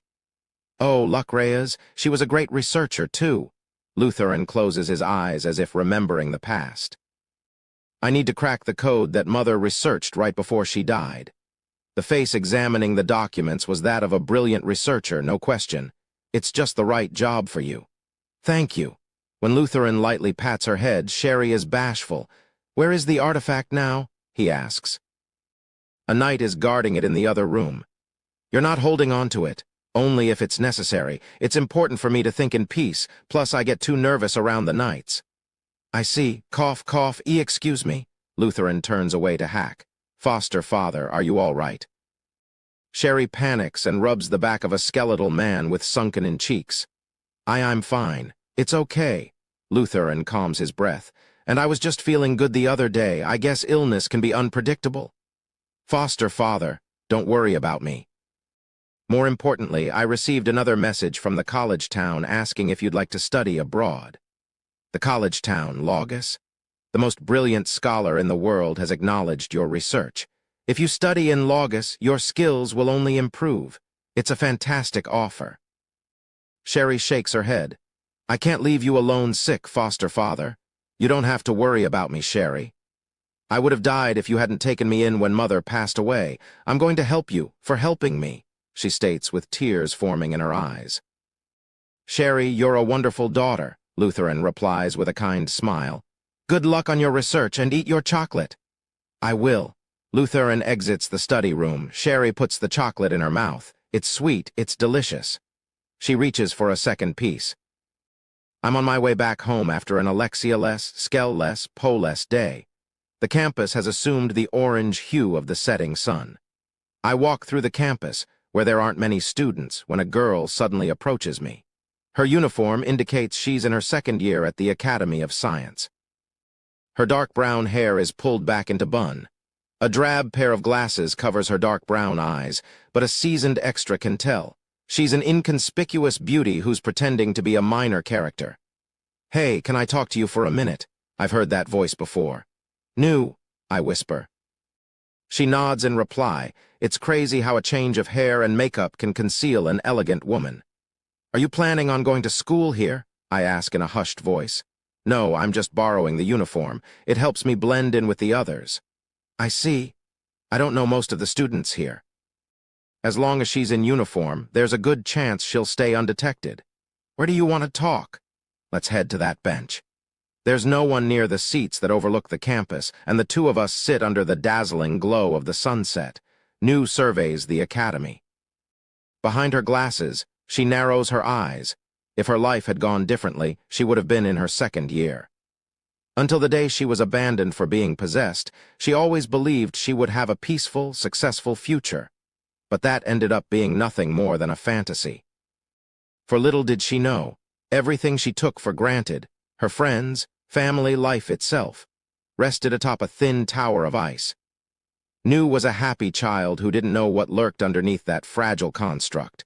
Her eyes observe the students in envy and sorrow, and she recognizes a few of their faces. In many social circles, New was known as the daughter of the Marquess, living an affluent lifestyle. But that time in her life has passed. She's been erased from the history of her household, as if she never existed. She wonders how many of her friends still remember her. Maybe they talk about her. But she guesses they'd rather spread hateful rumors. That's what happens to the possessed. There's no reason she has to meet Shadow at school in daylight, but she can't relinquish her last shred of hope. She wants to believe she has a place in a tranquil corner on this campus. She wants to relish in this foolish dream. New smirks. She has no place to call home, but she has comrades who share the same goal. And sitting right next to her is her beloved master. He started fighting all by himself. Even if he was the last man in the world, he would continue to fight. His existence is what keeps the Shadow Garden afloat. People are frail and want to rely on something definite. If God is essential to Earth, then Shadow is essential to the Shadow Garden. But she believes he's better than God. If she opens her eyes, she can see him, and if she reaches out, she can touch him. What's up?" "There's something on you." New wipes a stray thread off his shoulder and looks at his profile. "Please don't tell Gamma about this." She'd be so mad if she found out I snuck onto campus in broad daylight. "You got it. But I was really surprised. That makeup makes you look totally different." My face is bland, so it's easy for me to change my appearance. I've always been good with makeup. I guess you could call it one of my old hobbies. Wow, and your Mitsugoshi persona. When I'm there, I make myself look much older than I really am. "I see. By the way, how old are you?" "It's a secret." New flashes a beguiling smile. "I'm here to report on the incident yesterday with the man in black." "Great." "I interrogated the pretender but couldn't get anything out of him. I suspect rigorous brainwashing destroyed his psyche. Judging from his other physical characteristics, I believe he is a third child." "Huh." "The children of Diablos. If the cult finds impoverished orphans or young citizens who possess even the slightest bit of magic, its members will snatch them from the streets and raise them in a special facility. There, the children undergo brutal training and brainwashing. They're loaded with drugs, and it's said that fewer than 10% of them manage to graduate. The third children are those in the 10% who are deemed worthless. They only exist to be sacrificed and abandoned. With minds too corrupted to leak classified information, the thirds are more powerful than the average knight. The seconds are mentally stable. The few firsts in existence are said to be the greatest warriors in the world.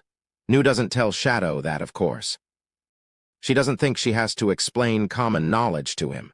The cult is clearly pulling the strings in these incidents. I imagine their purpose is to lure us in. But that isn't their only goal. The other day, we confirmed the existence of a named first child in the capital. He's called Rex, the game of betrayal. I'm guessing they're gathering for a particular purpose.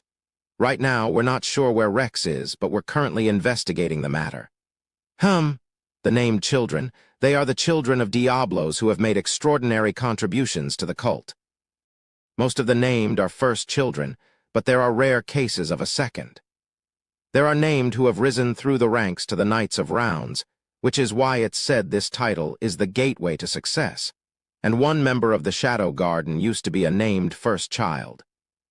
All this information has been provided by that same woman, but New skips over these details, of course. She figures he already knows this. Please be careful. The cult is up to something. We'll keep investigating and report back as soon as we know more. The evening sun is sinking beneath the horizon. This dim glow of the sun turns the clouds vermilion. New fans her neck, which is slightly sweaty from the heat, and stands up. After stretching beside her, Shadow rises to his feet. There could have been a future where they spoke as lovers and spent their days together at school. New smiles wistfully, imagining what might have been, and even if it's a moment of indulgence. Hey, don't you know how to escort a lady? Escort? You mean like this? He sticks out his left arm and she links with him, walking side by side, and smiles. This was the future she should have had. A male student screams from far away. Shit, Spillerer! New crossly clicks her tongue. She recognizes the boy who ruined the mood. He's the piece of trash who would constantly hit on her in social circles. She decides to beat him up afterward. Next to her, Shadow looks around nervously for some reason. New squeezes his left arm. Who's the strongest Dark Knight in school?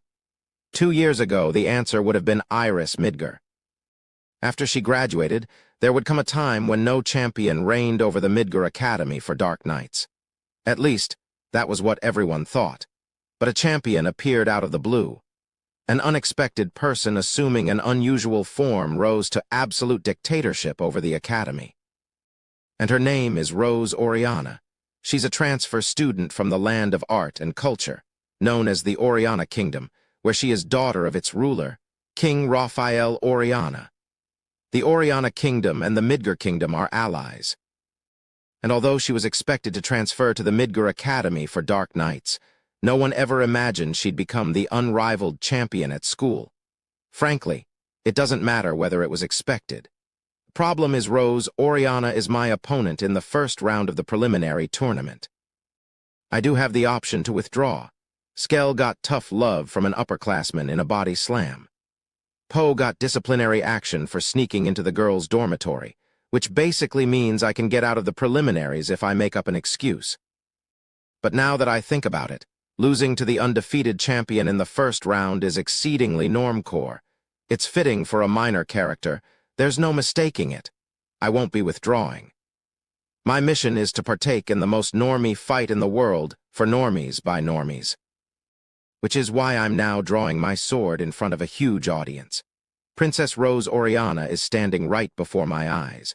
With her honey-colored locks elegantly curled, Rose dons stylish fighting gear and wields a slender sword. The curves in her face are gentle, her figure is stellar, and everything about her is just plain chic. It's what one could expect from the princess of the country of the arts. To top it off, Rose is also student council president, despite being a transfer student in her second year.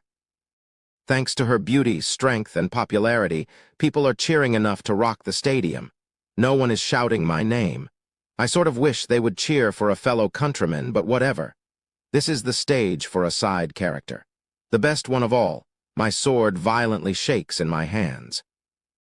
I wonder if I've ever felt this nervous before a fight. She could claim victory, commit murder, vaporize me without a trace, but that's all too simple. No one wants to see a cop-out. They want to see me lose harder than anyone else. How does one define norminess? I'm stepping into philosophical territory here. But have no fear. I've mastered the 48 hands of minor mystery technique in preparation for this day. Rose Oriana versus Sid Cagenu, the judge announces. Electric sparks shoot from our eyes, her honey-colored irises and my normie ones. Hey, Rose Oriana, Can you keep up? Keep up in the ultimate fight with a background character? Let the battle begin.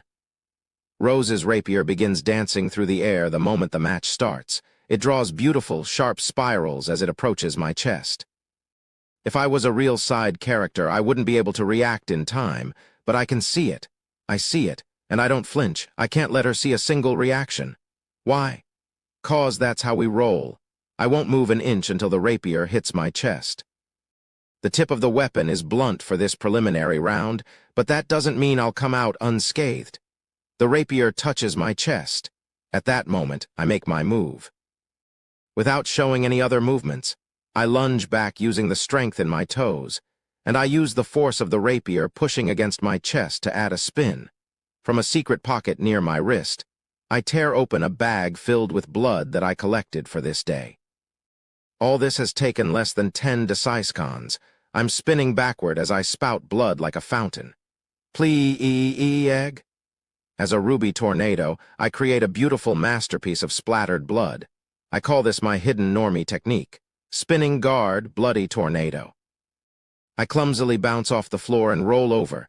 The cheers from the audience shake the arena. Jaya.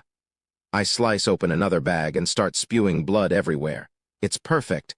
Everyone in this venue totally buys that I'm a side character. I almost flash my pearly whites after my perfect 10 performance, but I stop myself. It isn't over yet, that's right. This isn't the end. Ag. I rise to my feet, pretending I'm literally 10 seconds away from death. Yeah, that's because there are still 47 techniques left. How is he standing? Rose Oriana is stunned by the boy who keeps getting back up no matter how many times she knocks him down. He's soaked in blood, and no one can tell if he can lift up his sword. He doesn't look like he can fight, no, it's a miracle he can even stand. Although her sword is thin, her attack certainly isn't light. The tip of her blade may be blunt, but the magic inside of it is real. If she got one decent shot, he'd be rendered useless. But exactly how many times has she hit him? It wasn't just once or twice. Even though he endured at least 10 strikes, he still rises to his feet with unrelenting vigor. How is he still standing after all that? His body has exceeded its physical limits, but his eyes seem devoid of death. His fierce gaze tells her he still has something left to do. That's right. His soul surpasses the limitations of the body, and his unyielding soul is holding his broken being together. His valor leaves a deep impression on Rose. How badly does he want to win this battle, and why? He must have a reason he can't allow himself to lose. There is an immense difference in skill. He doesn't have so much as a 1 in a million chance, but even then he refuses to give up. His fiery eyes glare at Rose. It isn't over yet. This isn't the end. Rose is moved that the tenacious spirit of a hero can defy death in the face of an undefeatable opponent.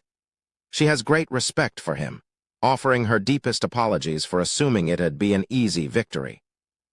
He's certainly hopeless when it comes to a sword fight, but as for the battle of spirits, Rose has completely lost.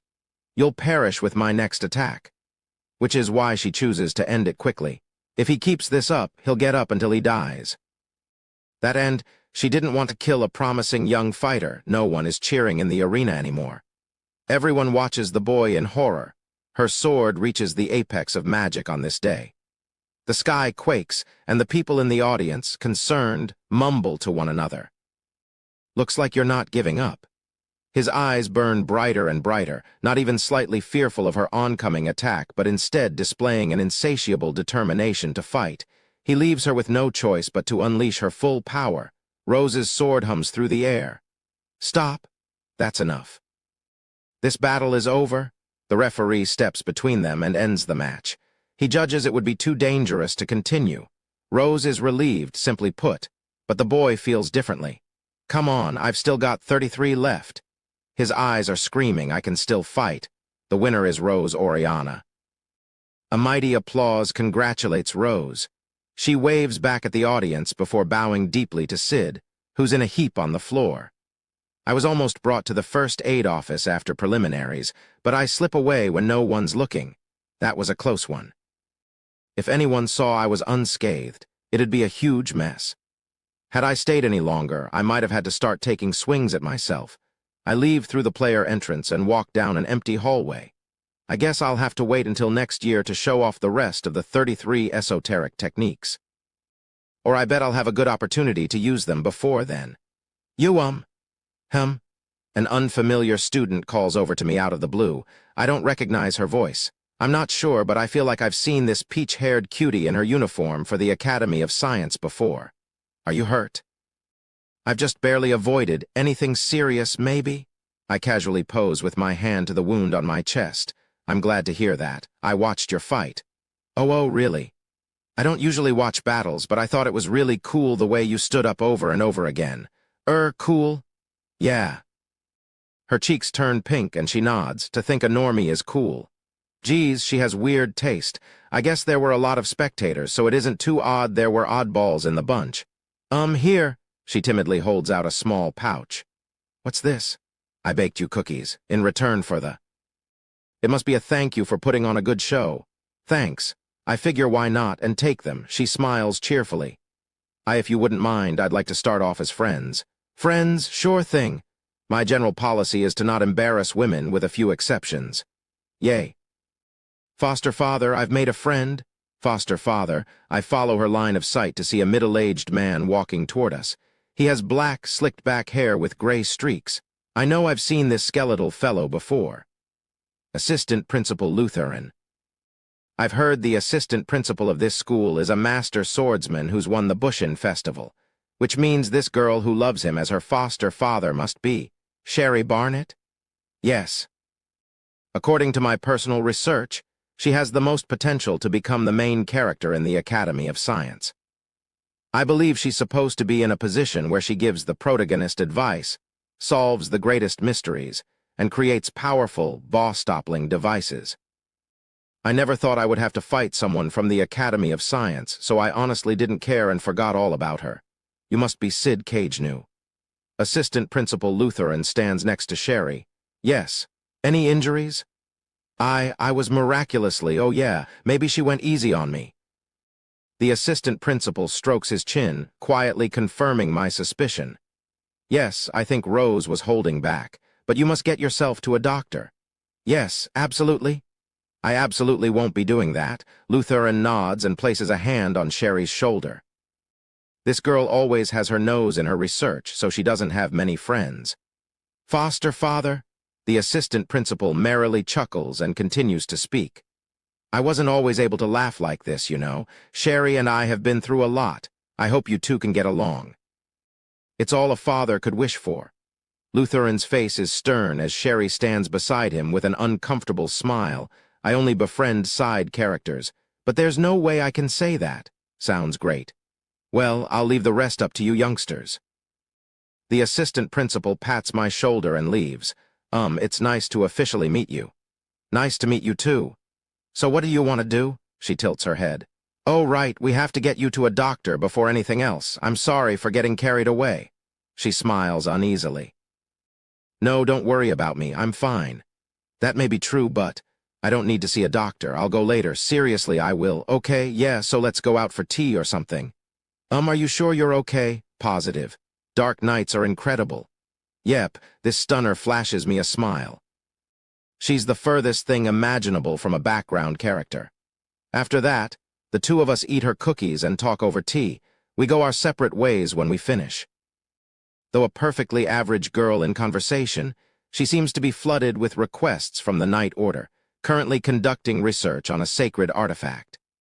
I went the extra mile and told her I was impressed. Oh, by the way, her cookies were simple but downright delicious. She can never be a normie's friend. But she goes to the Academy of Science, so we probably won't meet again anyway. The next day, I notify the school that I'll be taking 5 days off for medical treatment to ease their suspicions. My classmates are a little nicer to me when I finally come back. Ever since Sherry befriended Sid, she feels like she's floating on air. Sid has been absent from school due to the injuries he sustained at the preliminaries. He said he felt fine after the tournament and even joined her for tea, but he seems to have overdone it after all. She's worried about his condition.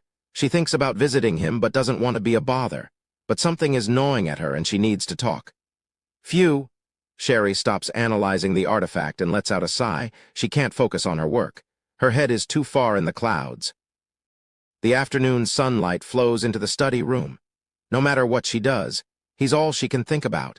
She thinks back to the moment he gave her the chocolate, about his unrelenting stance during preliminaries, about their conversation over tea over and over again. She thinks about him during class and as she conducts her research, right until she goes to bed. I wonder what's wrong with me. She retrieves the empty box of chocolate from a drawer in her desk.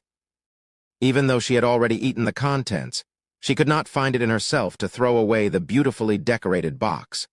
The sweet aroma of chocolate still clings to it. Sherry is also curious about a certain rumor. From what she's heard, Sid and Princess Alexia are in love. She doesn't know the specifics, but she imagines the rumor holds up for it to make its way from the Academy for Dark Knights to the Academy of Science. Sherry stretches as she watches the curtain billow with the wind. Okay, I'll do it.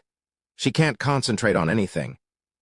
Sherry decides she has to talk it out in person. Knock, knock. Sherry gives a few quick raps on a door in the dormitory for girls.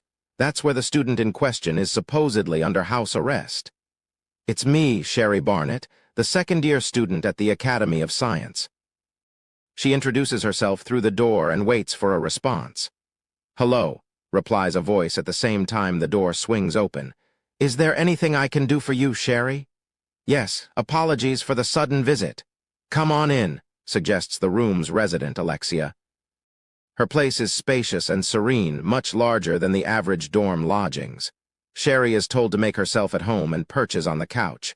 Would you like black tea? I've also got coffee. Seems to be really popular recently.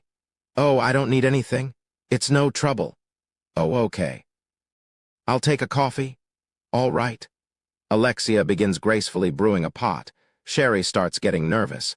I'm in my second year and she's only in her first. No need to get worked up, she reassures herself with nonsensical logic, thinking it's all good because she's Alexia's senior. But on second thought, Alexia is royalty. Maybe this isn't such a good idea. No, she's the upperclassman here. She has to be confident. I can guess why you're here, Sherry. Sherry jolts at those words. This is about the artifact, right? Well, not exactly. There's the clink of a coffee cup. Alexia places it on the table in the midst of an awkward lull in the conversation. Here you go. Thank you very much. Alexia takes a seat opposite Sherry. Whoa, that's bitter, Sherry whispers after taking a sip. It's easier to drink if you add milk and sugar. Oh, okay. Sherry didn't mean for Alexia to hear that comment, but it looks like she did. Sherry's automatic reflex is to add tons of milk and sugar and chug it. Oh, it's so good. Gee, great. Those are the finest coffee beans from Mitsugoshi. I'm glad you like it. Mitsugoshi, oh, the place that sells chocolate. You know, that place really is something. This coffee is so sweet and creamy. Yeah, it sure is, Alexia comments, looking as if she wants to say, because you're basically drinking sugar and milk. So what can I do for you? Oh, right. Yes. Sherry puts down her cup, looking slightly pained as she mumbles, Actually, I'd like to ask you something. Okay, like if you've had a boyfriend recently and stuff. I'm sorry. And if you went out with Sid Cagnew and whether you're still together and stuff. Alexia scrutinizes her face to find out if she's being serious. Sherry's eyes are darting around the room, and there's obvious tension in her shoulders. Alexia guesses she may not be good at conversation in general. She's picked up that Sherry is nervous, but Alexia can't figure out the reason behind her question. We broke up. Alexia speaks as calmly as possible. Really? Phew. Sherry sounds elated, as if she feels relieved from the bottom of her heart. Alexia's cup clinks as she sets it down. Oh, but does that mean you actually dated? Her tone changes drastically and sounds uneasy. It wasn't a real relationship. There were some circumstances that required us to pretend. Oh, I see. That's great. Sherry giggles cheerfully. Alexia's cup clangs. I just befriended Sid the other day. What? Why you don't say? Yes, I couldn't stop thinking about your relationship. Was that the only reason for your visit? Yep. It distracted me so much I couldn't focus on my research. I'm just so happy to know you two aren't dating. Why, yeah, great. Alexia brings the cup to her mouth with a trembling hand. It's empty. Thank you so much. Oh, and thanks for the coffee. Sherry takes her leave with a bright smile, the exact opposite of the expression she wore when she came in. The moment she steps out of the room, there's a sound of something breaking, but Sherry is too ecstatic to hear it. Chapter 6. That scene where terrorists take over the school. The day after I return to school, my last class of the afternoon ends a bit early. The candidates for student council and our current student president will now give speeches. Everyone, please return to your seats. The instructor addresses the students trying to book it out of class. Where are the third-year students anyway? Who knows? I answer Skell's random question with a yawn. He's sitting next to me. The third years are out the whole week for an after-school program. Right when Poe turns back in his seat to inform us, the door swings open. Two girls enter as the instructor leaves the room. I know one of their faces. She was my opponent from the other day, Rose Oriana, the student council president. I've always wondered how a normal school uniform can exude chicness when someone trendy is wearing it. Today, our instructor has given us this precious time to tell you about the student council election. Starts a girl in her first year stiffly, as if she isn't used to public speaking. Am I the only one who feels like this speech is going in one ear and out the other? Skell and I yawn as we space out through the speech. Poe seems to be taking notes. Wait, I'm pretty sure I just made eye contact with the student president. I would be surprised if she remembered the insignificant background character she squashed in the first round. Hey, the student president just looked at me, says Skell, fixing his bangs. Yup, I respond. Hey, she might scout me for student council. Yup, hey, being on the council would bug me, I'd hate it. Yup. This is how we pass the time, then out of nowhere my magic feels off. Huh? What is this? I'm constantly training by manipulating magic particles in my body, but now it feels like I can't contain them anymore. Something is blocking my magic flow. I'll probably have to pry it open or make the magic particles even smaller to permeate the barrier. As these thoughts run through my mind, I feel something rush toward the classroom. It's here, I say ominously just because. At that moment, I hear an explosion. The door flies off its hinges and my classmates fall into a frenzy. Just then, men in black burst into the room with drawn swords. All of you don't move. We are the Shadow Garden and we're taking over this school, they scream, blocking the entrance. Are you serious? My groan is muted by the clamor around me. The students can't move. Maybe this is some kind of special training or a prank, or it was real. Most of the students can't grasp that the Academy for Dark Nights is under attack. I'm the only one who completely understands what's happening. I'm the only one who knows they're serious, that they're blocking our magic, and that the same thing is happening in all the other classrooms. Incredible? I involuntarily utter in awe. These guys did it. I mean, they're really going for it. They're doing what all the boys in the world dream about, what fills a page in the fantasies of boyhood adolescence. They're reenacting the scenario where terrorists take over the school. I'm so moved, I'm shaking. I can't tell you how many times I've imagined this scene. Hundreds, thousands, millions of times. I've thought out countless iterations, and right before me, my dream is coming to life. Stay in your seats. Put your hands up. The men in jet black swing their swords to threaten the students, who are slowly piecing together the situation. They must be high-spec professionals with a cult following. I mean, they chose to side with terrorists. But the focus is, of course, on the student protagonists. What will they do? How will they act? The possibilities are endless. You seem to have no idea where you are, echoes a gallant voice across the room. A girl with a sword on her waist has confronted them. Take over the Academy for Dark Nights. You must be out of your mind. Rose Oriana is standing up to them, completely alone. I think we asked you to put down the weapon, Missy. No, she wields her rapier. HMPH, you'll be a good lesson for the others. He readies his katana. This is bad. She hasn't realized she can't use magic. What in the... With her sword at the ready, her face turns a perplexed shade of red. Seems you've finally caught on. He sneers behind his mask. At this rate, this is going to be really, really bad. But you're too late. The all-black blade plummets toward Rose. She can't possibly defend herself with her magic restrained. I kick a chair over and run. NR, stop, don't do that. I process the situation at a breakneck speed and the world around me slows down. I'm both exhausted and furious in this moment. If this continues, she'll be the first person killed by the terrorists, and that can't happen. I won't let it. To be the first victim of these terrorists is my duty as an extra stew-wop. I let out a soul-wrenching howl as I leap between them. As she watches the bare blade draw closer to her, Rose knows this is the end. Her fragile body can't tame the magic.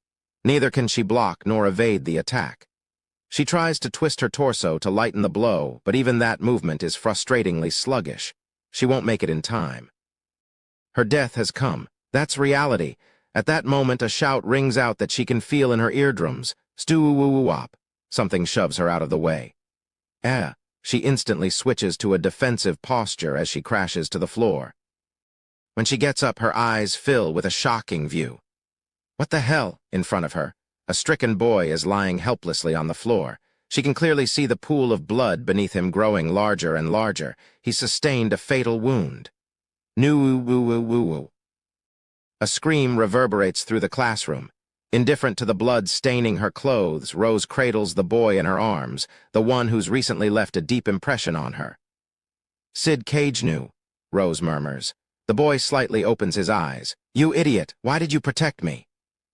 They only met the other day. They've never even spoken properly to each other. She can't imagine why he risked his life to save her. The boy opens his mouth. Gak calf, he vomits a stream of blood. Sid. His hacked-up blood splatters across her porcelain cheeks, and he smiles at her, before drawing his last breath. He wears the dying expression of a man who completed his mission. Why? A tear cascades down her face. She stops herself from weeping as she holds him in her arms. When she looks at the dead boy's face, she feels as if she's figured everything out. She knows why he was so strangely persistent during the preliminaries. She knows why his eyes burned when he gazed at her. And she knows why he laid down his life to protect her. They are all connected.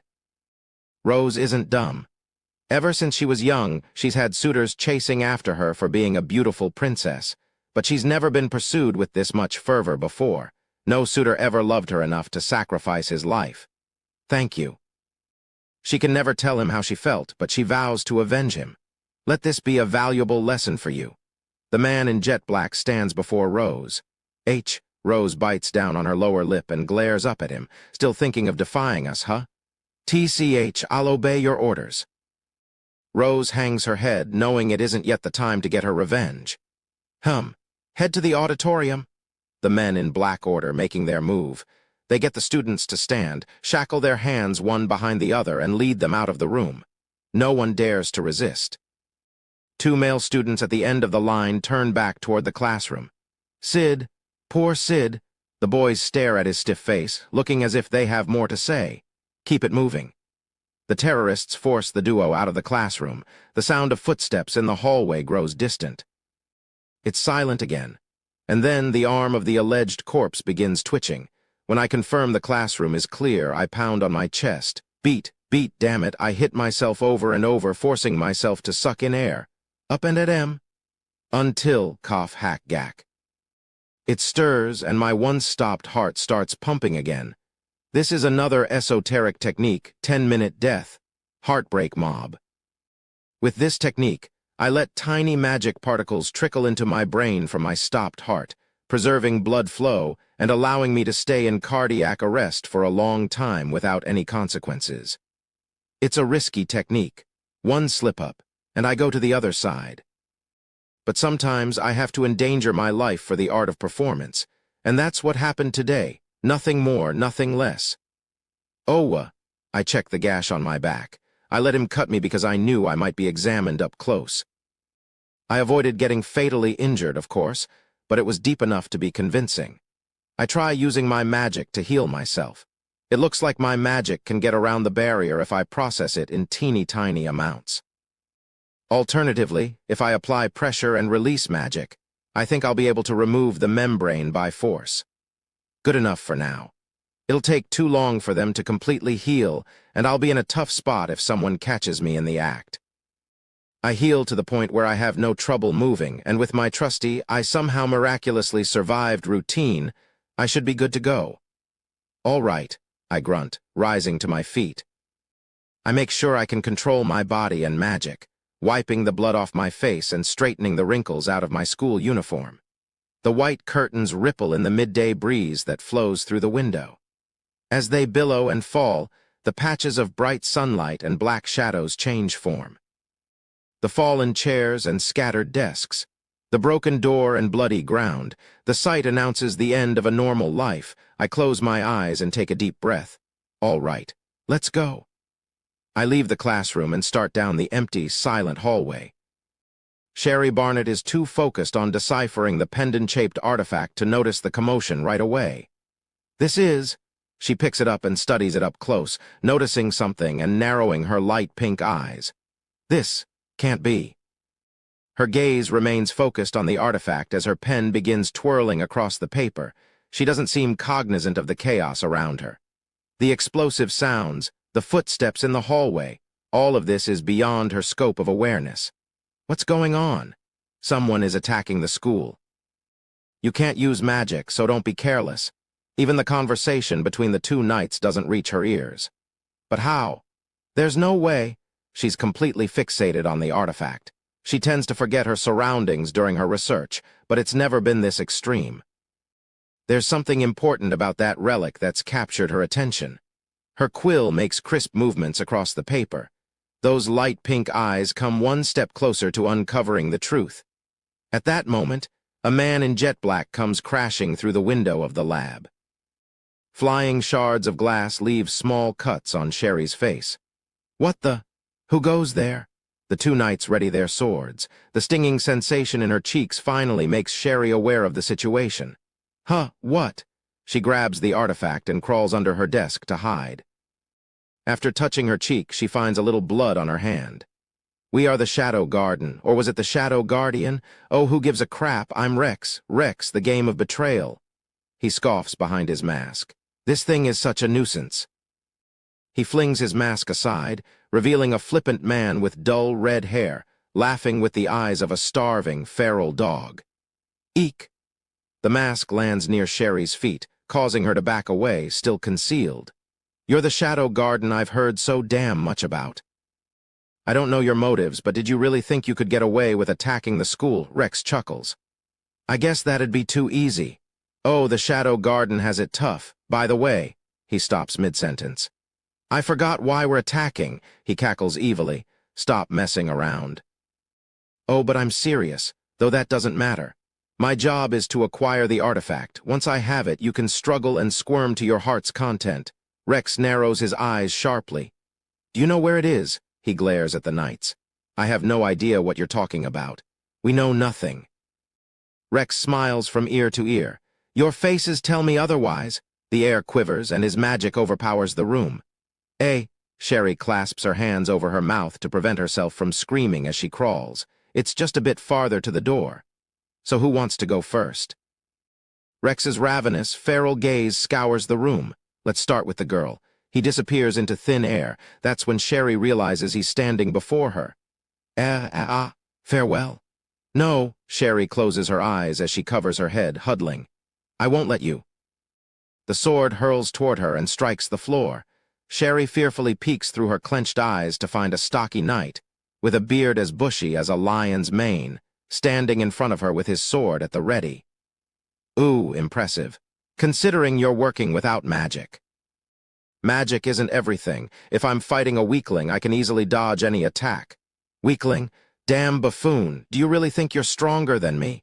Rex ferociously scowls at the large man. I do. Why don't you tell me your name?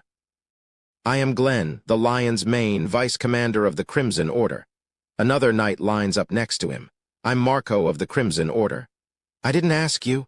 In that last moment, Marco looks down at Sherry. Run. With that, the battle begins. Sherry crawls into the hallway and proceeds to sprint at full speed. She covers her ears to muffle the blood-curdling screams behind her. I walk onto the rooftop and peer down at the campus.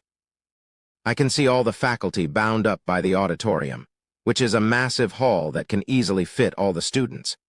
It's where the school hosts its entrance ceremonies and the occasional lecture by a public figure or a theatrical performance.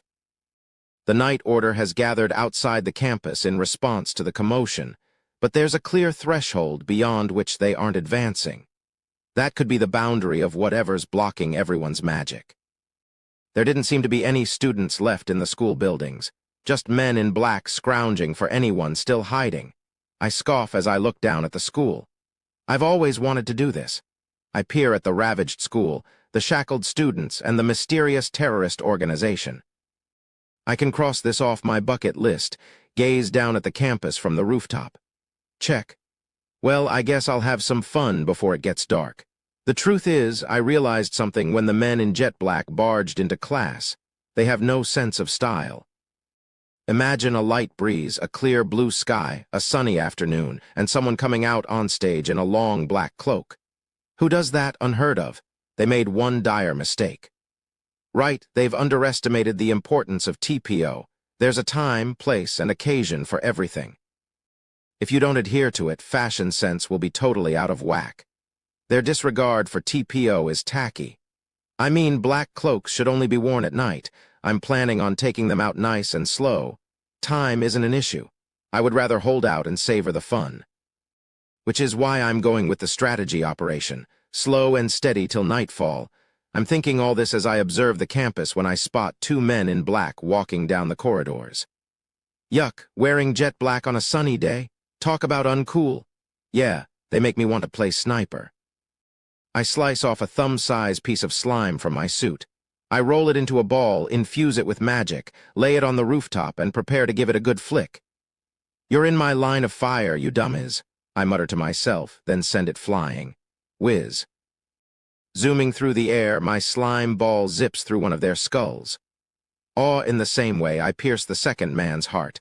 I've already defeated them in 2 hits. Unbelievable. I'm bummed. I was in the mood to launch one more. Oh well, my next target is... With my slime bomb at the ready, I close one eye to scope out my next victim. In the school building across from me, I spot a defenseless blockhead. Target acquired. It's a girl with light pink hair. Wait, what? That's Sherry. What's she doing over there? She's giving herself away by blatantly looking back after each step. Sherry, you're blowing your cover. I confirm that a man in black is lunging at Sherry from behind. I lock onto my slime bomb target and shoot. The man's head flies off. Mission complete. Completely oblivious, Sherry keeps moving until she disappears from view. I wonder what's up.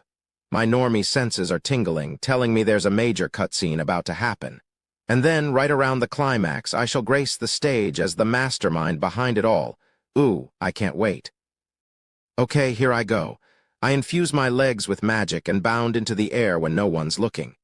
Yahoo! I safely land on the school building across the way. After that, I jump down, grab hold of a window ledge, and swing into the building. I glance around the hallway, and there she is. The girl with light pink hair looks around like a gopher. Like I said, you're blowing your cover. There's a man in jet black behind Sherry. Right before he grabs her, I rush at him at full speed. Sherry senses something moving and looks behind her. She hears a whoosh, but no one is there. A silent hallway extends into the distance. Maybe I'm just paranoid? Sherry cautiously peers around her, her shoes lightly tapping against the floor.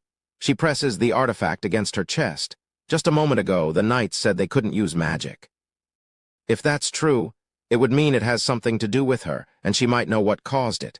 And in terms of the artifact, Sherry hugs it tightly one more time. I've got to do something about this. The image of the 2 knights bravely fighting to help her escape floats into her mind. She knows she can't let them die in vain. Wrestling with these thoughts, she turns the corner. There's a man in black. Sherry panics and attempts to conceal herself. She thinks she's done for. She swears they lock eyes. There's another wish. It's fine. I'm still good. I haven't been caught. Sherry prays as she looks ahead once more. Phew, I'm still safe. Her ebony assailant has vanished. She bravely yet cautiously surveys the area while her shoes tap rhythmically on the floor. Oh.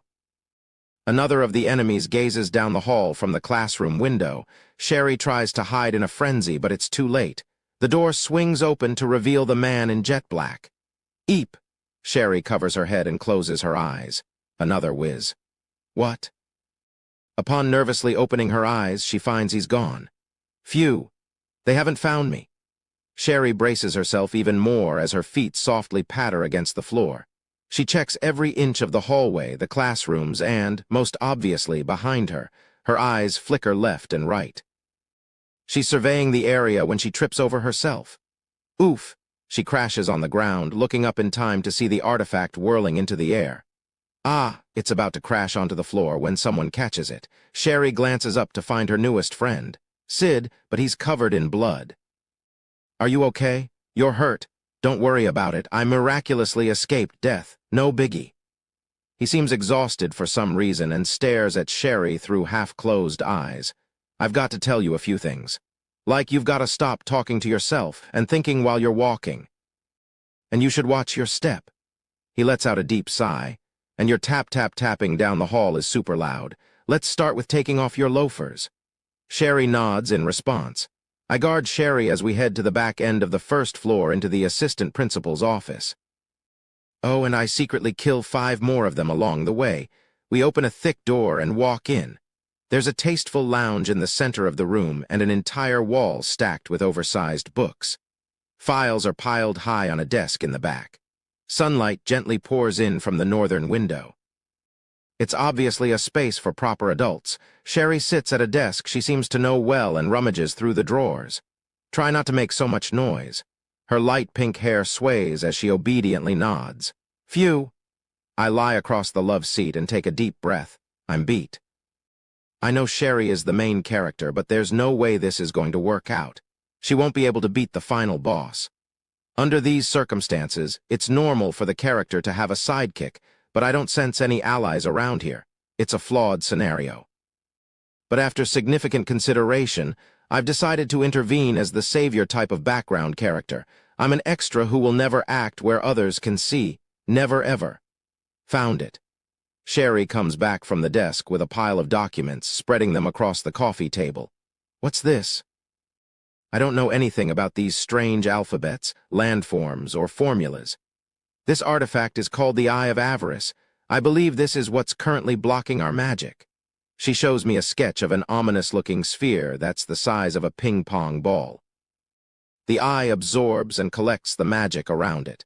When it's activated, it's harder to hone magic in the area. But the men in black had no problems using magic. They must have programmed the eye to recognize their magical wavelength. I've already confirmed it doesn't consume pre-registered magic. It also has difficulties absorbing microscopic particles with powerful energy, but neither of us would recognize those in the first place. Hey! And as if that's not troubling enough, it can also use the magic stored inside it. I'm guessing they were originally planning to use this artifact as a weapon, but it can't store magic for long periods. I believe it's defective. But it's effective in the short term, even if it can't store the power very long. Correct. Right now, there are hundreds of Dark Knights held hostage in the auditorium. In theory, if they released the magic in the artifact, they might just be able to obliterate the school. Whoa! I was the first one to decode the eye with my research. When I realized its potential dangers, I kept it away from the world of academia and asked the kingdom to store it for safekeeping. Oh, why did this happen? Sherry looks at me with gentle eyes. It's either a replica or it was stolen. Is there a way to operate it? Yes. Sherry nods and produces a large pendant. That's a real dirty pendant you got there. This seems to control it. The eye cannot move on its own. I believe it can only be used when attached to this device. When they act together, the artifact is no longer defective and is limited to storing magic short-term. It'll be able to hold magic for longer? I would have to put them together and experiment to know for sure, but yes, I believe it's possible. Huh. This device has the power to temporarily disable the eye. We should be able to free the people in the auditorium in that time. Sounds good. And then? Well, I haven't finished examining the artifact, so I'd like to prioritize that. I see. After I interpret it, we can bring the activated artifact closer to the eye. How? They're vigilantly patrolling the ground level, so I think we might have to get closer underground. Sherry smiles somewhat nervously. Underground. Yes. Sherry takes a few books off the bookshelf, and it swings back to reveal a staircase leading to a lower level. Neat. I love these kinds of gimmicks. There are still a few hidden escape tunnels left in some of the on-campus facilities, but no one's used this passage in a while. There's a hint of sadness in her eyes. The stairs are dusty, and there aren't any footprints. I wish my foster father had escaped, though, here. Ah, Assistant Principal Lutheran, he adopted you, right? He used to help my mother with her research, and he's taken care of me for as long as I can remember. Even after Mother died and I had nowhere to go, he took me under his wing and raised me as his own. Sounds like a great guy. Yes, he really is. He's always the one saving me, and this time I want to be the one to save him. Sherry beams. I hope he's all right. After we get closer underground, what should we do? Oh, we go through the tunnels and throw the active artifact into the auditorium. Won't it break? Even if it does, it'll still disable the eye temporarily. All we'll need is the Dark Knights to give us a hand. The climax sounds a bit weak, but I could spice it right up if I turn into Shadow and go on a rampage. To tell you the truth, I'm thankful she prepared a great scene for me to show off what I can do. Fantastic, let's do it. Great, I'll just hurry up and finish deciphering this. My back hurts, so I can't help too much, but good luck. I'm glad she has a decent tactic. I guess I won't have to be the supporting side character after all. Sid, don't overdo it. I'll do the best I can. I've never been able to help anyone, but now it's my turn to save my foster father and everyone else. Yeah, you got this. Oh, I'll be right back. Gotta go to the bathroom. I leave Sherry to her research so I can go out and play. With the wild eyes of a starving dog, Rex opens the auditorium doors and boldly saunters through the room. A group of men follow. The students are forced to stay in their chairs, lowering their heads when the group approaches them. There are 3 floors in the enormous, drafty auditorium, and all of the exits are guarded by men enshrouded in jet black. The students are being monitored and not allowed to make a single peep. An insincere smile plays on Rex's face as he slips out of the auditorium and heads toward a waiting room. "How was it?" asks a man in black as soon as Rex shuts the door. His voice is deep and dignified.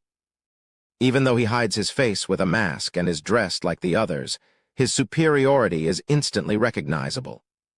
"You don't waste time, do you, Sir Gaunt? We've almost completely taken over the school. The Night Order is making a ruckus outside, but they're not even worth our breath." "Irrelevant. I'm asking whether you've obtained the artifact." "Oh, the artifact, about that."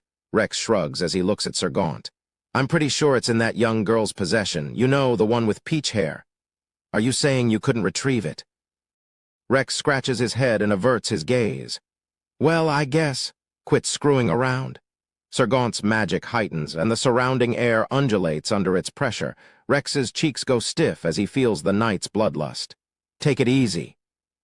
I've secured its general location and shall be retrieving it soon. Your antics are interfering with my plans. The next time you screw up, I'm taking your head. How's that? All right, I get it." Sir Gaunt's piercing eyes follow Rex, who's heading toward the door with his hands lifted above his head. "Oh, almost forgot." Rex stops before making his exit. "We may have trouble." He looks back to see Sir Gaunt's reaction and receives the cue to continue. A bunch of thirds have been slain. 2 of the seconds are dead. One man's heart has been crushed, and the other had a small incision in his pressure points. My best guess is the latter was stabbed by a rapier. All of them were only struck once. "The enemy seems dexterous," comments Rex, sniggering like a ravenous wolf. Well, perhaps it's the Shadow Garden. The bait has finally worked. Seems that way. You might want to watch your back. "Kehe, you think a man like me needs to be cautious?" "Oh, I think you'll be just fine, Mr. X-Rounds." HMP8. "Make sure to bring the Shadow Garden's heads along with the artifact." "That goes without saying." Rex leaves the room with the corner of his lips curled into a grin. Sir Gaunt sneers to himself. "Finally, everything will fall into place." He takes the ominous artifact out of his breast pocket and stares at it suspiciously. "This will mark my return to the rounds." The man continues snickering to himself creepily. When Rex and his subordinates are walking through the corridor, Something strange suddenly attacks them while they're searching for the artifact. Rex's subordinate vanishes before his eyes. What the? Rex scans the area to determine what it was, but there aren't any suspicious shadows around him. The only hint he has is a whoosh in the air, buzz, zip. A sound slices through space. An NG! And the lackey next to Rex is gone, but this time he manages to catch a glimpse of it. There was a boy in a school uniform, drenched in blood. Using the heel of his palm, the boy knocked the man out and stole him away. Rex powers up, intensifying his vision to its limit and focusing his gaze. Only then can he detect these rapid movements. Stay alert. Enemy! Rex shouts, vigilantly scoping the area. Oh, he stands in place, bewildered. The subordinates who were at his back are gone. Before he's realized it, he's standing alone in the corridor. Then there's a whiz. Hearing it, Rex immediately channels all his strength into protecting his heart. Gug! The heel of someone's palm hits his arm. Crack. The force of it snaps Rex's bones and sends him flying backward. That little shit! Rex promptly resets his stance and brandishes his sword. But no one's there. He clucks his tongue in frustration. A single palm strike has broken the bones in his left arm, which he'd been protecting with magic. His heart might have shattered if he hadn't shielded himself when he did. Wish. Rex moves with the noise, tuning into the presence behind him and swinging. His timing is perfect. The runt is getting faster. How dare he? Rex takes stabs at the air behind the boy, quickly resuming his posture with the sole aim of protecting his heart. Og! He suffers a blow to the ribs. Rex jumps back to reduce the impact as he tracks the boy with his eyes. He can barely make out his afterimage. Tease. Rex hacks out a mix of saliva and blood and stands on the defensive. It's nearly impossible to detect the enemy, and countering is out of the question. Only he's taking damage. From an objective standpoint, there's no graver situation. But Rex has a wealth of experience worming himself out from between a rock and a hard place, for he is Rex, a named child. That's a handy artifact you're using, Rex comments so his enemy can hear. He's figured out the enemy's SH tick. It doesn't take him long to piece it together. His opponent moves faster than humanly possible, which means he requires extraordinary power to keep it up. At first glance, I have the disadvantage, but you can't fool me. You're pushing yourself, right? Within human speed comes sacrifice. He sees the traces of it already. Don't you know your uniform is covered in blood? Yes. Rex solved the riddle when he saw the red uniform. His opponent used the power of the artifact to achieve logic-defying speeds. And in exchange, it's wearing him down. It's clear from the rivers of blood pouring out of his enemy. The boy will reach his limit. If Rex can hold out until then, victory is his. That's Rex, the game of betrayal, the named child, who can completely expose his victims with minimal information. I'd guess that you have a few hits left. That's when you'll have reached your limit. Rex declares in a powerful voice, but his enemy doesn't reply. He's been silent and still ever since Rex started his little speech. Guess I've hit the nail on the head. The corners of Rex's lips form a sinister smile. He can see his victory, but it's not as easy as Rex makes it out to be. In fact, he still has to evade the undetectable palm strike a few more times. Hey, why so silent? Rex starts feeling confident, refusing to show any sign of weakness. This battle is one of intense psychological warfare. Come out, you chicken. Whoosh. Just as the sound rushes through the air, Rex evades the attack using only his instincts, twisting his upper body to avoid the trajectory of his hand. That fast. He uses his right arm as a shield at the very last second. Gah! It snaps in every possible place. He backs away, retaining his grip on his sword through sheer determination. And yet, his opponent persists. Rex has only seen the enemy's most basic moves, and he's drawing near. In other words, this is the turning point in their battle. Come at me. Rex shrieks as he protects his weak points. His enemy has reached his limit. If Rex can endure this final strike, victory is his. Seconds later, a palm slams into his stomach. Ag. Rex vomits a stream of blood as he's thrown backward. He blasts through the wall into a classroom, tumbling into desks and chairs before crashing onto the ground. Caca! Clutching his stomach, he coughs up blood. His ribs tear his internal organs, but he's alive. Guarding with all his might pays off. Heh heh. Rex's bloody lips curl into a sneer as he lifts his head. That's when he sees them. The hell is this? Corpses lie in a heap in the classroom. All of them are men in black. It's clear they hardly bear any wounds. Each was slain with a single attack. Did that one child kill all these named children by himself? Tap, tap, tap. He hears someone walking toward him in the hallway. Tap, tap. The sound of footsteps ceases at the doorway. Silence. Rex notices the palm gripping his sword is abnormally sweaty. Click. The doorknob turns and breaks the silence. Then the entrance opens. There's no one there. With a whir, Rex's right arm is ripped to pieces. Another hum, and his left arm is torn off. Whoosh, whish, whiz, and so it goes. Every time there's a sound, Rex loses more flesh. Ag. Right before his head whirls into the air, Rex realizes the boy possesses an infinite amount of power. You're doing great. That's the voice Rex hears when he dies. In the ransacked lab, New looks down at a corpse. With dark brown eyes and matching hair, New wears a pair of frumpy glasses and the uniform for the Academy of Science as a disguise to blend in, but she can't hide her sensuality. You're Glenn, the lion's mane from the Crimson Order. The corpse glares into space, wearing an anguished expression. He seems to have suffered profoundly. Without magic, he whose name is known throughout the Night Order is feeble. New's attention is directed elsewhere. There's one more night in the room, and he's still breathing. Marco Granger, you joined the Crimson Order. New recognizes his face, which is handsome with luscious blue hair. Not only is he one of the strongest Dark Knights, but he is also rumored to be the future commander of the Order. She remembers him having a strong sense of justice. Marco was supposed to be New's husband in their arranged marriage. They sent many letters to each other and shared dances at the ball. But in the end, he was nothing but the man her parents chose for her. She never knew how he felt about the situation, but she could never bring herself to love him. But she doesn't necessarily hate him. She may not have loved him, but she thought he was kind. She wouldn't have minded marrying him one day. She imagines that tying the knot with a respectable man would have led to a bright future, an arranged path, an arranged partner, an arranged future.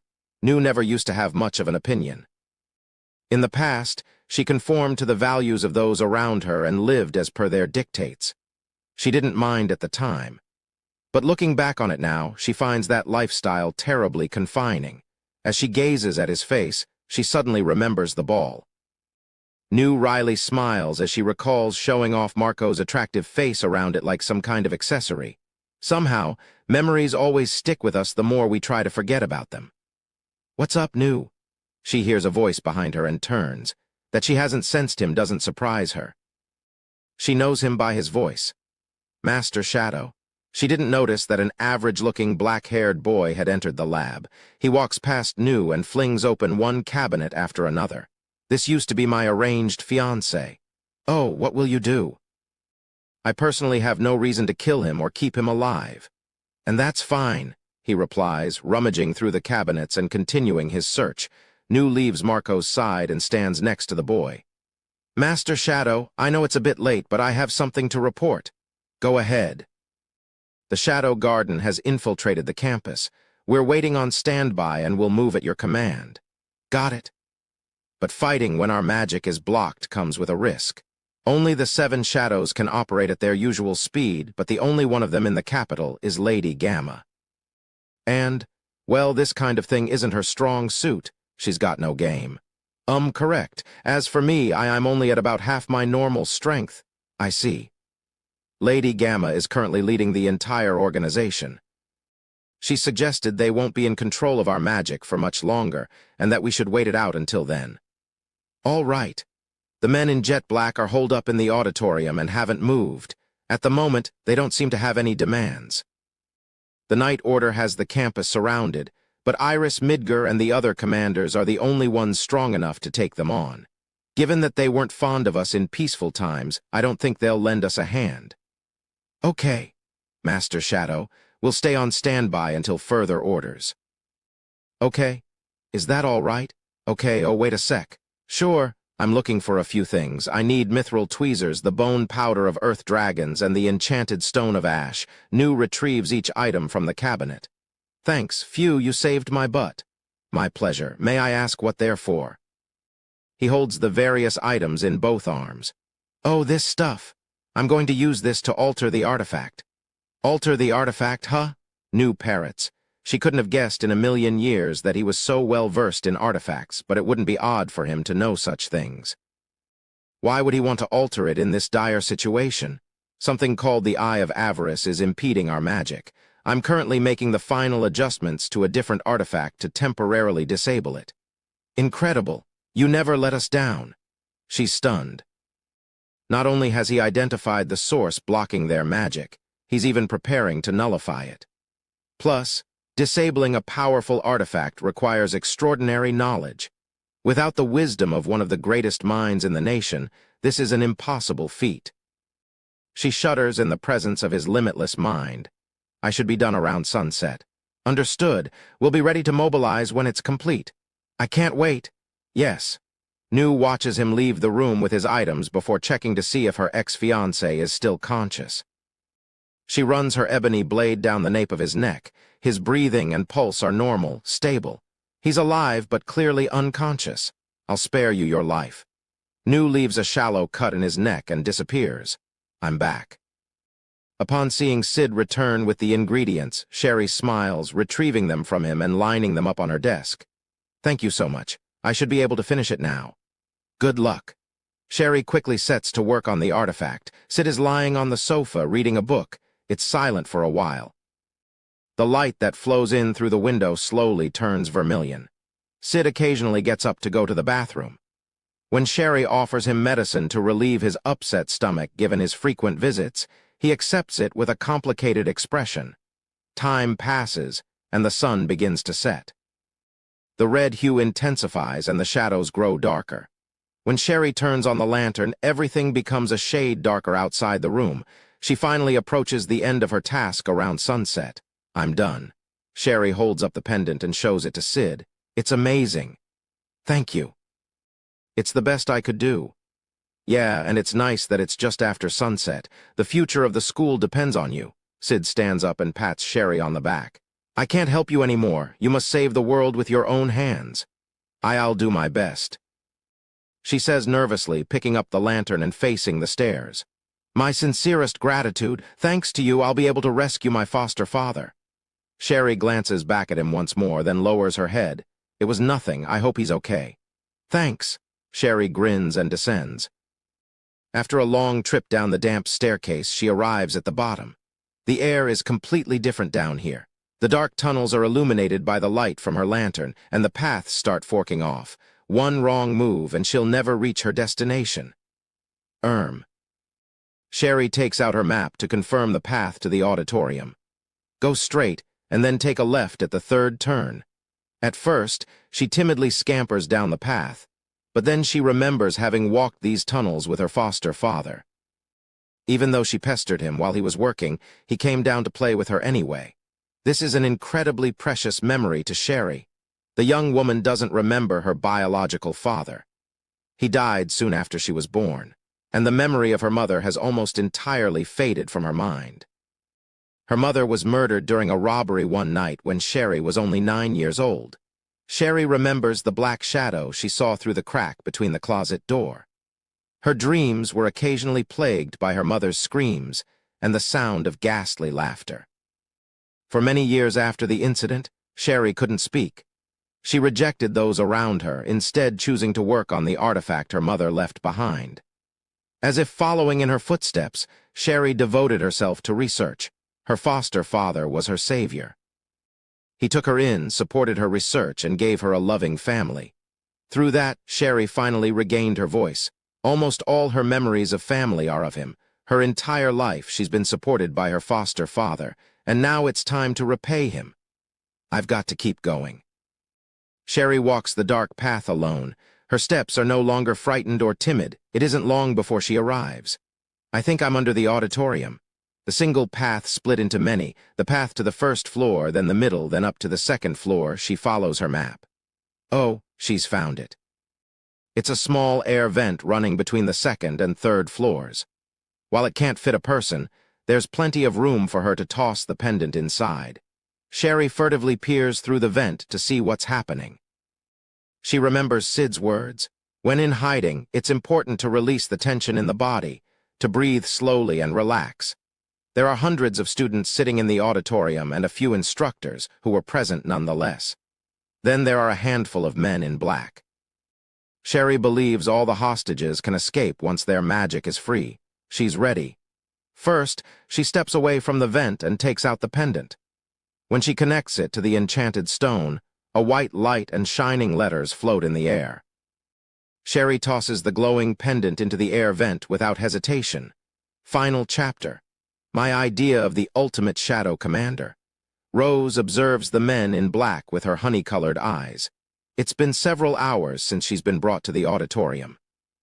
The sun has already set, and the warm light from the ceiling illuminates the auditorium. She's cut the restraints off her arms with a small, concealed knife. Keeping up the pretense of being bound to her chair, she passes the knife to a girl in the student council, who then hands it off to the next student in line. Rose can move at any time, but she's fully aware that acting now would be a waste. Her enemies may be few, but they're all too powerful to neglect. Plus, they're terribly efficient. Of the group, a man known as Rex and his superior officer, Sir Gaunt, are immensely stronger than the rest. The professors who underestimated and opposed them have been helplessly slain. Even if the hostages could use magic, their chances of winning would be questionable. Luckily, Rex hasn't been back in a while. She hopes the Night Order has slaughtered him outside, but she knows a fierce warrior can't be taken down so easily. Rose's honest thought is that she needs to improve the situation somehow before he returns. While Sir Gaunt spends most of his time in the waiting room, he occasionally shows up in the auditorium to search for Rex, at whom he curses under his breath for his prolonged absence. Judging by his appearance and dense magic, Rose believes he can surpass an expert fighter. He might even be able to topple Iris Midgar, not that she wants to believe it. If that's true, Rose's chances of defeating him, even if she regains her magic, are remarkably low to none. In any case, Rose knows it isn't the right moment to move yet. But the truth of the situation is she has no time. As the minutes elapse, Rose can feel magic slipping out of her body. She doesn't know the reason, but her best guess is that it's related to the phenomenon that blocks it. Even though Rose is far from feeling weak, the students with less magic are starting to feel sick. In a few more hours, some of them may even suffer from magic deficiency, which means they'll lose the chance to fight back forever. There's a figure who always suppressed panic and unease as it rose in his chest. Every time Rose remembers the heroic stance of the boy who sacrificed himself to save her, a burning sensation rises up in her body. She isn't going to let his wishes be forgotten. As she repeats this promise to herself, she waits for her time to come. And just then, the moment arrives, unexpectedly. The auditorium is suddenly lit up by a radiant white light. Rose doesn't know what it is, but she reacts before she can think. She couldn't care less where it came from. Her instincts are telling her this is her final chance. While everyone is captivated by the blinding light, Rose squints as she rushes toward one of her captors. The moment she wraps her hands around his unguarded neck, Rose has a realization. I can use magic. She chops his head off with her hand. Rose doesn't know why she can use magic again, but it doesn't matter. She snatches the sword from the waist of the headless man. Raising it, she howls. We've got our magic back. Everyone rise. This is our time to fight back. The auditorium erupts with movement. The girl in the student council is set in motion, slicing through the restraints binding the students, and the liberated ones begin scrambling. The air pulses with the collective, feverish excitement of the students. Rose knocks a man off his feet by releasing a surge of magic on him. All for victory? That's what is on her mind. At that moment, Rose realizes she is the symbol of their insurrection. If she keeps fighting, they'll fight too. She'll keep showing them an indisputable victory. Rose swings her sword at full power without focusing on how she's distributing magic in her body. Pursue the student council president? Swipe her sword. She's the subject of attention and hate and applause as she slaughters multitudes of enemies and frees masses of students, all while continuing to fight. Everyone admires and aspires to her valiancy. But her combat style is also reckless, and she doesn't give her internal regulation of magic a second thought. Her power may be immense, but it's leaving her body, and she's rapidly approaching her limit. She can feel it as she calmly keeps an eye on her cap. Her magic is slipping away, causing her swordplay to dull as her body grows heavy. One-hit kills become 2 hits, then 3. I'm almost done, just a few more, she thinks. But Rose can feel them closing in on her. Just need to kill one more. She realizes something as she approaches her breaking point. The zeal of the students has consumed the auditorium. Even if Rose is defeated, they won't stop fighting. The boy has passed his wish on to Rose, who's distributed it to everyone. As countless lives are lost in battle, someone continues carrying his torch. It hasn't been a waste, his death, and the one that awaits her haven't been for naught. Rose from the Kingdom of the Arts has her reasons for studying the sword. She's never told anyone about them. It's nothing but a foolish dream she had as a child. And yet, it's a dream she chases earnestly. She hopes that she's come even slightly closer to actualizing it. As those thoughts run through her mind, she takes her final swing. It's nearly devoid of magic, not to mention weak and sluggish. But she beheads the enemy with the most beautiful strike of her life. It's the best sensation she's ever experienced. At that moment, she feels as if she's finally acquired a precious awareness of something. And yet, it pains her to know she's achieved this when the end is nigh. Rose watches swords rain down on her from all sides, wishing she could live for just one more day, and then it comes true. An ebony whirlwind blasts through the enemies, causing them to spew gallons of blood and wiping them out in a flash. Silence settles on the area, as if all time stands still. In the eye of the hurricane stands a man wearing an ebony coat. Astounding. You're one who possesses beautiful swordplay, he says to Rose in a voice that seems to echo from the depths of the earth. He appears to be praising the way she handled her sword. His compliment affects her more than words can express. My name is Shadow. The man who calls himself Shadow is nothing short of frightening. I'm Rose. Rose Oriana. Her voice trembles. She's too startled to rise to her feet. His swordsmanship is far superior to hers. His abilities are the result of assiduous training, of eliminating excess, of honing, of integrating varied techniques. Rose feels as if time has ground down to a halt. She's never seen swordsmanship as flawless as this. Come to me, my loyal servants. Shadow releases magic with a blue-violet hue into the sky. As Rose bathes in that light, a group clad entirely in black drops into the auditorium. Oh no, is this their backup? Rose wonders. But her fears are unfounded. The team gracefully touches down and jumps into action. This can't be an internal feud, but they also don't seem like they're from the Night Order. Upon further inspection, she realizes the troop is comprised entirely of women. And on top of that, they're so strong. Every one of them is tough, a force of nature. They chop down the captors in the blink of an eye. The women possess the same sword techniques as Shadow. These fearless warriors are under his command. Master Shadow, I'm glad you're safe. Ah, Nu. A woman clad in black approaches Shadow with a bow.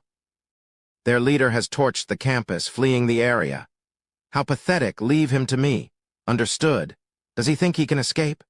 Shadow lets out a low chuckle. Flinging his coat open, he slices open the auditorium doors with a single stroke of his sword. As an added bonus, the opponents in his vicinity become mounds of unmoving flesh. He's slightly imitating Rose's swordsmanship, waving his weapon as if to flaunt it before calmly disappearing into the night. Each of his movements sets a perfect example for Rose. Are you all right? The girl known as Nu approaches her. Yes, those were some fantastic techniques, Nu comments, readying her ebony katana and leaping into the fight. Her swordplay is extraordinary. She mows down the men in jet black, leaving them face down on the floor. Rose can feel her common sense. No, her common sense as a dark night, shattering into pieces.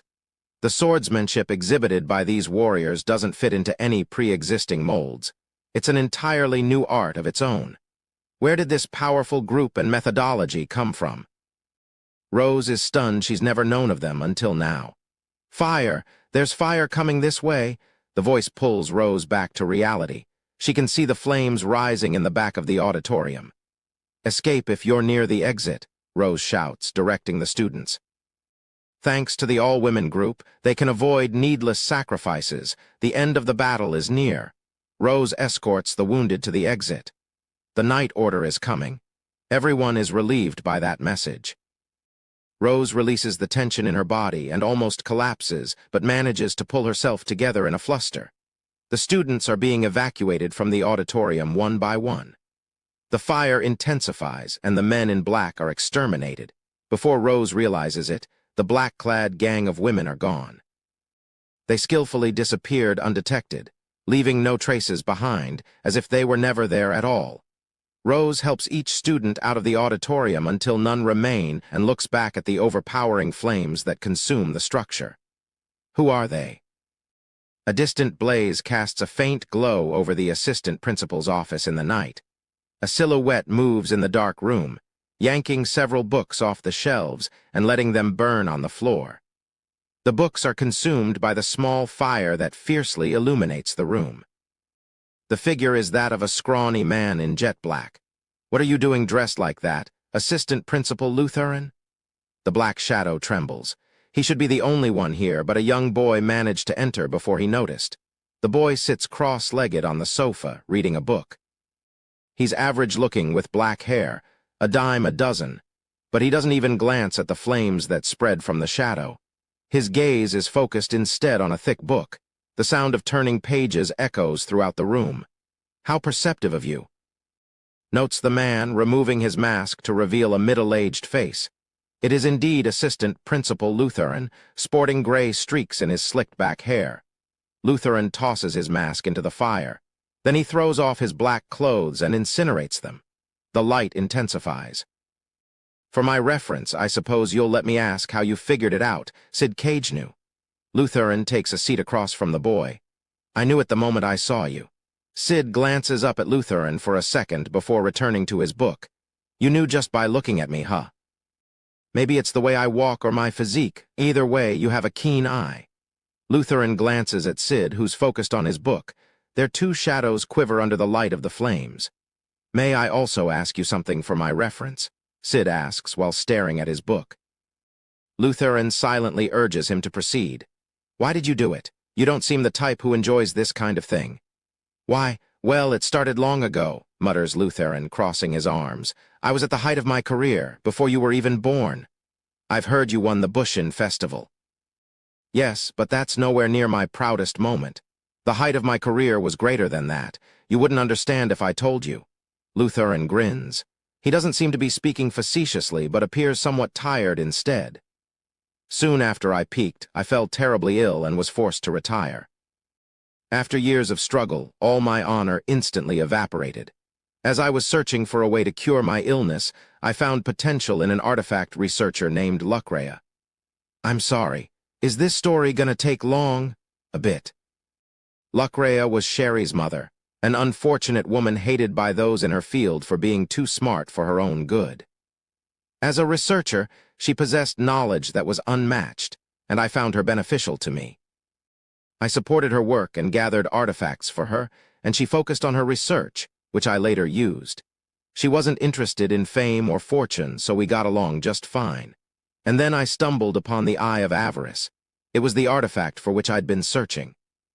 But you see, Lucrea, that stupid woman claimed it was unsafe, and she was about to request the nation store it for her, which is why I killed her. After I cut her from her extremities inward, I impaled her heart and twisted my blade. Sid's book remains open as he closes his eyes and listens to Lutheran's story. I acquired the eye, but the research was incomplete. That's when I conveniently met another researcher, Sherry, Lucrea's daughter. She was naive and unknowing, catering to my every whim. She never knew I was the enemy, that sweet, stupid child. Thanks to mother and daughter, the eye is now complete. All I had to do was set the stage to gather magic and prepare the perfect camouflage. Today, will be my greatest day when all my dreams will come true. Lutheran spitefully chortles to himself. How's that for reference? In response, Sid cracks open his eyes. I think I understood most of it, but there's one thing I don't get. Try me. You said you killed Lucrea and used her daughter. Is that really true? Sid shifts his eyes off the book and fixes his gaze on Lutheran. Of course it is. Does that anger you, Sid? You'll never know. I can clearly separate what's important to me and what's not, you know. Sid slightly lowers his eyes. May I ask why? I do it to stay focused. I have this one dream I always wanted to achieve, and it used to seem unattainable, which is why I kept cutting things out of my life. Oh, we all go through life amassing things we cherish. We acquire friends and lovers and jobs, and it keeps going from there. But on the other hand, I cut things out of my life, deciding what I don't need. I've thrown so much away. At the end of the day, all that's left are the things I couldn't live without. That's all I live for, and I don't really care what happens otherwise. Sid snaps the book closed. He rises to his feet and tosses it into the fire. You're telling me the fates of the foolish mother and daughter don't matter to you? No, I said I don't really care, but that doesn't mean I don't care at all. Right now, I feel slightly disturbed. Sid brandishes the sword at his waist. I think it's about time we start.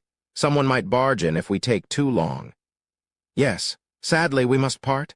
Two naked blades glisten in the flames, and the battle ends instantly.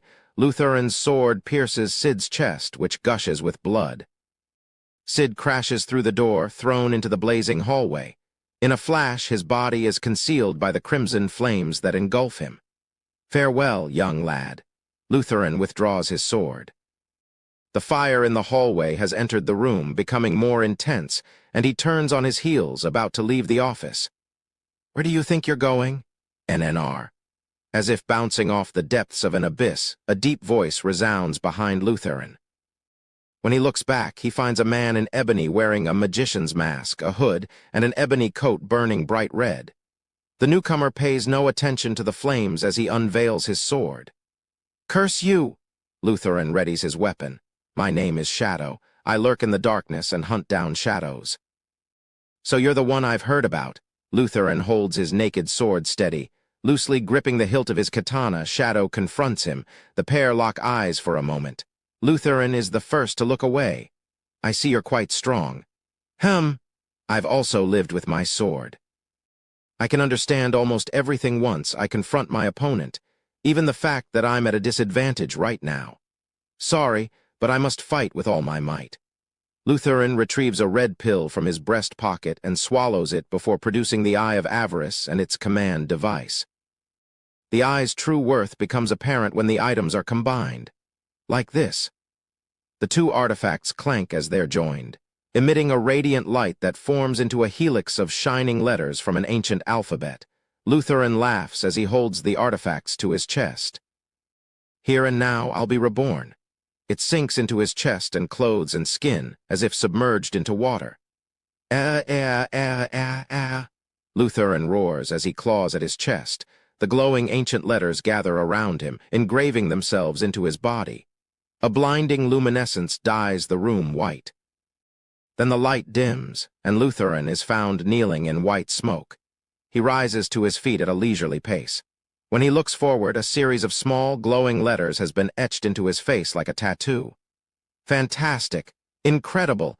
My powers are returning, and my disease will be cured. Lutheran stands in the middle of a torpedo of flames that undulate under the force of his powerful magic. The glowing letters aren't just engraved in his face, but also his hands and neck. You can never fathom my frenzied strength. This magic has far surpassed all human limitations. Lutheran sneers. Let's try it out on you. And then he vanishes. The next moment, Lutheran takes a big swing at Shadow from behind. There's a high-pitched echo, and the air between them ripples from impact. Oh, impressive parry. Upon inspection, Shadow has blocked the attack with his ebony blade as he continues facing forward. Lutheran uses all his might to grind against it, but his opponent's weapon won't budge. I underestimated you. But how's this? Lutheran disappears again. This time there are shrill noises in succession. 1, 2, 3. Every time Shadow's blade adjusts slightly, his movement as minimal as possible. On the fourth, Lutheran appears before him. I didn't think you would block that one. I acknowledge your strength. He stares at Shadow and grins calmly. To properly respect it, I'll now unveil my true power. Lutheran shifts his stance. He focuses a devastating amount of magic on the sword raised above his head. In the afterlife, you can pride yourself on making me unleash my might. That single blow comes at Shadow with the power and speed to crush him into smithereens, but the ebony blade parries it with ease. What? A burst of sparks flies between the black blade and the sword of light. You dare block that too? At your level, I'd hope so. The two glare at each other from a dangerously close distance. KSH, I've only just begun. Lutheran's sword slashes rapidly, leaving behind a beautiful trajectory of white afterimages in the air. As Lutheran roars, the ebony blade repels all his attacks. The white strikes slam into the ebony blade, the two crashing loudly together as if composing a song. It adds another layer to the burning night, but that's about to end. With one swipe of the ebony blade, Lutheran is flung backward, crashing into the desks and tumbling to the floor. Gak, impossible. Lutheran clutches his stinging body as he gets to his feet. His wounds will heal quickly, but it looks as if the ancient text is growing dim. I didn't think this would be a struggle. I'm impressed, but no matter how strong you are, I'll end all of you. What do you mean? Well, I've arranged for the incidents to look like they're the work of the Shadow Garden. From the evidence to the testimonies, everything has been prepared. Regardless of your strength in battle, you'll only suffer in the end. Lutheran chortles, screwing up his face before observing Shadow's response. But Shadow is laughing. A dreadfully deep guffaw spills out of him. What's so funny? It's amusing how you think something this insignificant could end us. Lutheran stops smiling. You're just afraid to admit defeat. Shadow shakes his head as if to say, you don't know a thing. From the beginning, we've walked the path of neither justice nor evil. We walk our own path. Shadow holds out his burning ebony coat. You talk big, accuse us for the sins of the world. We'll accept them as our own, but nothing will change. We'll still do what we're meant to do. You say you don't fear opposing the world. Mighty arrogant of you, Shadow. Then crush it out of me. Lutheran lunges, his bare sword swinging down on Shadow from overhead. But Shadow evades the attack, right before his head is split in two. What? There's a spray of fresh blood. The ebony blade has been thrust into Lutheran's right wrist, and he immediately switches his sword in his left hand and starts retreating. Impossible. This time, the black sword slices through his left wrist. While Lutheran falls back, Shadow's katana plunges toward him. Gah! Lutheran is soiled with his own blood as he fails to counter the swift slashes that his eyes can't even perceive. His wrists, feet, upper arms, and thighs are stabbed hundreds of times. The next series of attacks concentrate on his core. Cut from your extremities inward. Shadow's deep voice echoes between each stab. And twist my blade in your heart, I believe. He confirms, plunging his blade into Lutheran's chest at the same time. Wah! Even as blood gushes into his mouth, Lutheran grabs the weapon wedged in his heart and resists. His eyes meet the boy's gaze from behind his mask. It can't be. Your sigh. The moment he's about to finish his sentence, the blade twists. Ga-og, ag. When it's yanked out, a river of blood pumps from his chest. The light in Lutheran's eyes and the ancient text begin to fade. All that remains is the corpse of a gaunt, middle-aged man. And then there's the quiet pattering of footsteps. Foster father, head to toe in splattered blood, Shadow whips around to see a girl with peach hair. Foster father, she sprints past Shadow and cradles the corpse. No, how, why? She clings to the gaunt body and weeps. Her foster father moves no more. Shadow watches her tears fall and wet the corpse's face before turning away. It's better you don't know. And then he disappears into the madder-red flames, leaving her cries behind him. She hears that the boy with a major back injury is being protected at school. When the news reaches Rose, she can't help but hurry to the first aid tent at the school that burns in the darkness of the night. Students and instructors with hands to spare assist with a bucket brigade. The Night Order makes moves to treat the injured and track down the Shadow Garden. And Rose finally arrives at the tent after maneuvering through the flustered crowd. The boy in treatment is a first-year Dark Knight with black hair, and he has the same features as the one for whom she's searching. But he should have died back there, though it wasn't like she checked his vital signs. She hadn't had the time or composure for that, which means maybe, just maybe, he could be alive. He could be the one inside that tent. Rose can't abandon that faint glimmer of hope. Her mind negates the prospect while her heart hopes it's true. Rose notices how weak this is making her. Inside the tent reeks of blood and alcohol. The first aid team are in a rush, busily attending to patients. Rose makes her way through the tent, checking each face, until she finds the boy with black hair. He's lying face down on a bed, being treated for his back wound. The doctor is talking to him. He's conscious, maybe. "You, are you Sid Cagnew?" Rose sounds as if she wants to ask a favor. "Yes." He twists around to look at her. It's the face of that same heroic boy. "I'm glad, so glad. Wait. Huh." At some point, she's embraced Sid, clinging to him tightly as his head squirms against her breast. Rose vows to never lose him again. Something hot rises to her chest. We're in the middle of treatment?" "Oh, right." The timid voice of the doctor snaps Rose out of her daze, and she releases Sid. "And how are his wounds?" The gash on his back is deep. It's a miracle it didn't damage his nerves or internal organs. It's not fatal. "Oh my gosh, really?" "Yes, really." "Wow, that's great." Her entire body quivers with joy. Yeah, so I think I unconsciously dodged a fatal attack." "No, I was passed out, so I don't really know, but that's how I survived." Sid sounds defensive for some unfathomable reason. "You must have acted on reflex, thanks to your persistent training. Amazing." Not exactly." Rose kneels before him and looks into his eyes. "No, that's it. Your undying efforts and passion gave life to this miracle." She caresses Sid's cheek as she gazes at him, standing close enough for him to almost feel her breath. You don't have to say anything. I absolutely accept your feelings." Her eyes well up with tears as she peers at him, and her cheeks turn as red as a rose.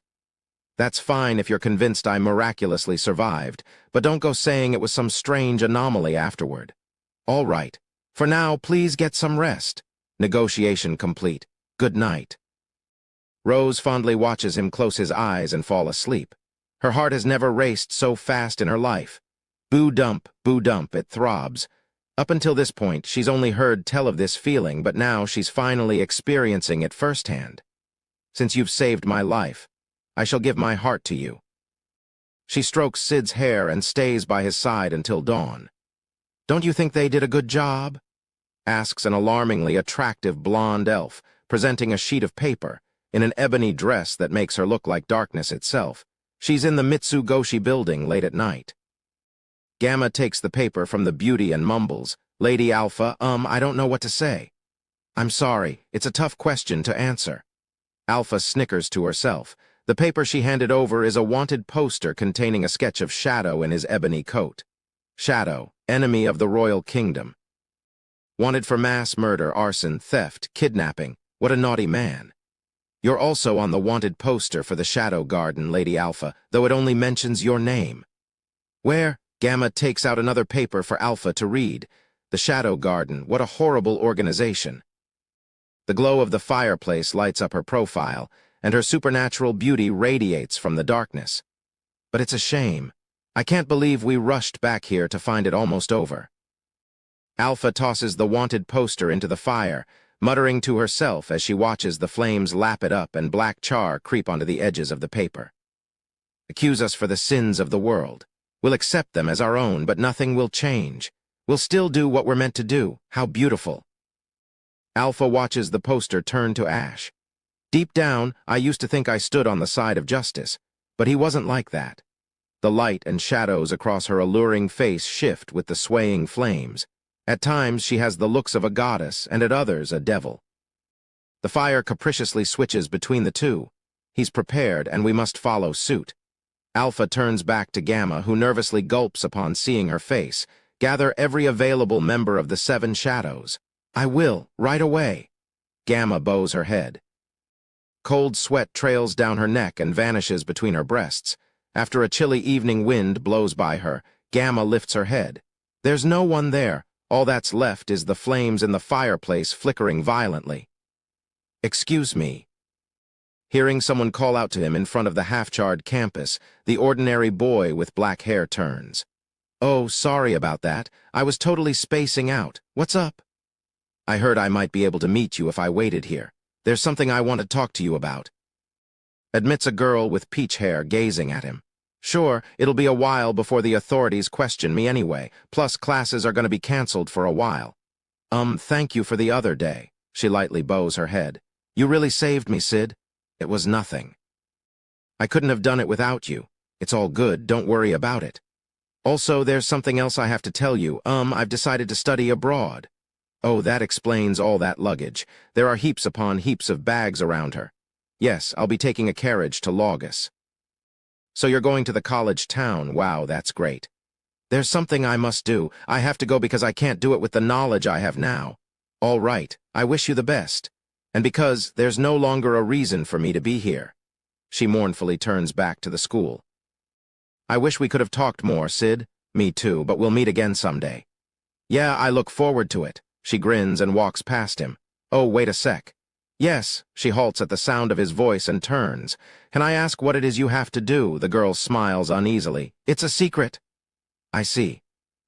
But when it's all over, will you listen to my story?" "Sure." The pair grin before walking away from each other. As they part, the billowing clouds overhead block the summer sun, and the lukewarm breeze carries the scent of rain. "I promise to."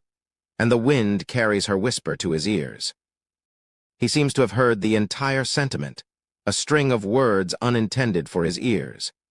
He turns to look back at her as she gets smaller and smaller, farther and farther away from him. Small raindrops drip down from the sky, moistening her light pink hair, and he continues walking as if nothing happened, and neither turns back again. Appendix: The Chronicles of Master Shadow Complete Version. Volume 1 by Beta to lurk in the darkness and hunt down shadows. That's the path Master Shadow has chosen. That's why the fruits of his labor will stay hidden in the shadows and forgotten without recognition. It doesn't matter what evil he slays, how many things he protects, or if he saves the world. No one will praise him. This is the path Master Shadow has chosen, which is why I'll write about his battles, his beliefs, his journey, in hopes that the world will someday acknowledge and reward him. When Master Shadow was a child, he learned the truth about the cult of Diablos and trained for years to defeat the powerful enemy himself. After training endlessly, he finally acquired great power and shadow intelligence. But I wonder how much he had to sacrifice in return. To lose one's childhood dreams and happy future. To throw away friends and family and lovers and everything else. It must have been a hellish road to travel. He sacrificed his happiness to save others. That's how Master Shadow saved me.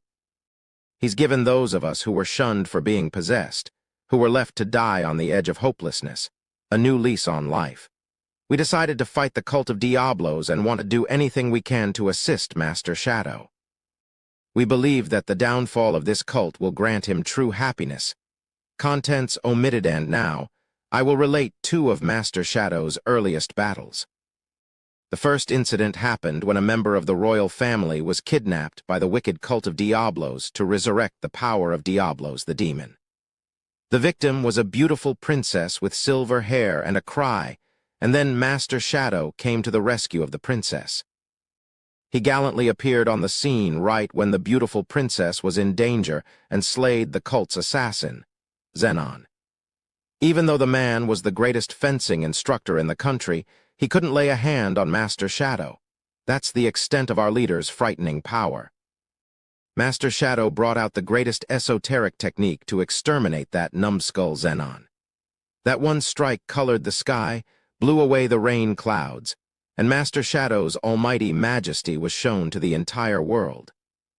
The second incident was when Lutheran, a former member of the Rounds in the cult of Diablos, foolishly attacked Master Shadow's school. Lutheran used an artifact to seal the magic of all his students, but that would obviously never stop Master Shadow. While the students were taken hostage, Master Shadow plucked off the terrorists from the shadows, one by one. Using his shadow wisdom, Master Shadow had no trouble freeing the magic sealed in the artifact. I bet Lutheran tipped his hat to him for that heroic deed. They say it's not his overwhelming might that makes him scary, but his brain.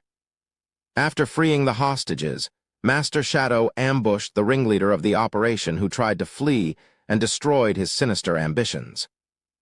And he bore the burden of Lutheran's sins, choosing to save a girl on his own. All right. That's where I'll leave off for Volume 1. There aren't enough pages to describe his splendid battles, but rest assured, I promise to log 2 more in Volume 2. In the next installment, we'll discover if a guard to the sanctuary actually dares to block Master Shadow, upon sneaking into a sanctuary to unravel the mystery of Diablos the demon, Aurora the calamity which appears before him. As they proceed through the sanctuary together, there's someone blocking their path, the hero who fought the demon in the past. What might await them at the end of their battle? And we'll also uncover what malice lurks around the Bushin Festival. Master Shadow takes the stage at the Bushin Festival as he hides his true identity. What could his motives be? Will Master Shadow clash with the cult of Diablos as he pulls the strings behind the scenes? And at the end of his fight, what will he think? Who will he rescue? A must-see for die-hard Master Shadow fans. Bear witness to this spectacular double feature of his outstanding feats, and stay tuned for the complete version of the Chronicles of Master Shadow in Volume 2.